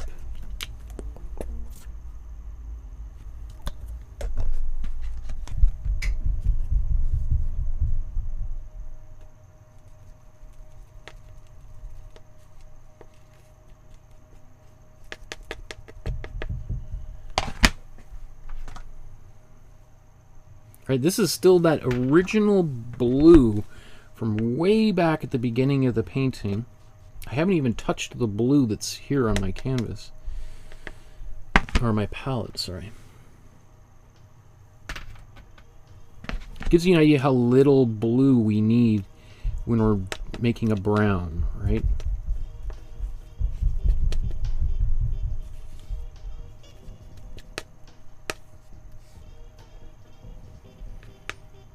Okay, let's put that brown here. Let's get some of our black. Put that right in there. Now notice I have my black. I'm starting with this a little bit it's a pretty dark brown. It's going to be very dark on this canvas, but this still gives me that option to get darker if I want to, and I will want to, but here I can at least kind of play a little bit more careful. I'll just start this while that reboots. And actually I'm just going to put a bit of glazing medium in here. I think I want to make it, let's just go a bit darker.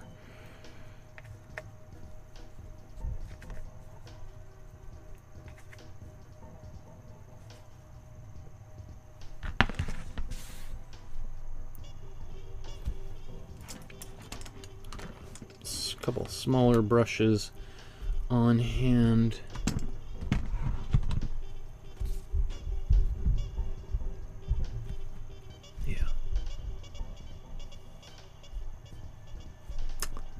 That's very green.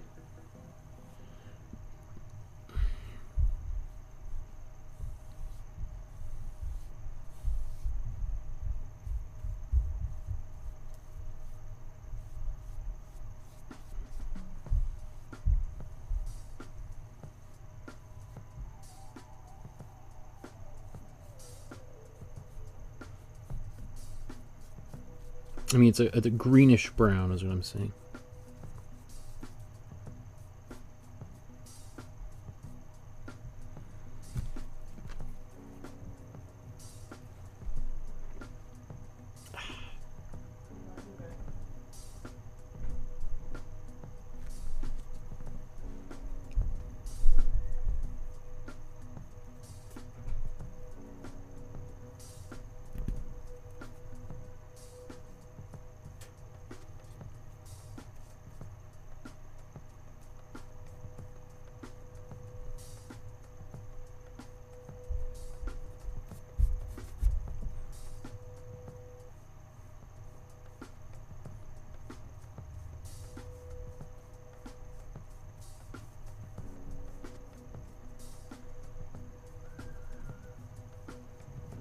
So I'm leaving a few little streaks like that so that when I paint the darker color over top, there's a little, almost like a bit of nuance comes in underneath those dark colors.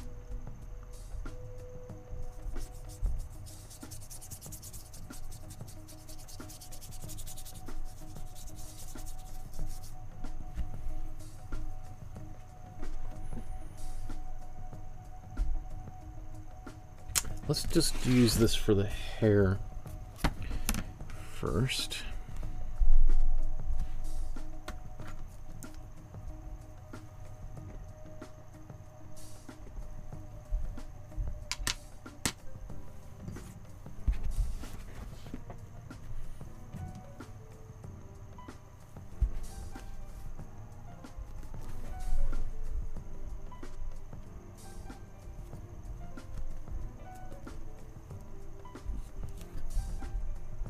Try that again. Let's put that big blob of paint elsewhere first.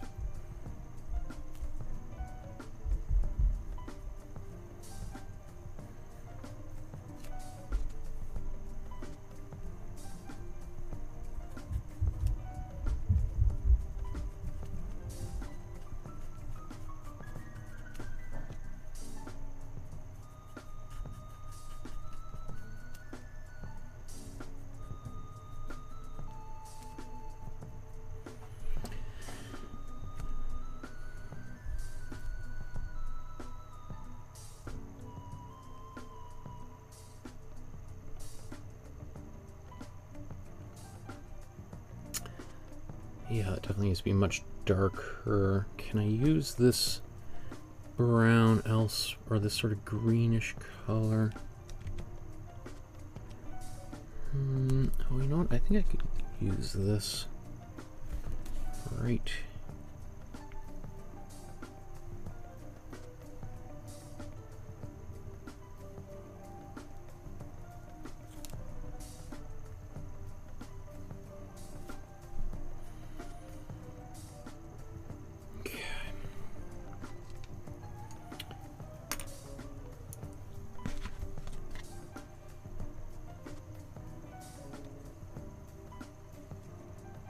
whole lot more of that black. I'm going to put more red in here because it's gone a little bit more greenish.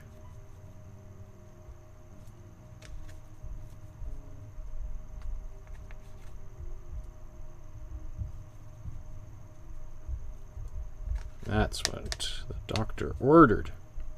Oh, so you can't see that, sorry. So I just converted that color, which is a little more on the greenish side, to a bit more of a reddish brown. And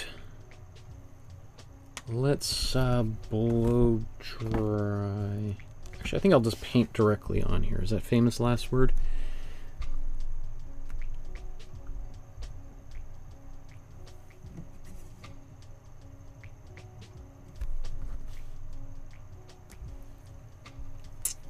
Need a little bit of glazing fluid in here.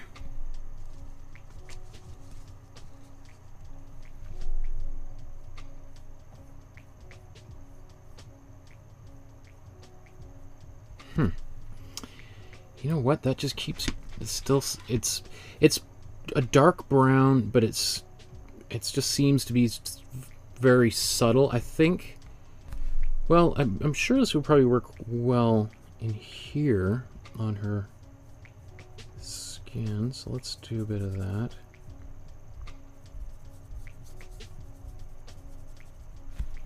I'm going to use another brush as a sort of blending brush.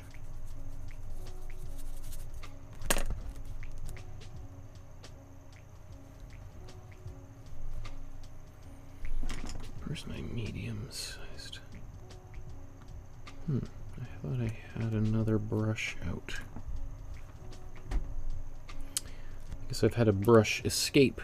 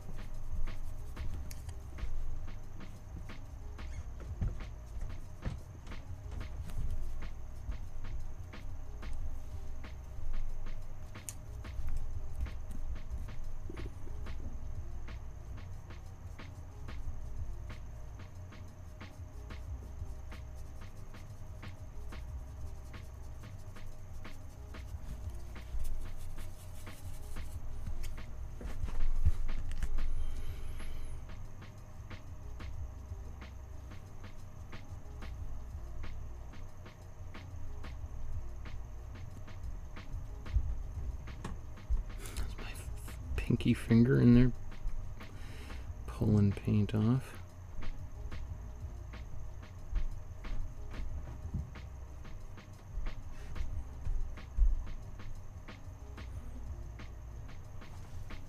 Okay.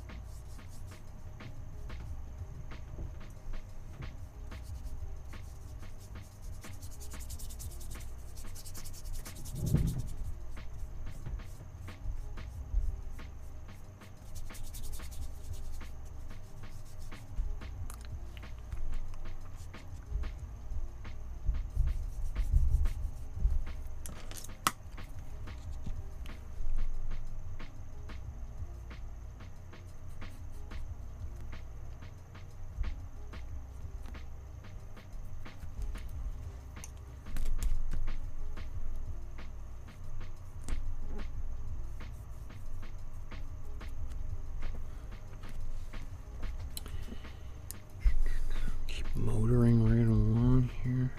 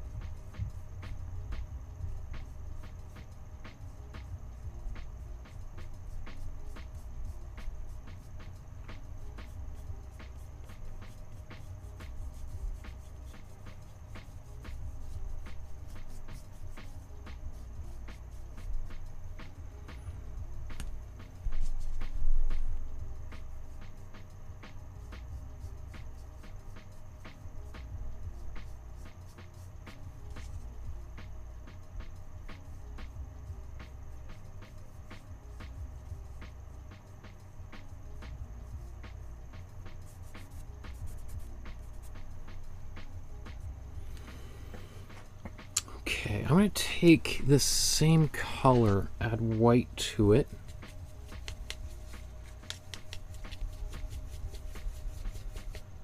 Actually, I'm going to take a bit of that green.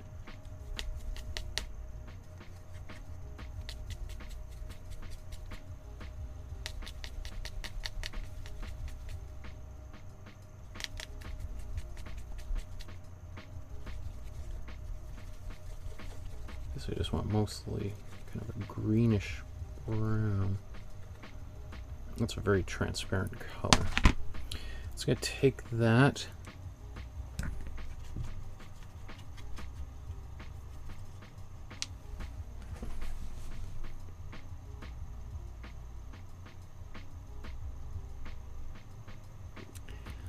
Paint that into the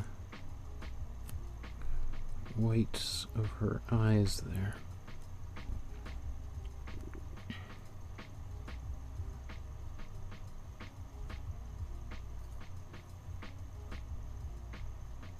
You can see, I think we'll paint a little bit of that back later on. Okay, let's do the other one real quick. Dark hair.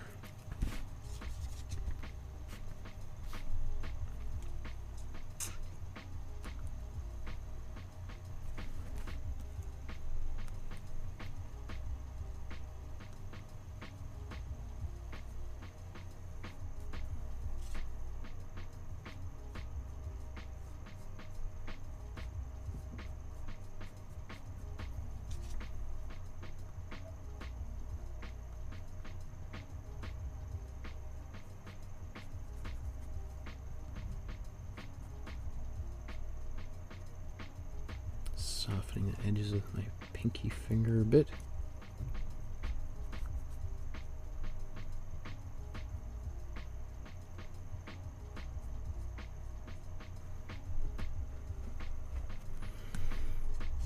Okay.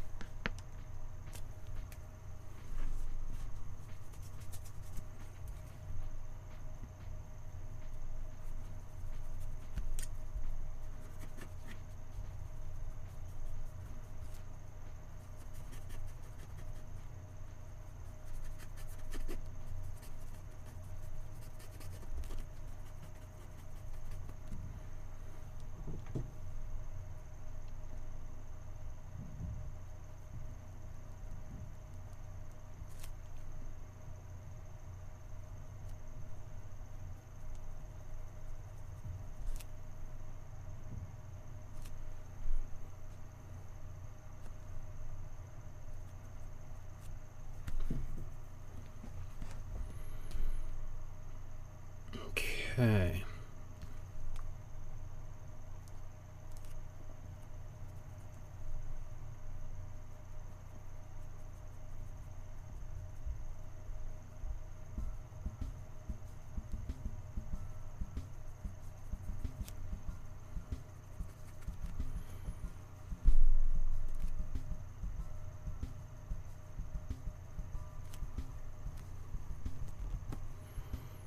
So,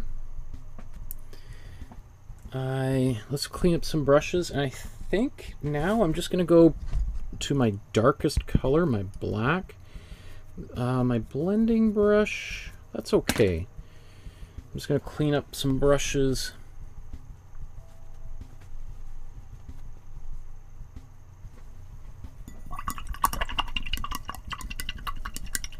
Oh, I should have done that on the hands. Okay, just real quick before let's...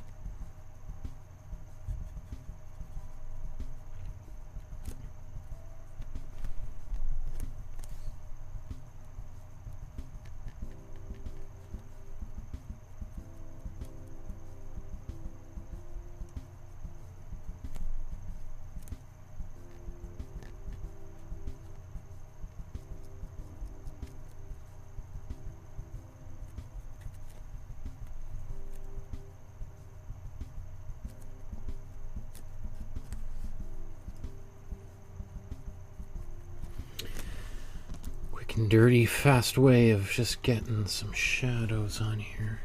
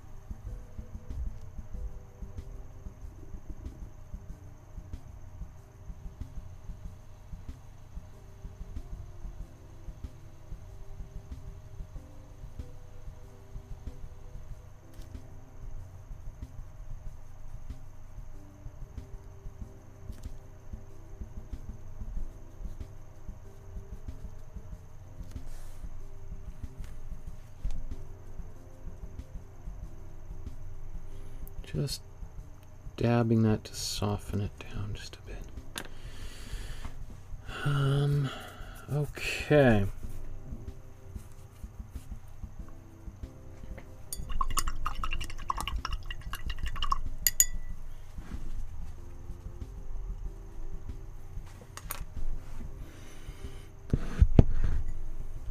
Oh my goodness, whatever my wife and daughter are having for dinner smells so good. I told her today was going to be a long episode, so she knows.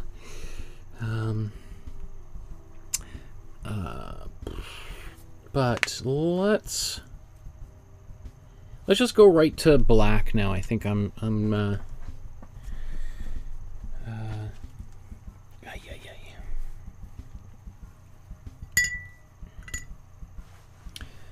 just going to get a little water on that real quick.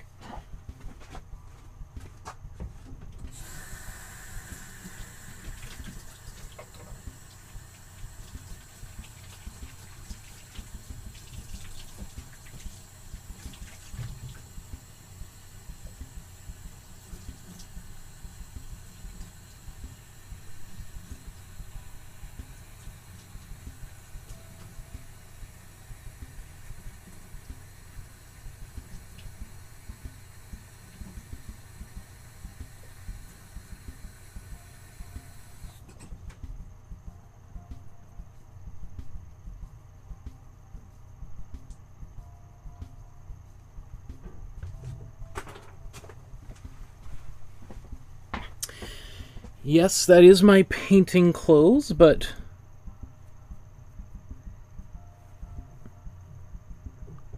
if I converted, I got more paint on here.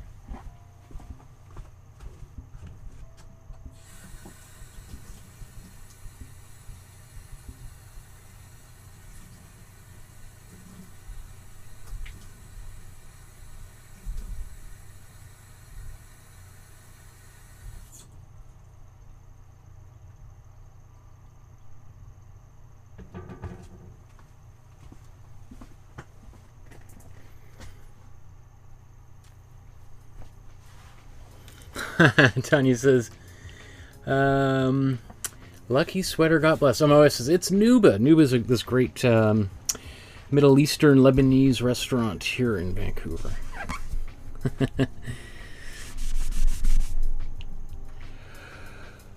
Okay. So we're going to go right into our darkest color here. And we're going to start doing some outlining, and things are really going to change quite dramatically. So much so that probably we ought to do this. So it's time for our finishing touches. We have a little bit of finishing touches to do. Basically, for this step, we're just going to go dark. We're going to put all of our darkest values into the painting, and that's going to instantly make it snap together. Just like, you know, when we've painted some of our kind of more cartoony images, Batman, Superman, sometimes I can probably imagine some of you painting those paintings feel a little bit lost. Then boom, you put those black outlines and it just like it snaps into focus. And that's what we're going to do here now. We're going to put in some darker values, and especially, let's say, this painting here, all of this kind of very vague details, they're going to come together. So let's just go right into that. Let's get this painting. Where should we begin?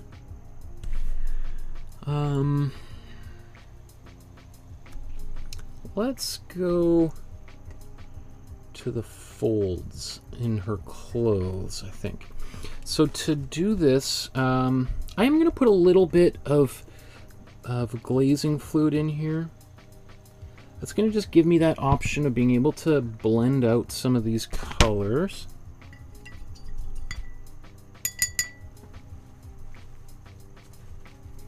It will make it a little bit transparent, but I'm going to keep some of the more opaque paint around the edges here. So if I want a thinner black, I'll dip into this down here. If I want something that's darker, I'll go right up into there. So let's start out by going into her hair.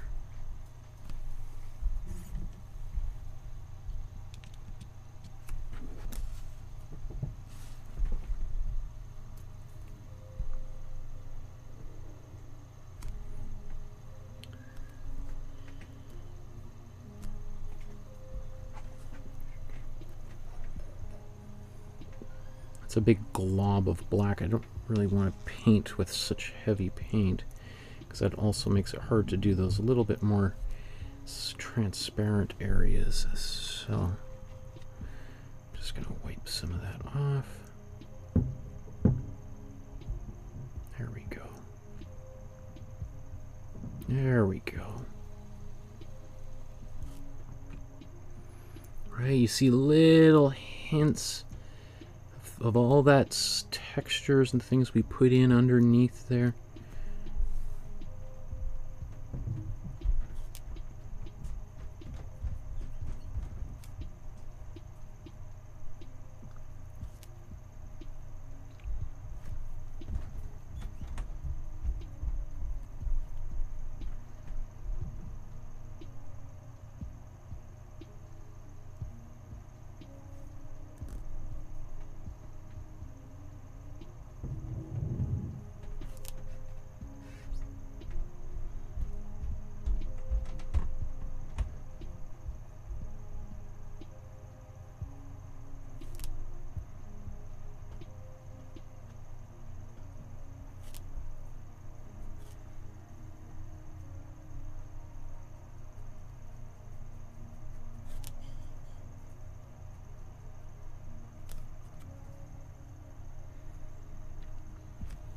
Okay. Now let's go right into the details of her face.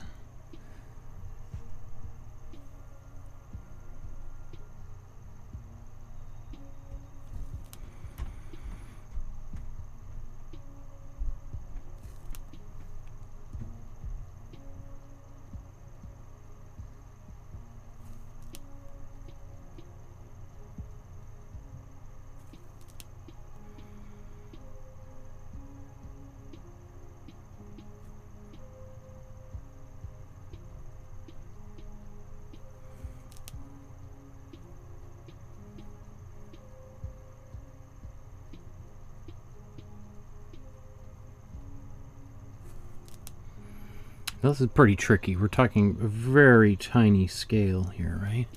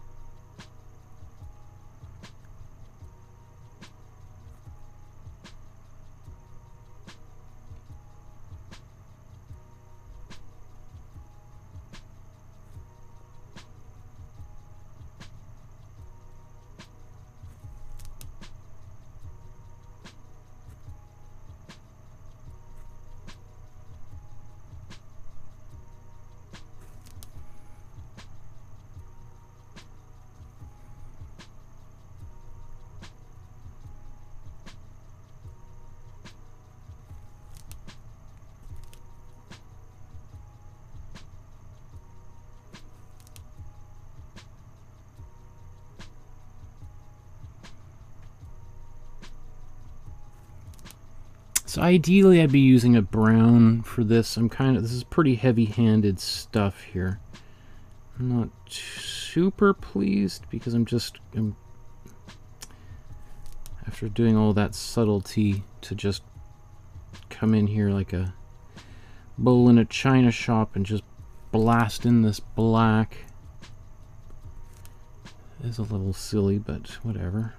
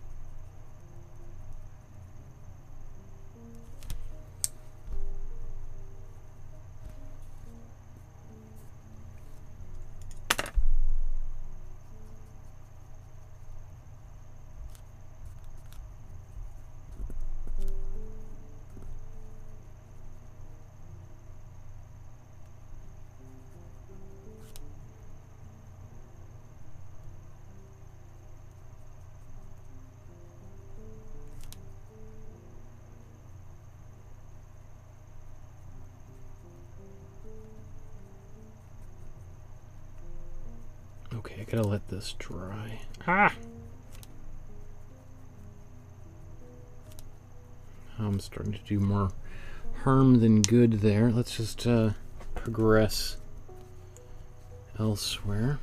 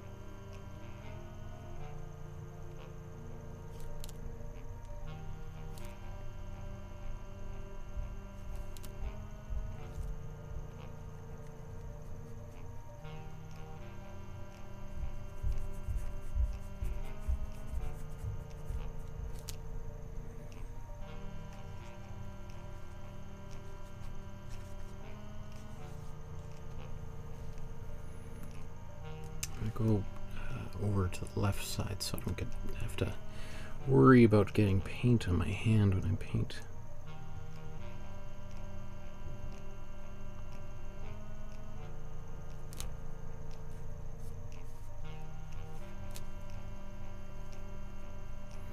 So you can see I've got a little bit of that glazing fluid in my paint, and I paint a little bit, and then I can just sort of take my finger and smudge it across just to try to emphasize some of those little lines.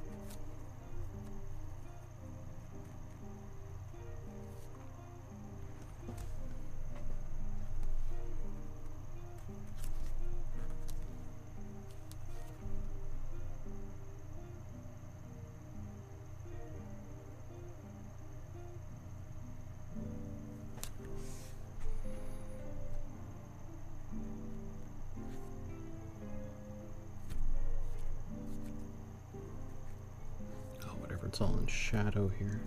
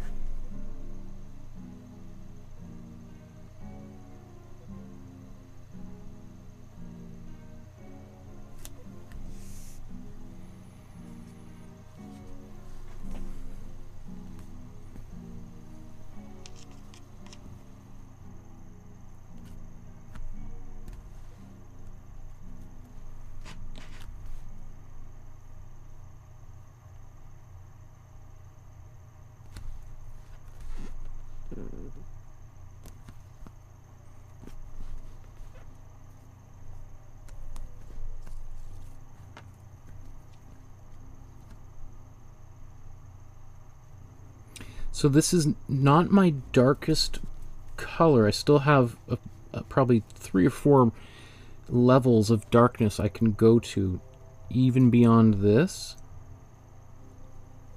which I love having that freedom. Now, it's not quite as bold as what Picasso's doing here. He's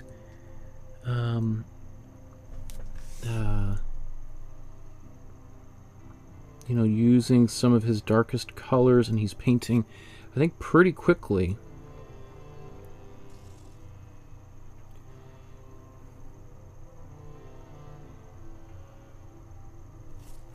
Like, it wouldn't surprise me if this painting was done roughly in the same amount of time it's going to take me to finish both of these. And this painting is substantially larger.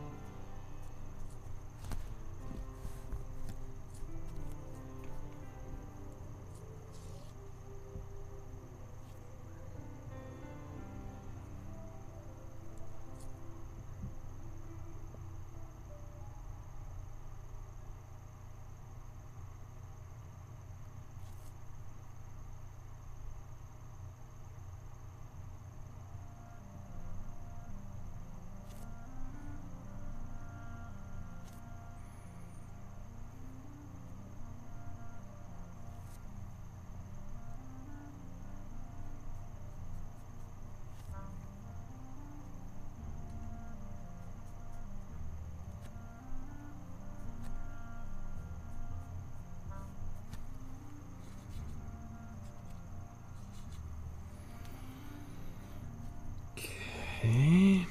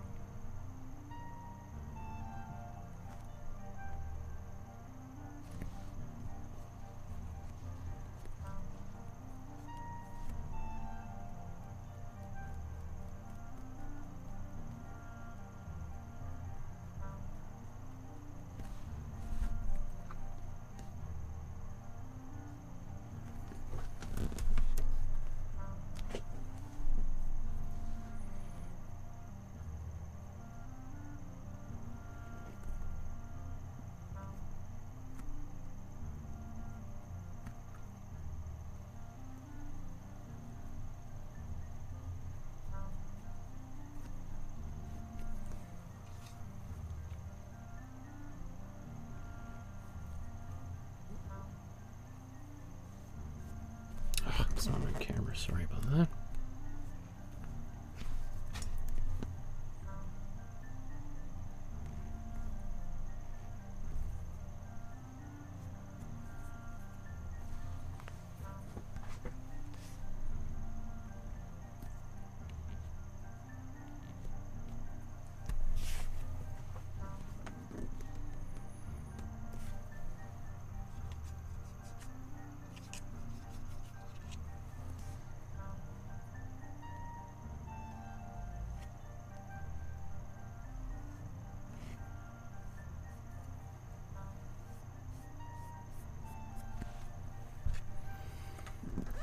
Okay, so let's just...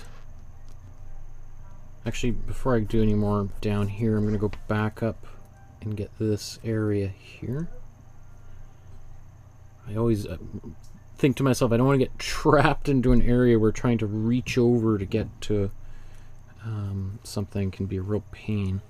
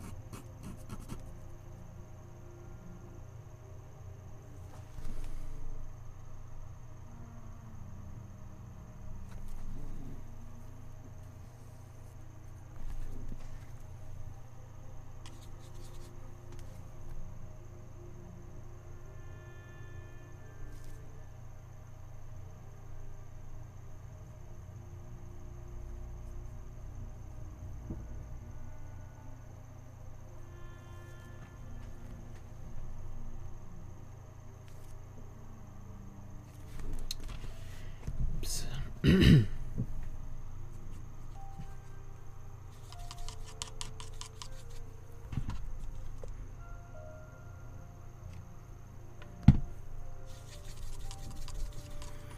making another mixture of my darkest color. So remember, I mixed my black here. Over here, I've just got that same color with just a little bit of matte medium, so I can paint with it and then blend if need be. Which is what I'm doing a lot of that right now.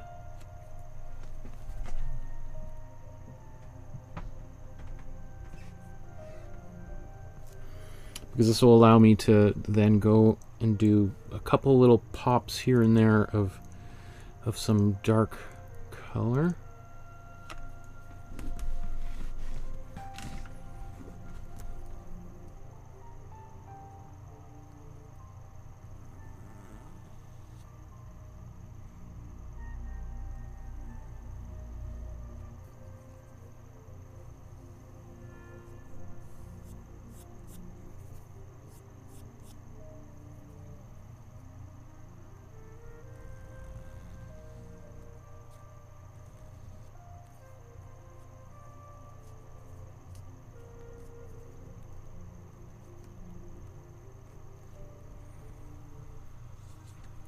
You can see there's a little bit of that dark or cold blue seeping out, which I think is actually kind of cool. It just gives a little bit of weird nuance in there that later on somebody is like, oh, what is that blue? Oh, that's cool. Which is, again, another reason why I like making my own blacks, is we get those kind of neat little moments where there's just color in the shadows.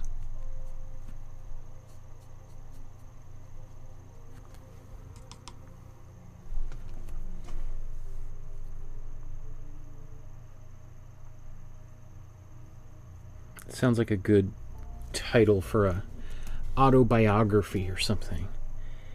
Color in the shadows.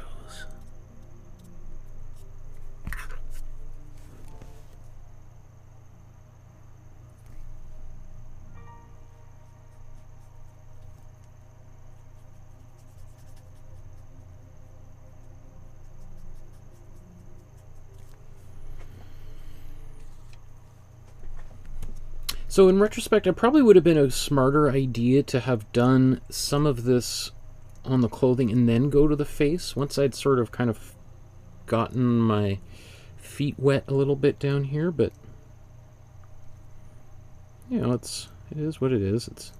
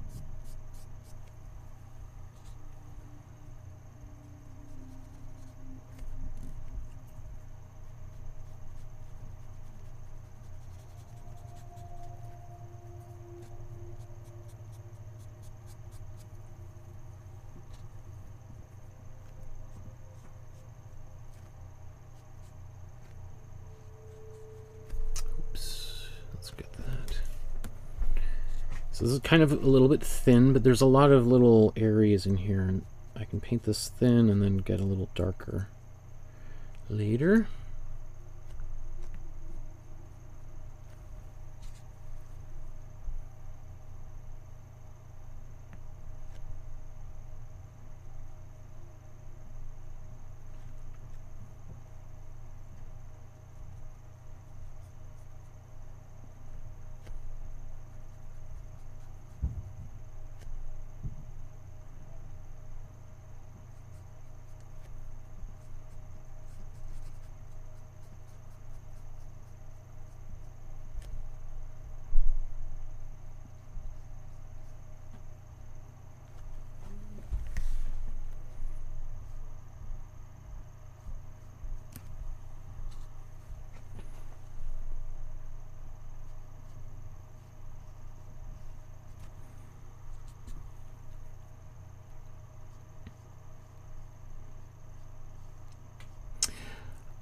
I suppose like one of the things I think about, another reason why I imagine Picasso did switch to this neoclassical inspired style of work is almost to sort of preemptively refute any arguments people might have of like, well, you're painting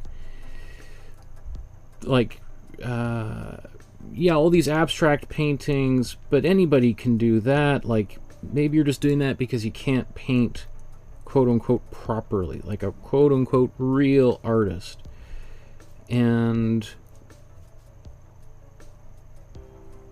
I mean, even though he had certainly established his bona fides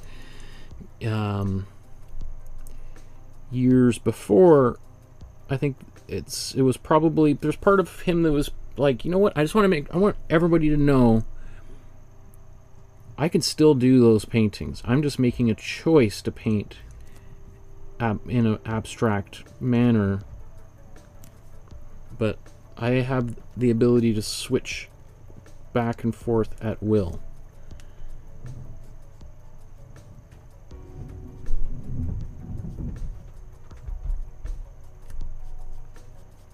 Which I can, you know, I feel that same sort of thing myself when I was doing a bit more performative work. You may have been on my website and seen me doing drawings in a fighter plane and on a pickup truck and all sorts of nutty things. And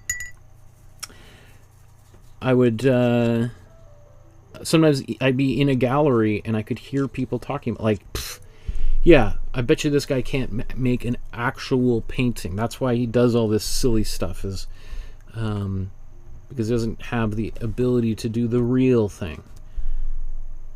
And you know, artists are pretty sensitive to those types of comments. So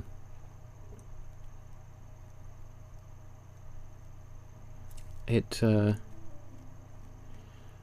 I'd be willing to bet that somewhere in the recesses of Picasso's mind that there was those thoughts in there trying to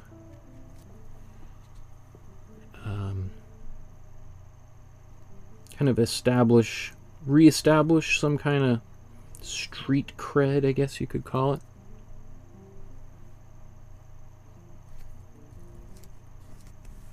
Like, yeah, I'm the king of the avant-garde, but I'm still the king of more representation, more traditional approaches to painting. I can do it all.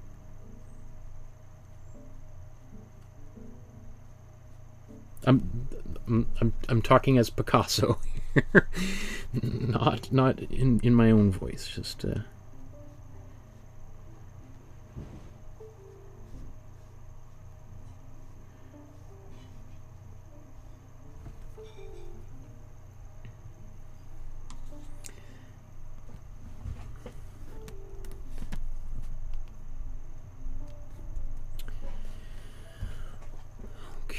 Underneath these fingers, what's going on down here?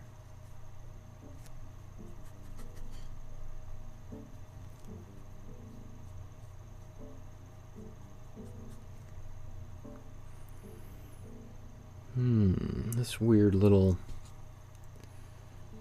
thing. What is going on? Lots of little things in the shadows down here. I think I'm just gonna blaze right over that. Let's leave room for this thing, which I've kind of painted over.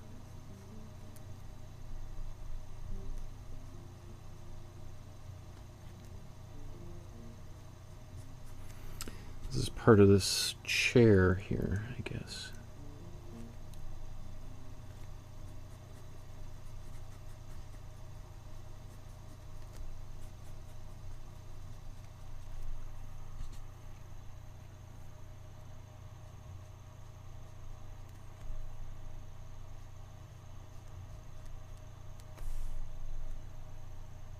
Oops, what,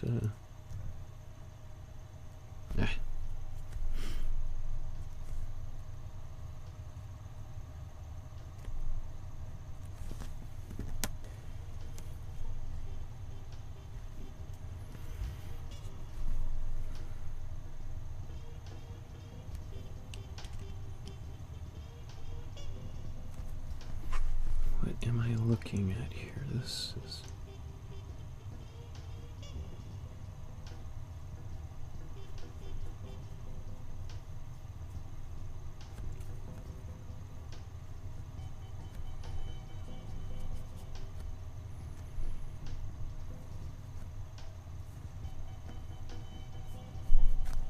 I'm not on camera. I can't stand that.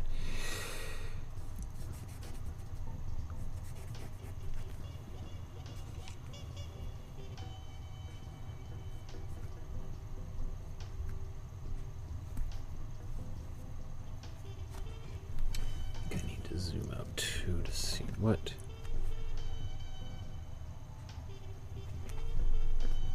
So I have a little more room on the bottom. So I can kind of make stuff up.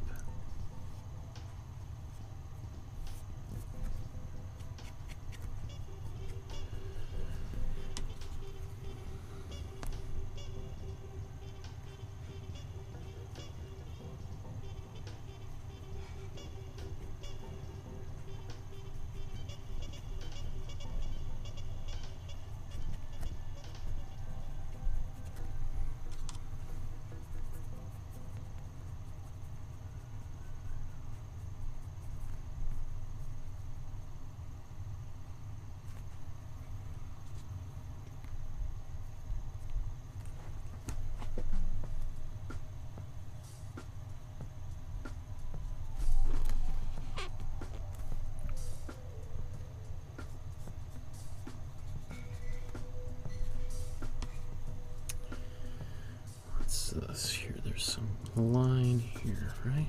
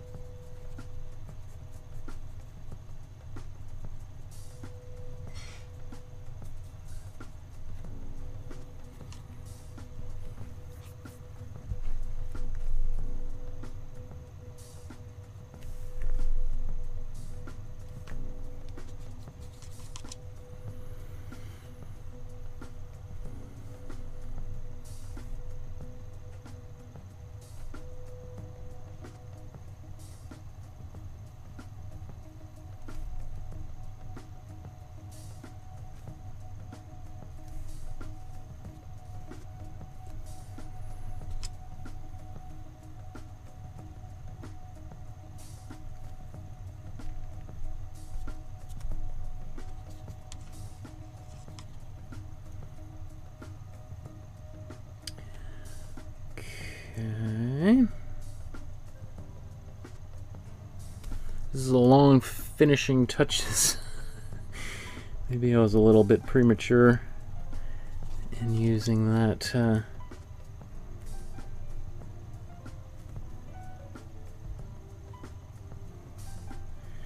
describe what I'm up to here, but whatever.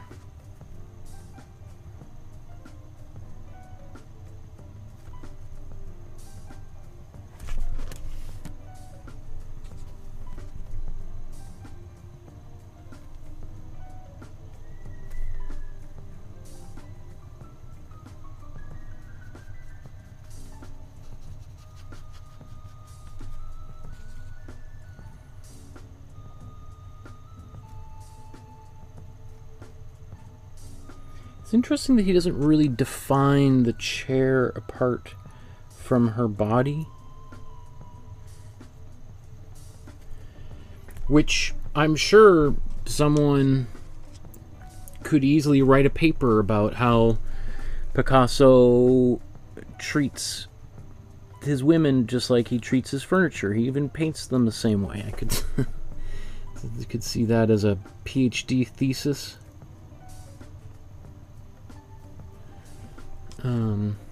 That they literally just blend right into the wallpaper, and that's about the same way that he thinks about these people. Kind of this callous disregard for them as human beings.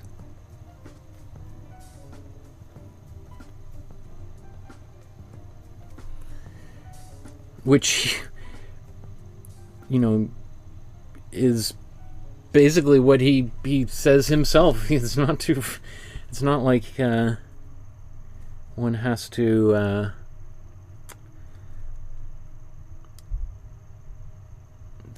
it's not too much of a stretch to say something like that, because he said as much himself, as I quoted from him earlier.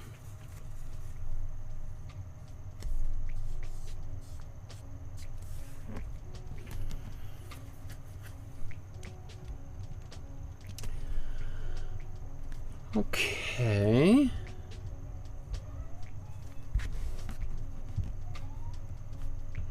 So I need to go a little bit darker in a few places, and I'm also want to do a little bit more lighter red-brown in a few places. I want to darken in her face a little bit as well, and highlight-wise, I could do a little bit more white, but I could be happy like that. Okay, so I'm just going to quickly blow dry this.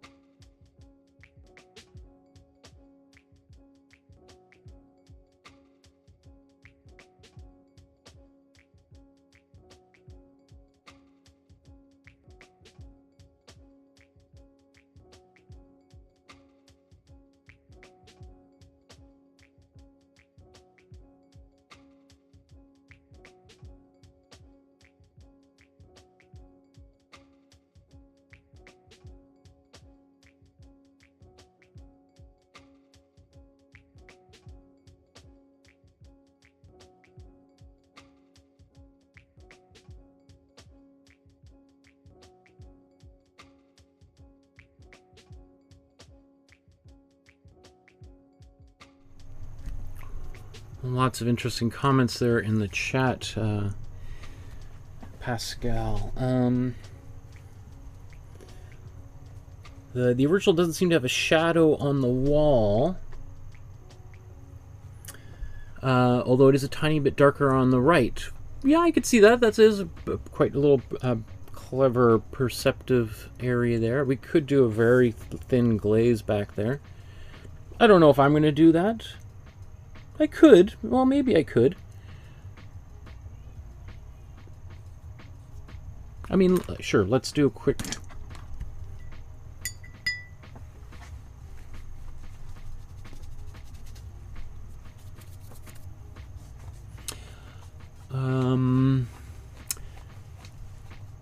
Pascal says, did Dali do some neoclassicism too? I know both those painters were competitive. Interesting. What would Dali's relationship to neoclassicism be? I mean,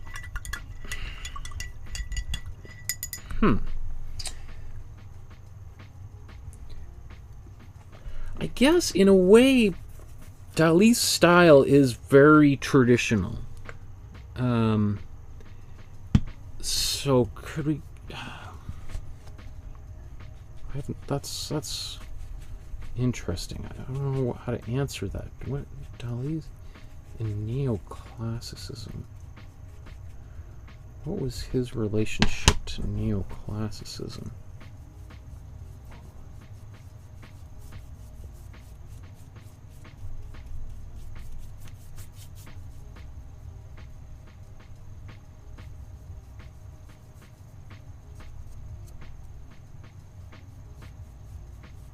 So that's appreciably darker right now, but I think when it dries, it's going to get a little bit, it won't be quite as dark as it is there. But I appreciate you noticing that, Pascal. While I've got this, in fact, I'm just going to make it a tad bit darker.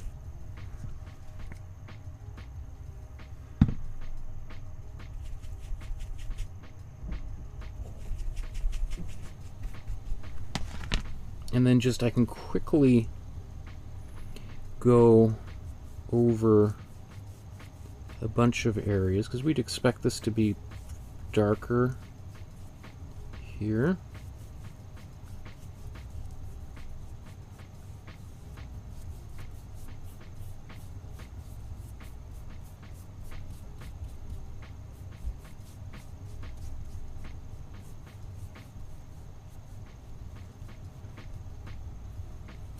Very subtle.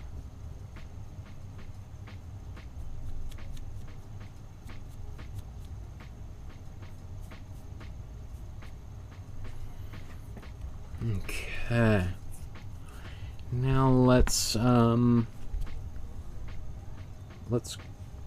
take this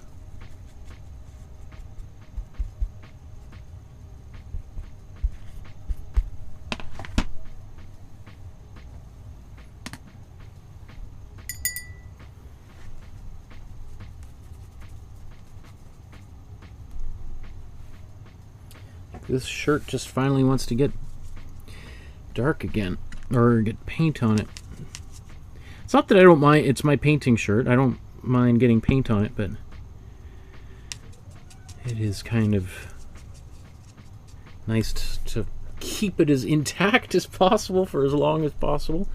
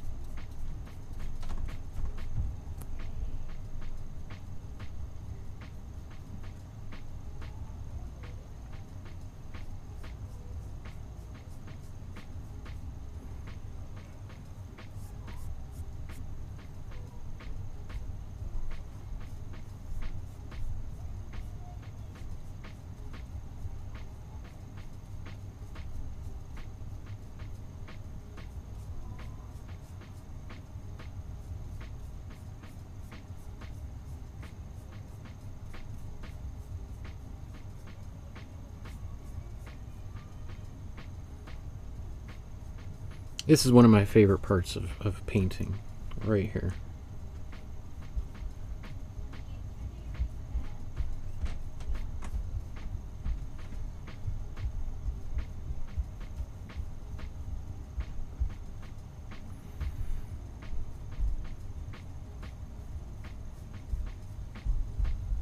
I really feel like I'm giving like some structure to the painting. The contrast between light and dark are more pronounced. I'm pushing the the darker areas, and it just seems to like give so much more depth to the painting.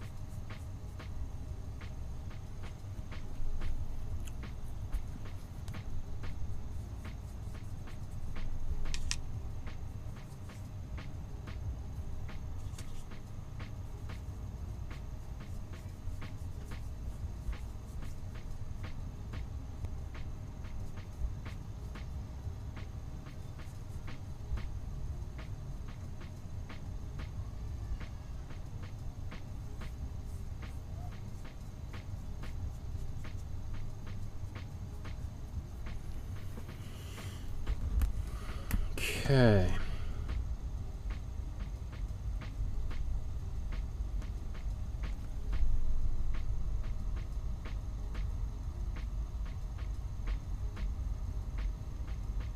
I should leave that before I... okay, just leave that, Michael, before you let that dry. So now I'm going to take... Oops, this is getting pretty dry, my black. Don't have much left of it here. I'm probably going to have to mix more.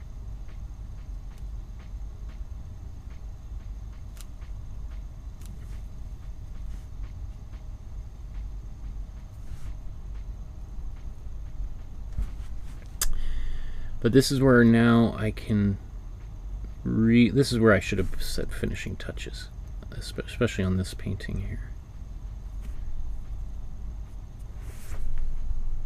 Because that dark color, in fact, so I got to mix more of that. It's going to just... There's no point in trying to do this with just a little sliver of paint left.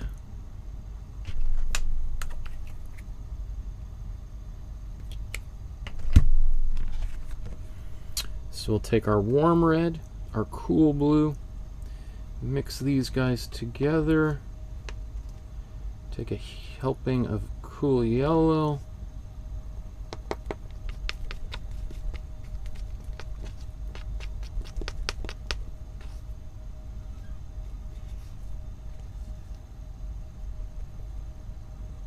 need a bit more red in there. Now it's a little bit brown. I think I need some more cool blue in there. I went a little far. It's a little bit brown. I don't mind that though, actually. I'm just going to leave it.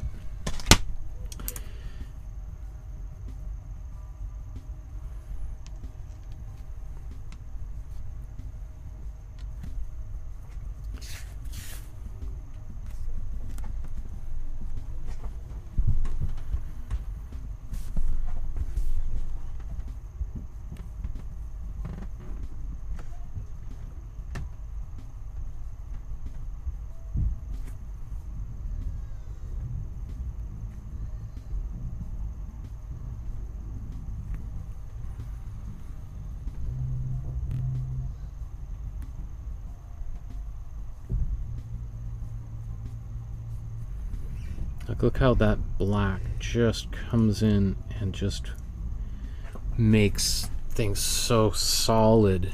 Wow.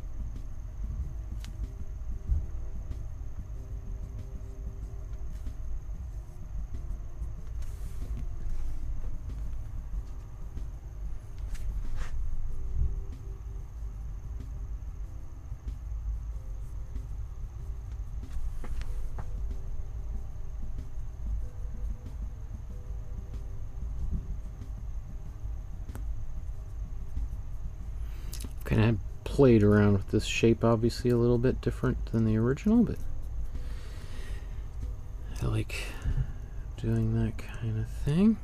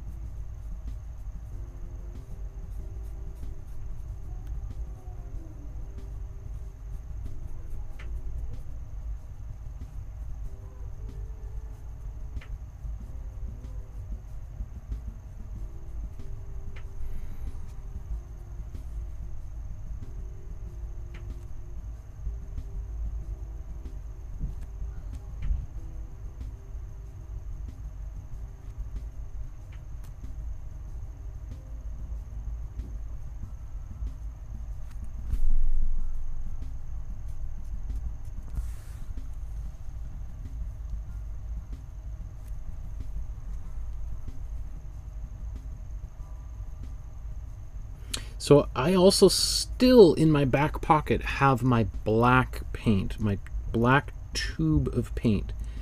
So if I wanted, I could still break that out and push my blacks even further. I'm not going to. I think I like where my level of value contrasts are here. But I love having that level of flexibility.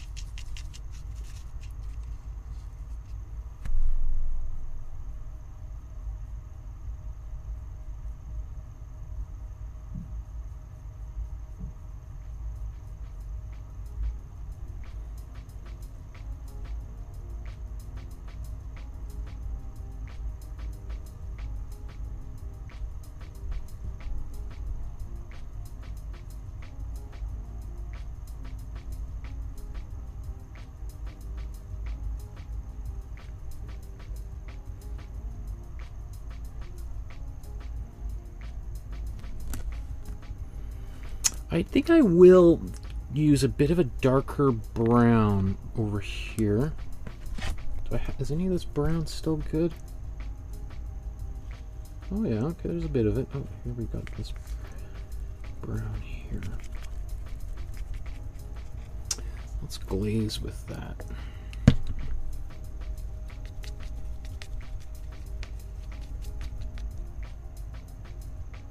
Actually, I'm going to take a bit of red.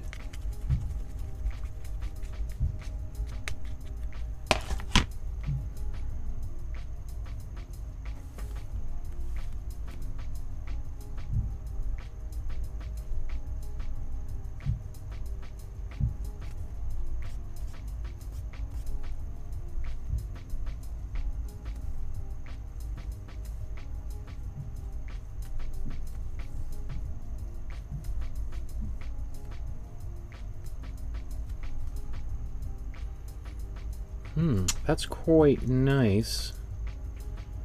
I'm going to use that same color as highlights elsewhere on her clothing. Now I'll have to go back and darken some of this now that I've painted it, because it's kind of lightened things up a little bit in a few places.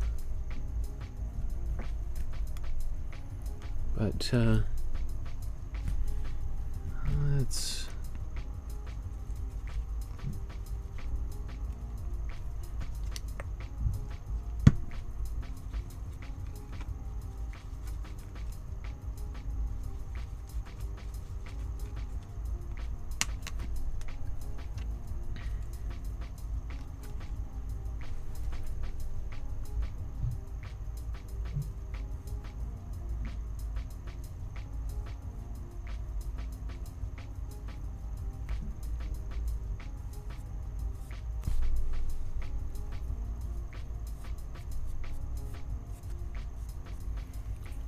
wipe a bit of that way. I think I want it to be more red. That was a little bit dark. I think I want to just use this color that I had here.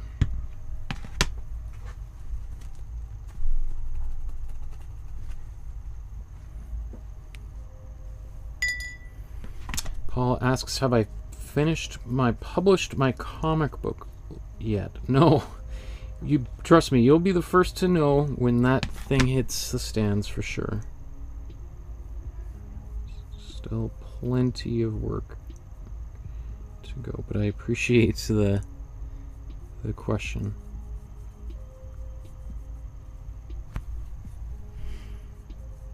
All right, a little bit of this in a few select places. That is great.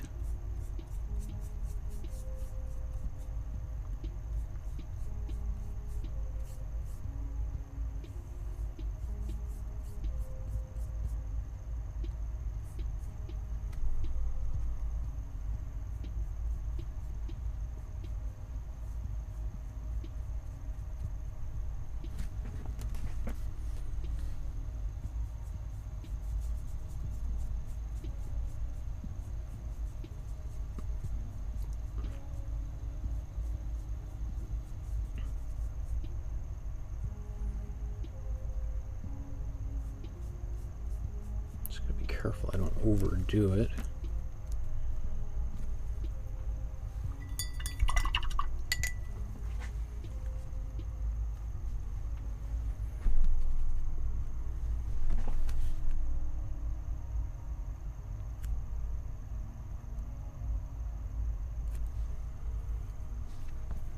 That was very watery. I didn't try that brush.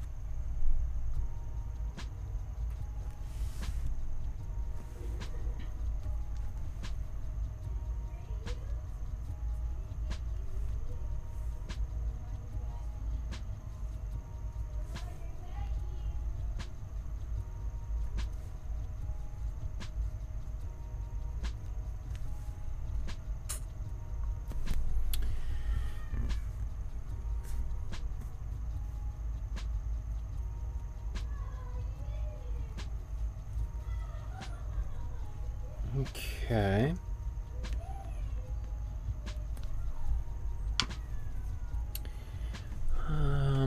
Let's take a bit of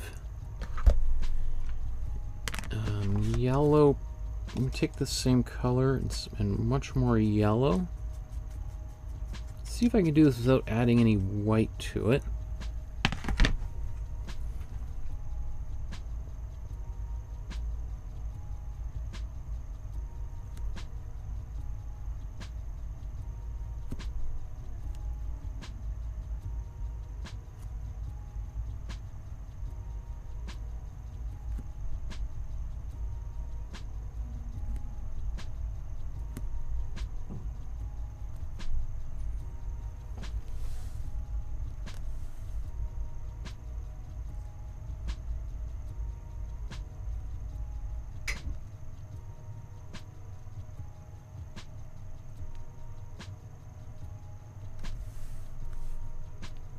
I think it looks okay on camera. Person that, not so sure. But it might change as it dries here.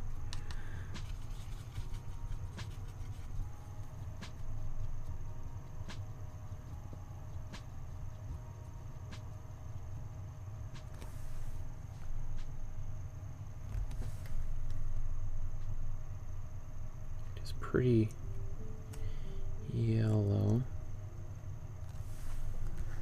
but that's okay.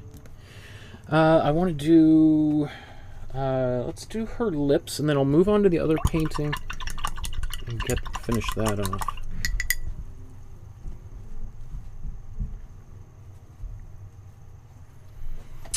Pascal says, odd, usually Picasso signs his paintings. I can't see it in there. I don't know, but Picasso sometimes signed his paintings, not all the time. I'd say probably half and half. There's lots of Picassos that don't have a signature on them. Often the paintings that he made for his family were done with higher quality paints on higher quality canvases, and sometimes they weren't signed.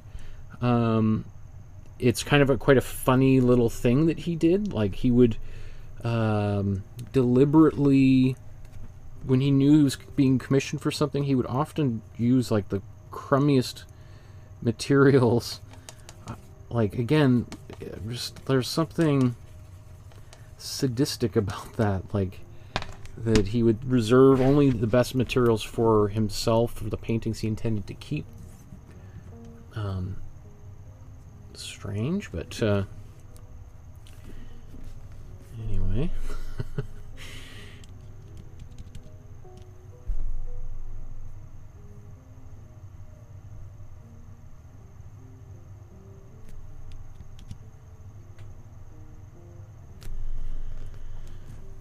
So there's not much more I can do to the face at this scale.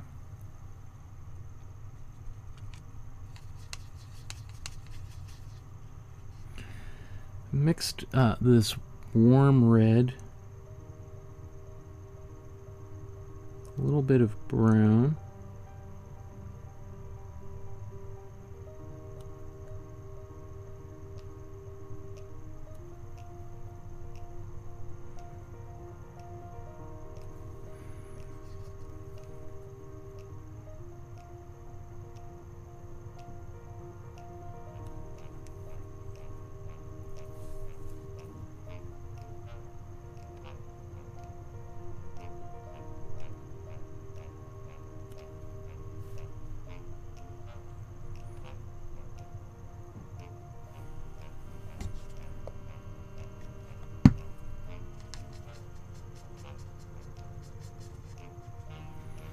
I'm going to take this and add a little bit more red to parts of her face.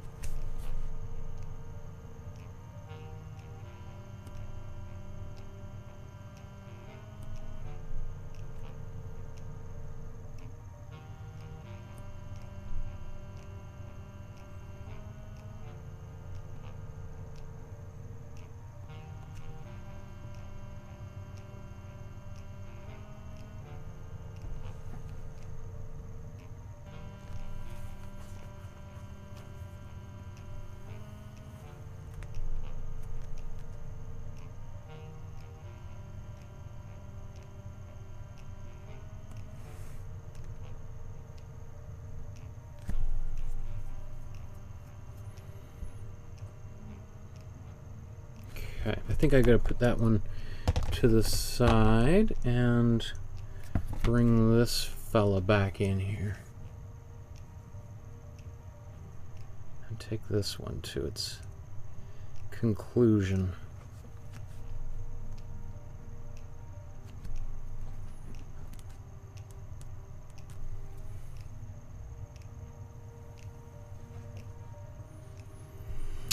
So, where should we go? Let's go to the darks. Take my black, get that in here, just a little bit of glazing fluid.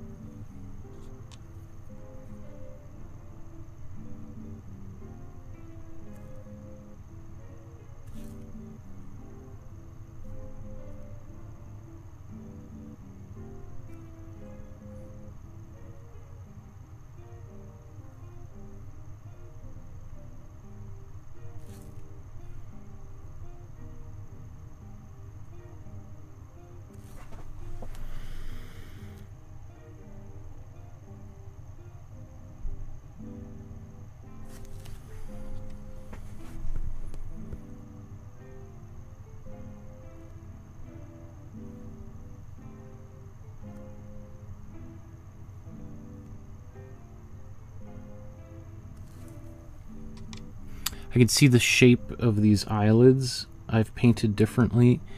I could sit here for another hour reshaping them, but I'm just going to continue forward. It's just going to be part of the kind of stylistic approach that I've used here. So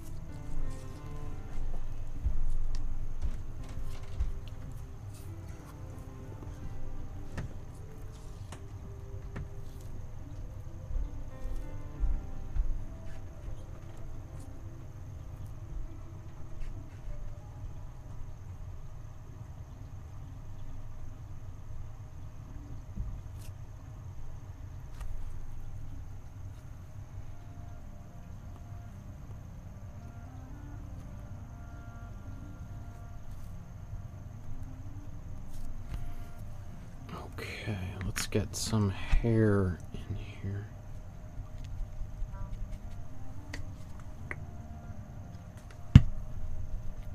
Just a little bit of glazing fluid to help.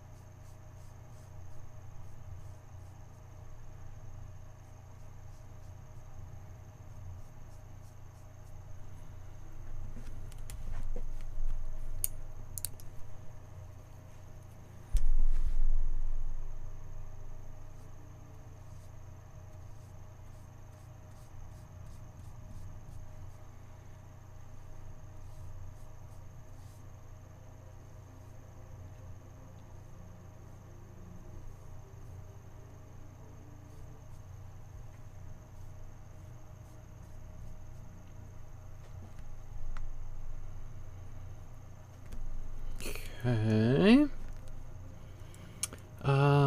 I think while I'm right here, I'm just gonna use that red that I used for her clothing. We'll get that sorted and out of the way. And then we're just gonna darken her face a little bit.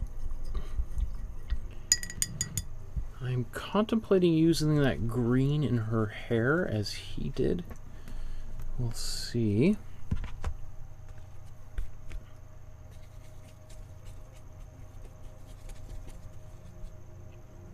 Not much of this paint left over. We don't need too much of it.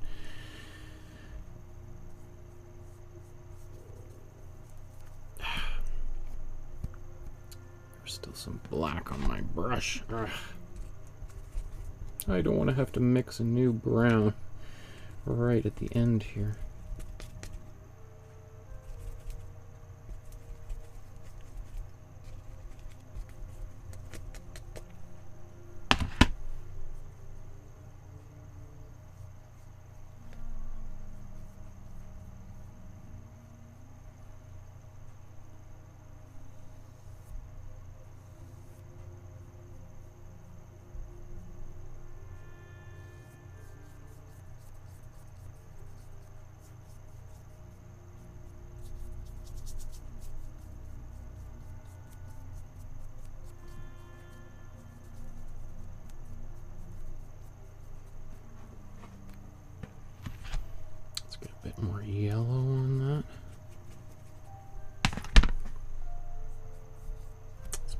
much.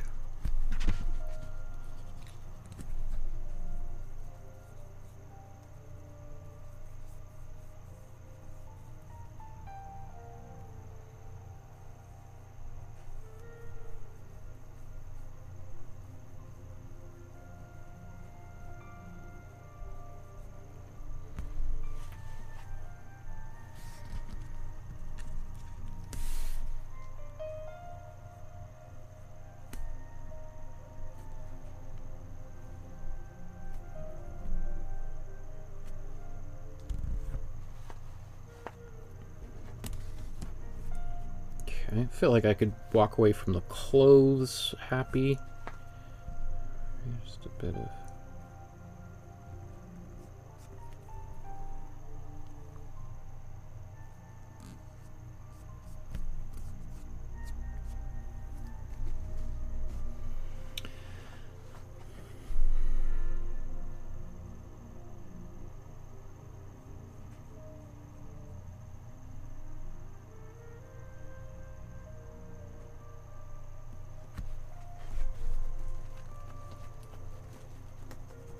I'm going to darken that, obviously. I just noticed that and wanted to add a bit.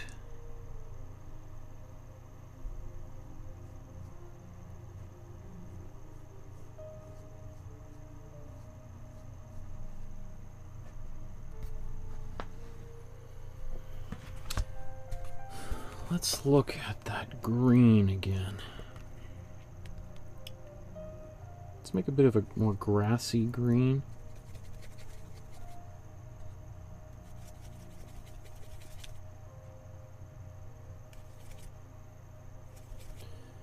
Turn it into a gray.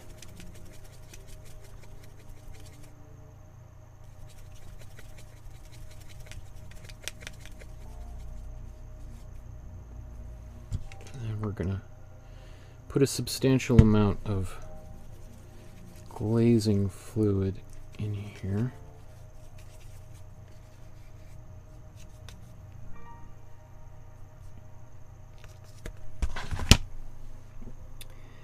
So he takes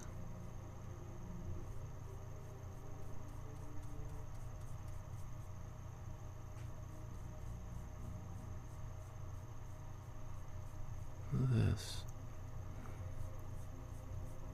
and kind of paints this into her hair.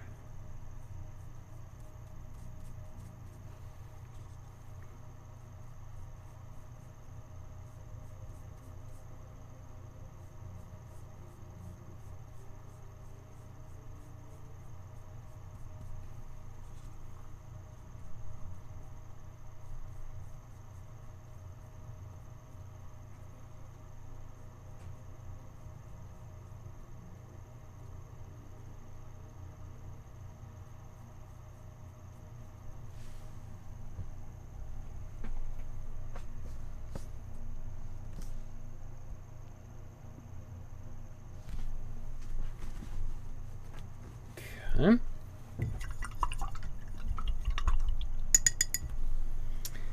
let's come back with our black.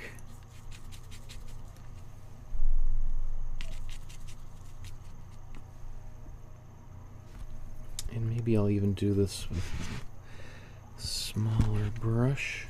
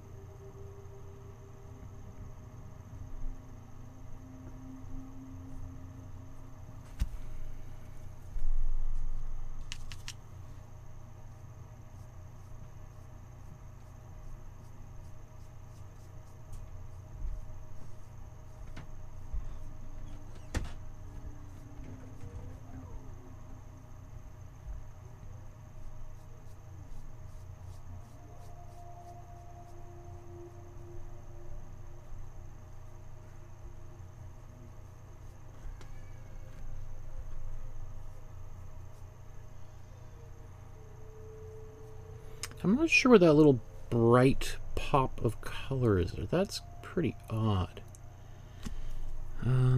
Let's let this dry. I might go back and just darken even more up there. I've got to think about that.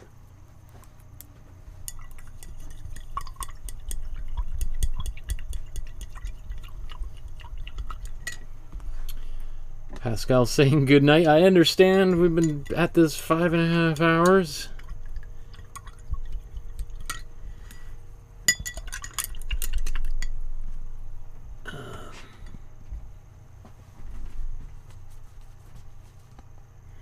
I just missed our daughter's bedtime. It's my favorite part of the night, is spending time with our daughter.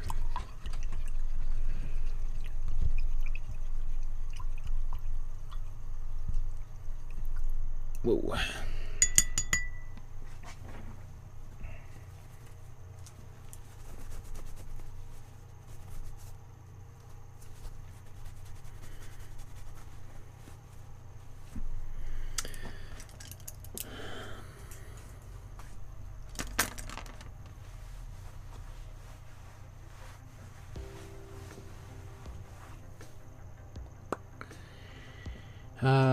Okay, I'm going to blow dry both of these paintings. We'll just take a quick look at them side by side before I really do finish them off.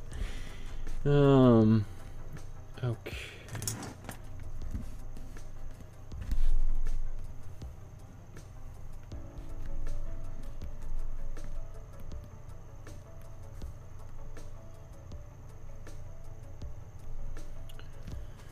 Interesting.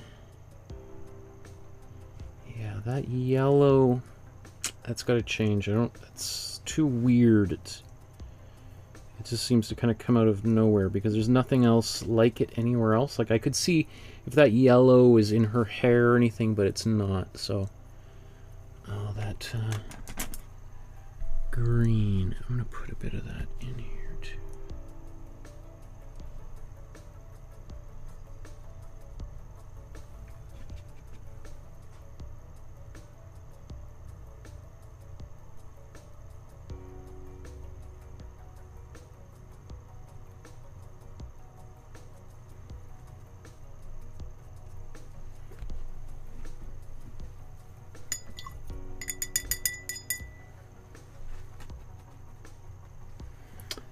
Yeah, maybe just before I do that, I'm going to take some of my brown here, just quickly glaze over top of, that's even better, just like that.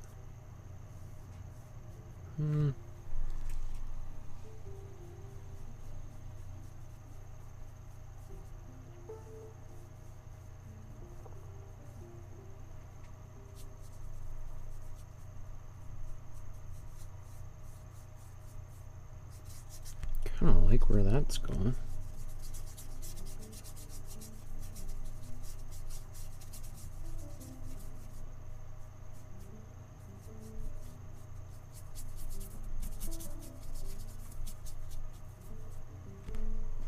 That's better, definitely.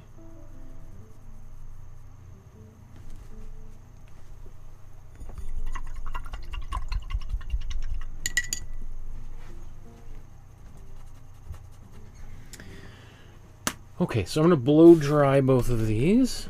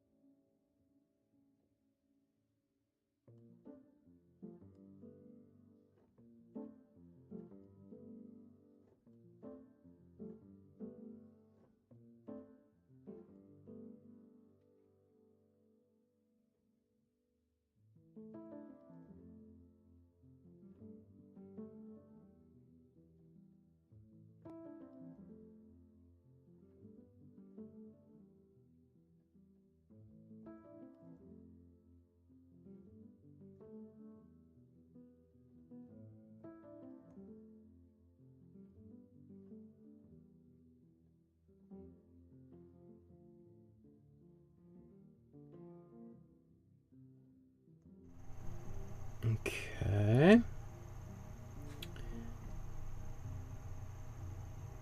Oops, come on. So, there's little tiny details in here. I just want to quickly refine that and then darken her face. But otherwise, I'm really satisfied. It's almost to the point where I think to myself, should I just walk away? Or should I take it to the conclusion here?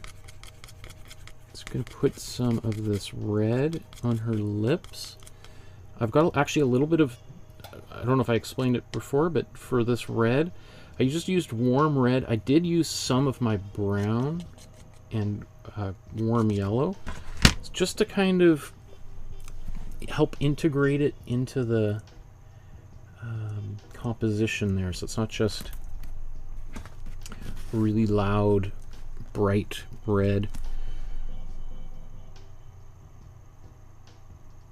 And of course there's a bit of glazing fluid in this as well.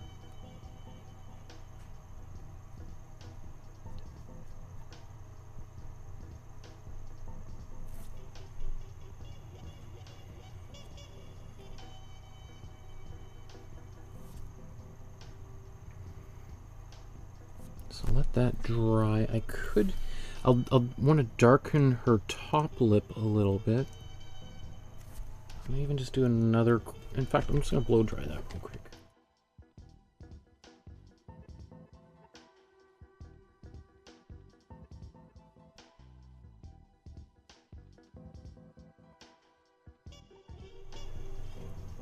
Okay.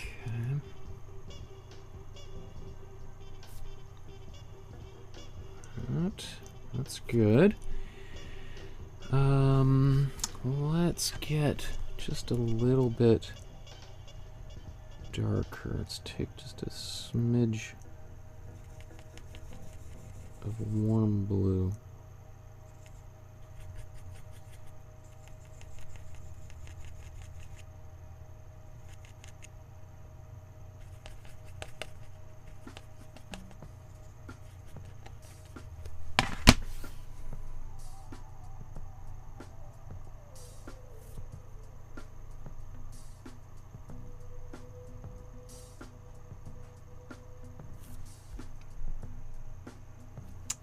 Even darker.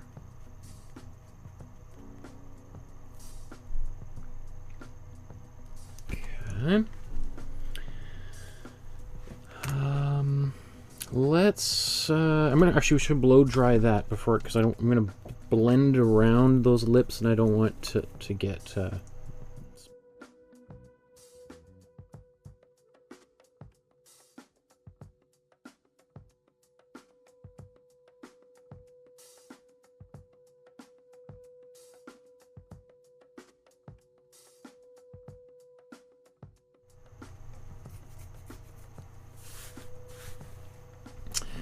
So, last little bit here. I'd like to use a dark color and my black, or sorry, my a brown and my black in here.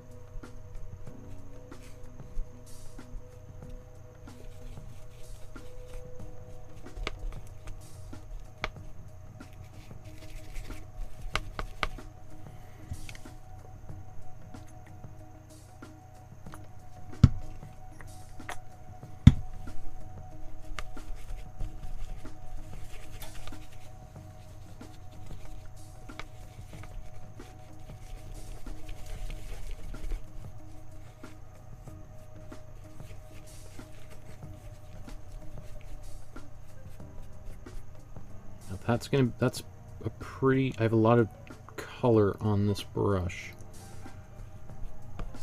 I'm actually going to wipe that off. I'm going to literally wipe my brush off. Clean my brush. And then use that mixture.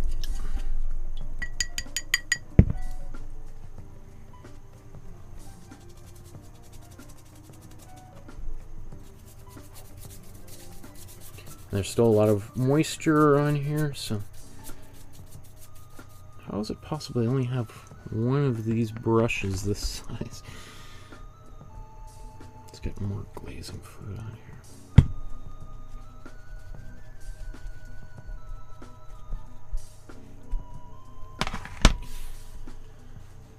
Okay.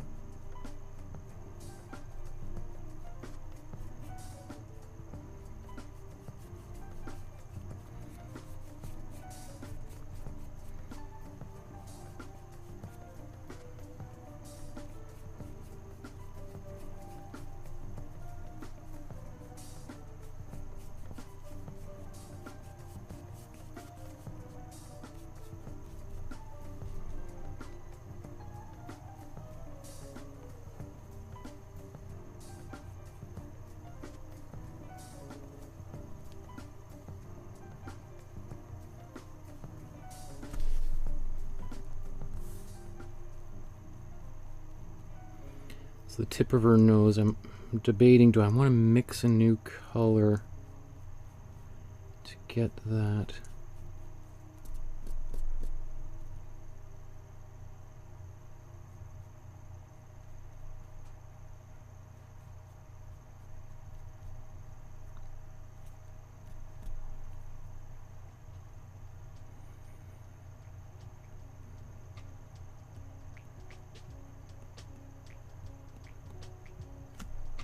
Okay, gotta blow dry that.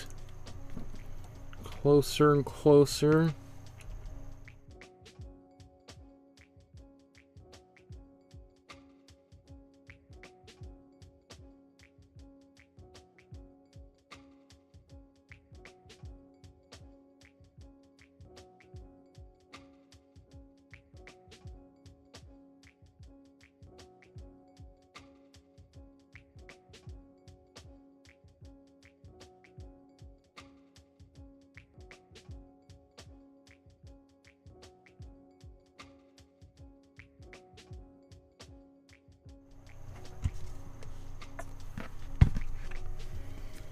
So I'm adding more glazing fluid because I want this to be thinner and thinner and thinner as I'm getting closer towards the end, and just fiddling with little minute changes.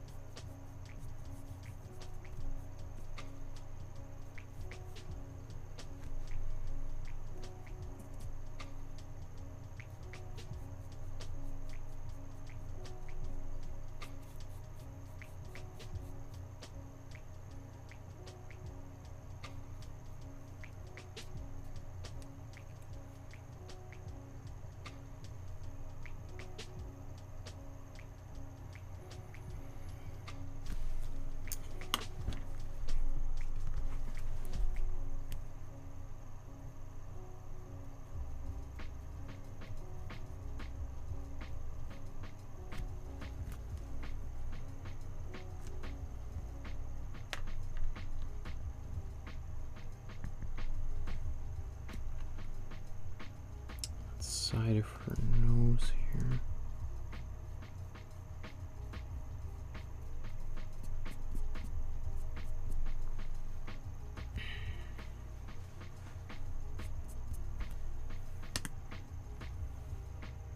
Okay, let's blow dry that.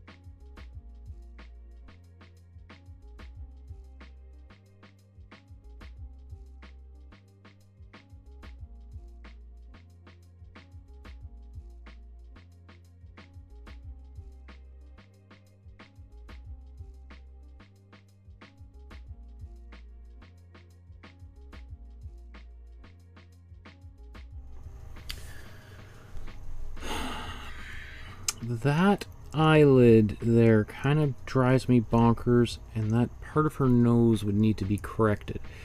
So I'm kind of just thinking about, do I want to, does it need to be fixed?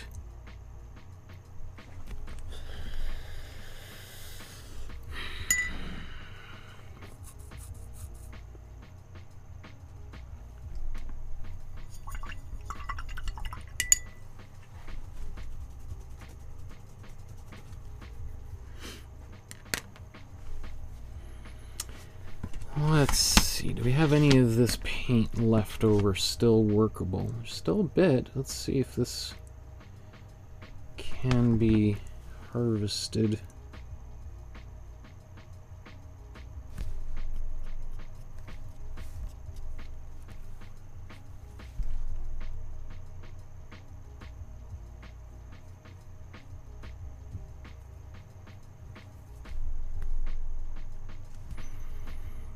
Surprised that paint from 3 or 4 hours ago is still workable.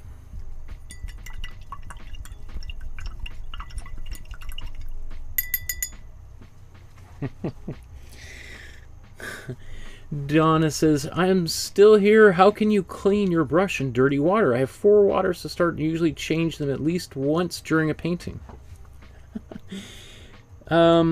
Oops, what is this? What was that?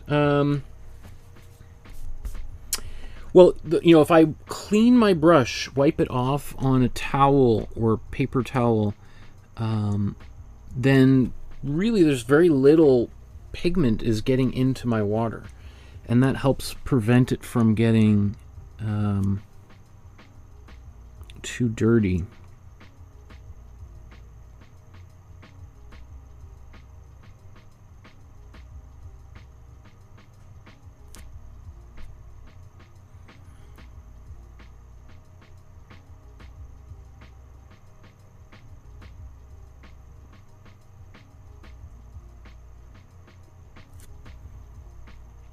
That's better.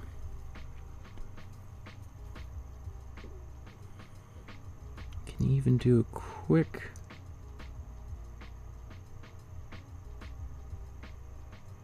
reshape of this one?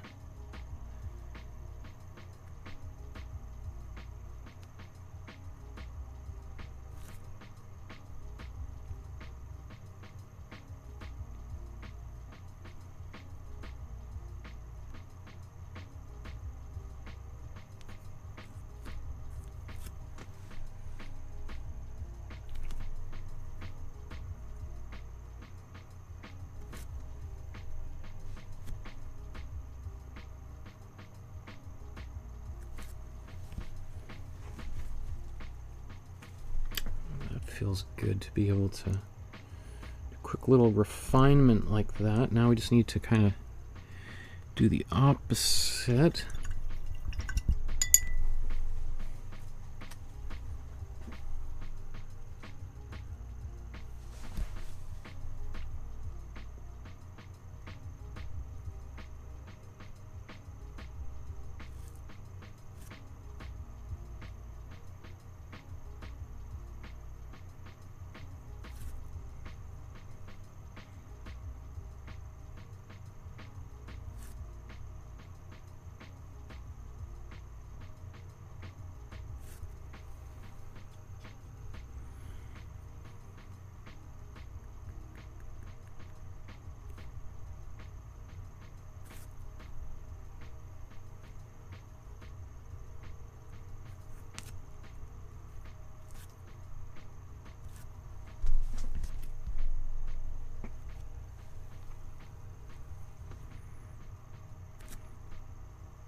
It's also somewhat perverse that he didn't put any, I mean, the highlight in there is very subtle.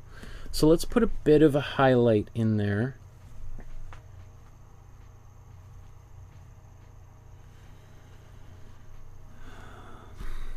What is that? A very, that's kind of a,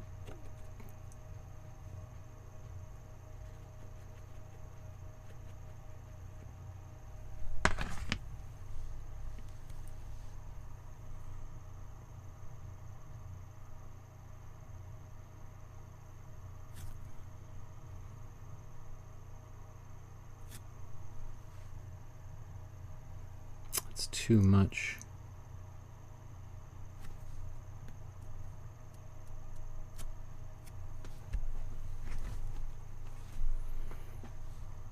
It's too intense. It's there, but not that dark. Not that light, I mean. So, let's see if we'll just kind of paint over it with a...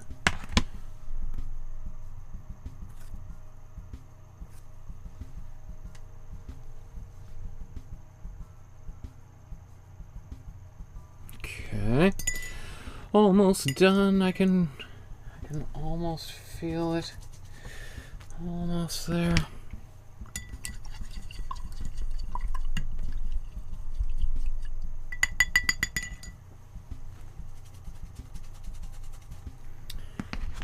Let's get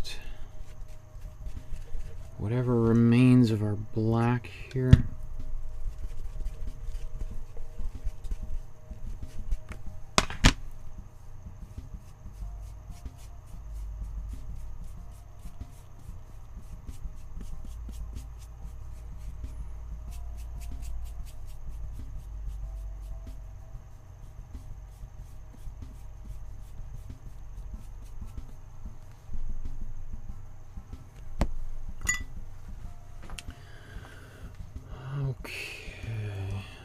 Do I want to put any rouge on her cheeks? There's not much. I guess I see a little bit. The more I look at it, there's little bits of red in here, but does that peak too high, or should I? You know what? I'm just thinking that's good.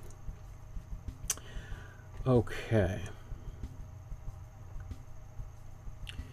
So.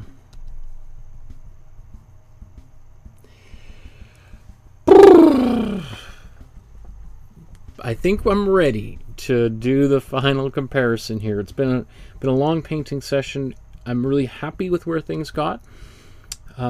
So probably most people have not watched from beginning to end. That's all right. If you're just joining us right now, let's take a look here. Consider liking, subscribing, hitting that notification bell. Do all that right now. As well, if you want to leave a donation, you find this is interesting, you learned something, there's a PayPal link. You can use the super chat function in YouTube, as well as making a donation by contacting me directly through my Facebook or the Facebook group or the website. Let's see how they turned out side by side. So here's this one. I do think it's probably just a little bit darker. Oops, I want this one, don't I? Yeah.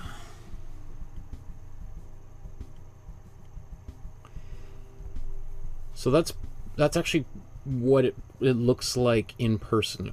It's actually a little bit darker than it is when I'm filming, just so that I have, I think it looks a little nicer, a little bit brighter. So that's this. Let's just bring it back up for a second. Okay, let's zoom in.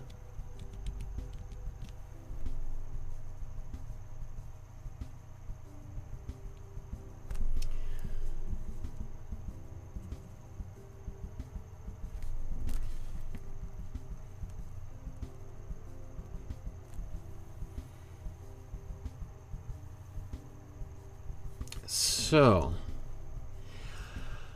obviously, you know, I've got a little bit more line work in mine. His is a little bit softer, and you can also see where he's probably dabbing his brush.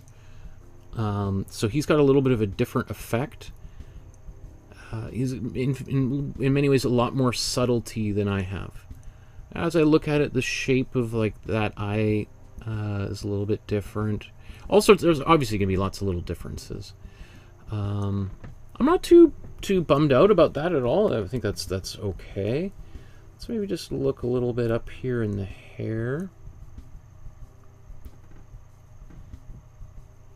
You could see I could have gone even more with that green. I felt at the time like I was going a little bit too much, but I think it's okay.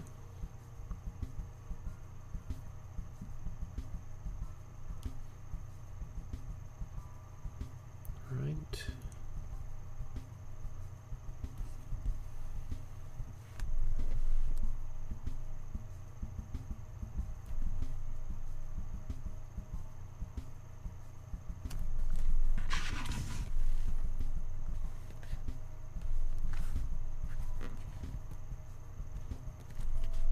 Part of the painting. I think that's pretty good.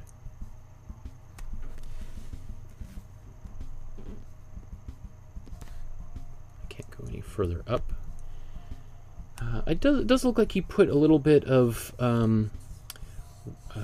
light red in here, almost a touch of magenta on her neck. I'm fine just calling it quits here and not going to touch it anymore, but I think that's good. Okay, let's take a look at the other one here. How about let's start zoomed out.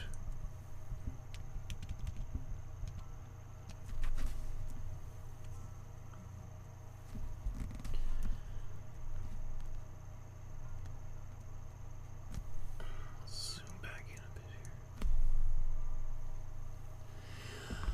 here. Okay, so how do I feel about this? I'm pretty happy with this at this stage here. I feel like all of this is working really quite well. I feel like I did a pretty good job there. You know, in the face, it's maybe less so, but, you know, we're talking like that's the tip of my finger, so, you know, pretty much like my thumb takes up most of her face, right? So it's, you can imagine, it's like painting a fingernail. Some people might be really good at that more than I am. But one thing, she is kind of a little bit melancholy in the original, but this does make me feel like I just want to quickly and very lightly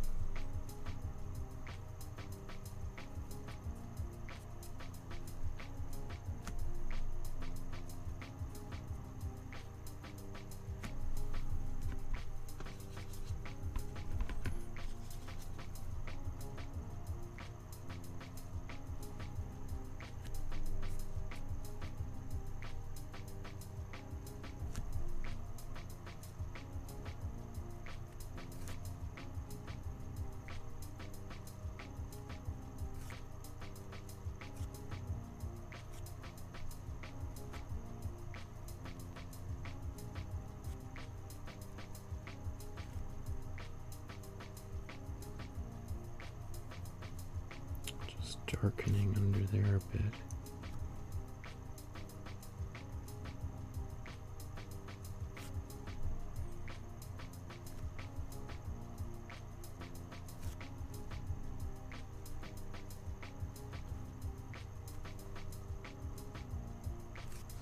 I'm gonna blow dry that real quick.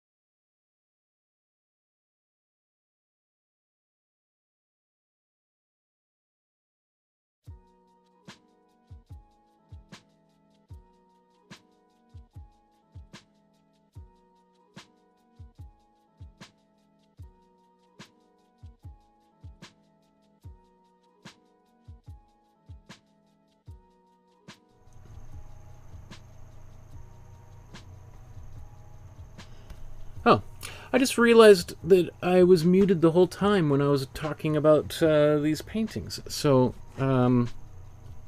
okay. But that's okay. I probably didn't need to hear what I have to say anyway. I think it's just because I've been painting for now 6 hours. This episode's been going on, so I've lost my mind a little bit. So that brings us to the end of the episode. 6 hours later from after we began. Thank you everyone for painting along with me. Maybe just really quickly, I think, here I am signing off. I did want to just mention, just so we could see lastly these two paintings side by side, because I know this is going to, if I don't do this, I'll be like, oh, I forgot to compare the Imprimaturas side by side. So now you can go back and look, I'll put the timestamps in there, and you'll be able to see these two paintings side by side and decide for yourself whether you think a brown Imprimatura makes a big difference or not. So this one, you remember, we mixed our own brown, a warm brown that we applied on top of the white canvas. Here we applied the warm yellow just right out of the tube. And can we see any difference in between these two paintings? I don't know. It would be,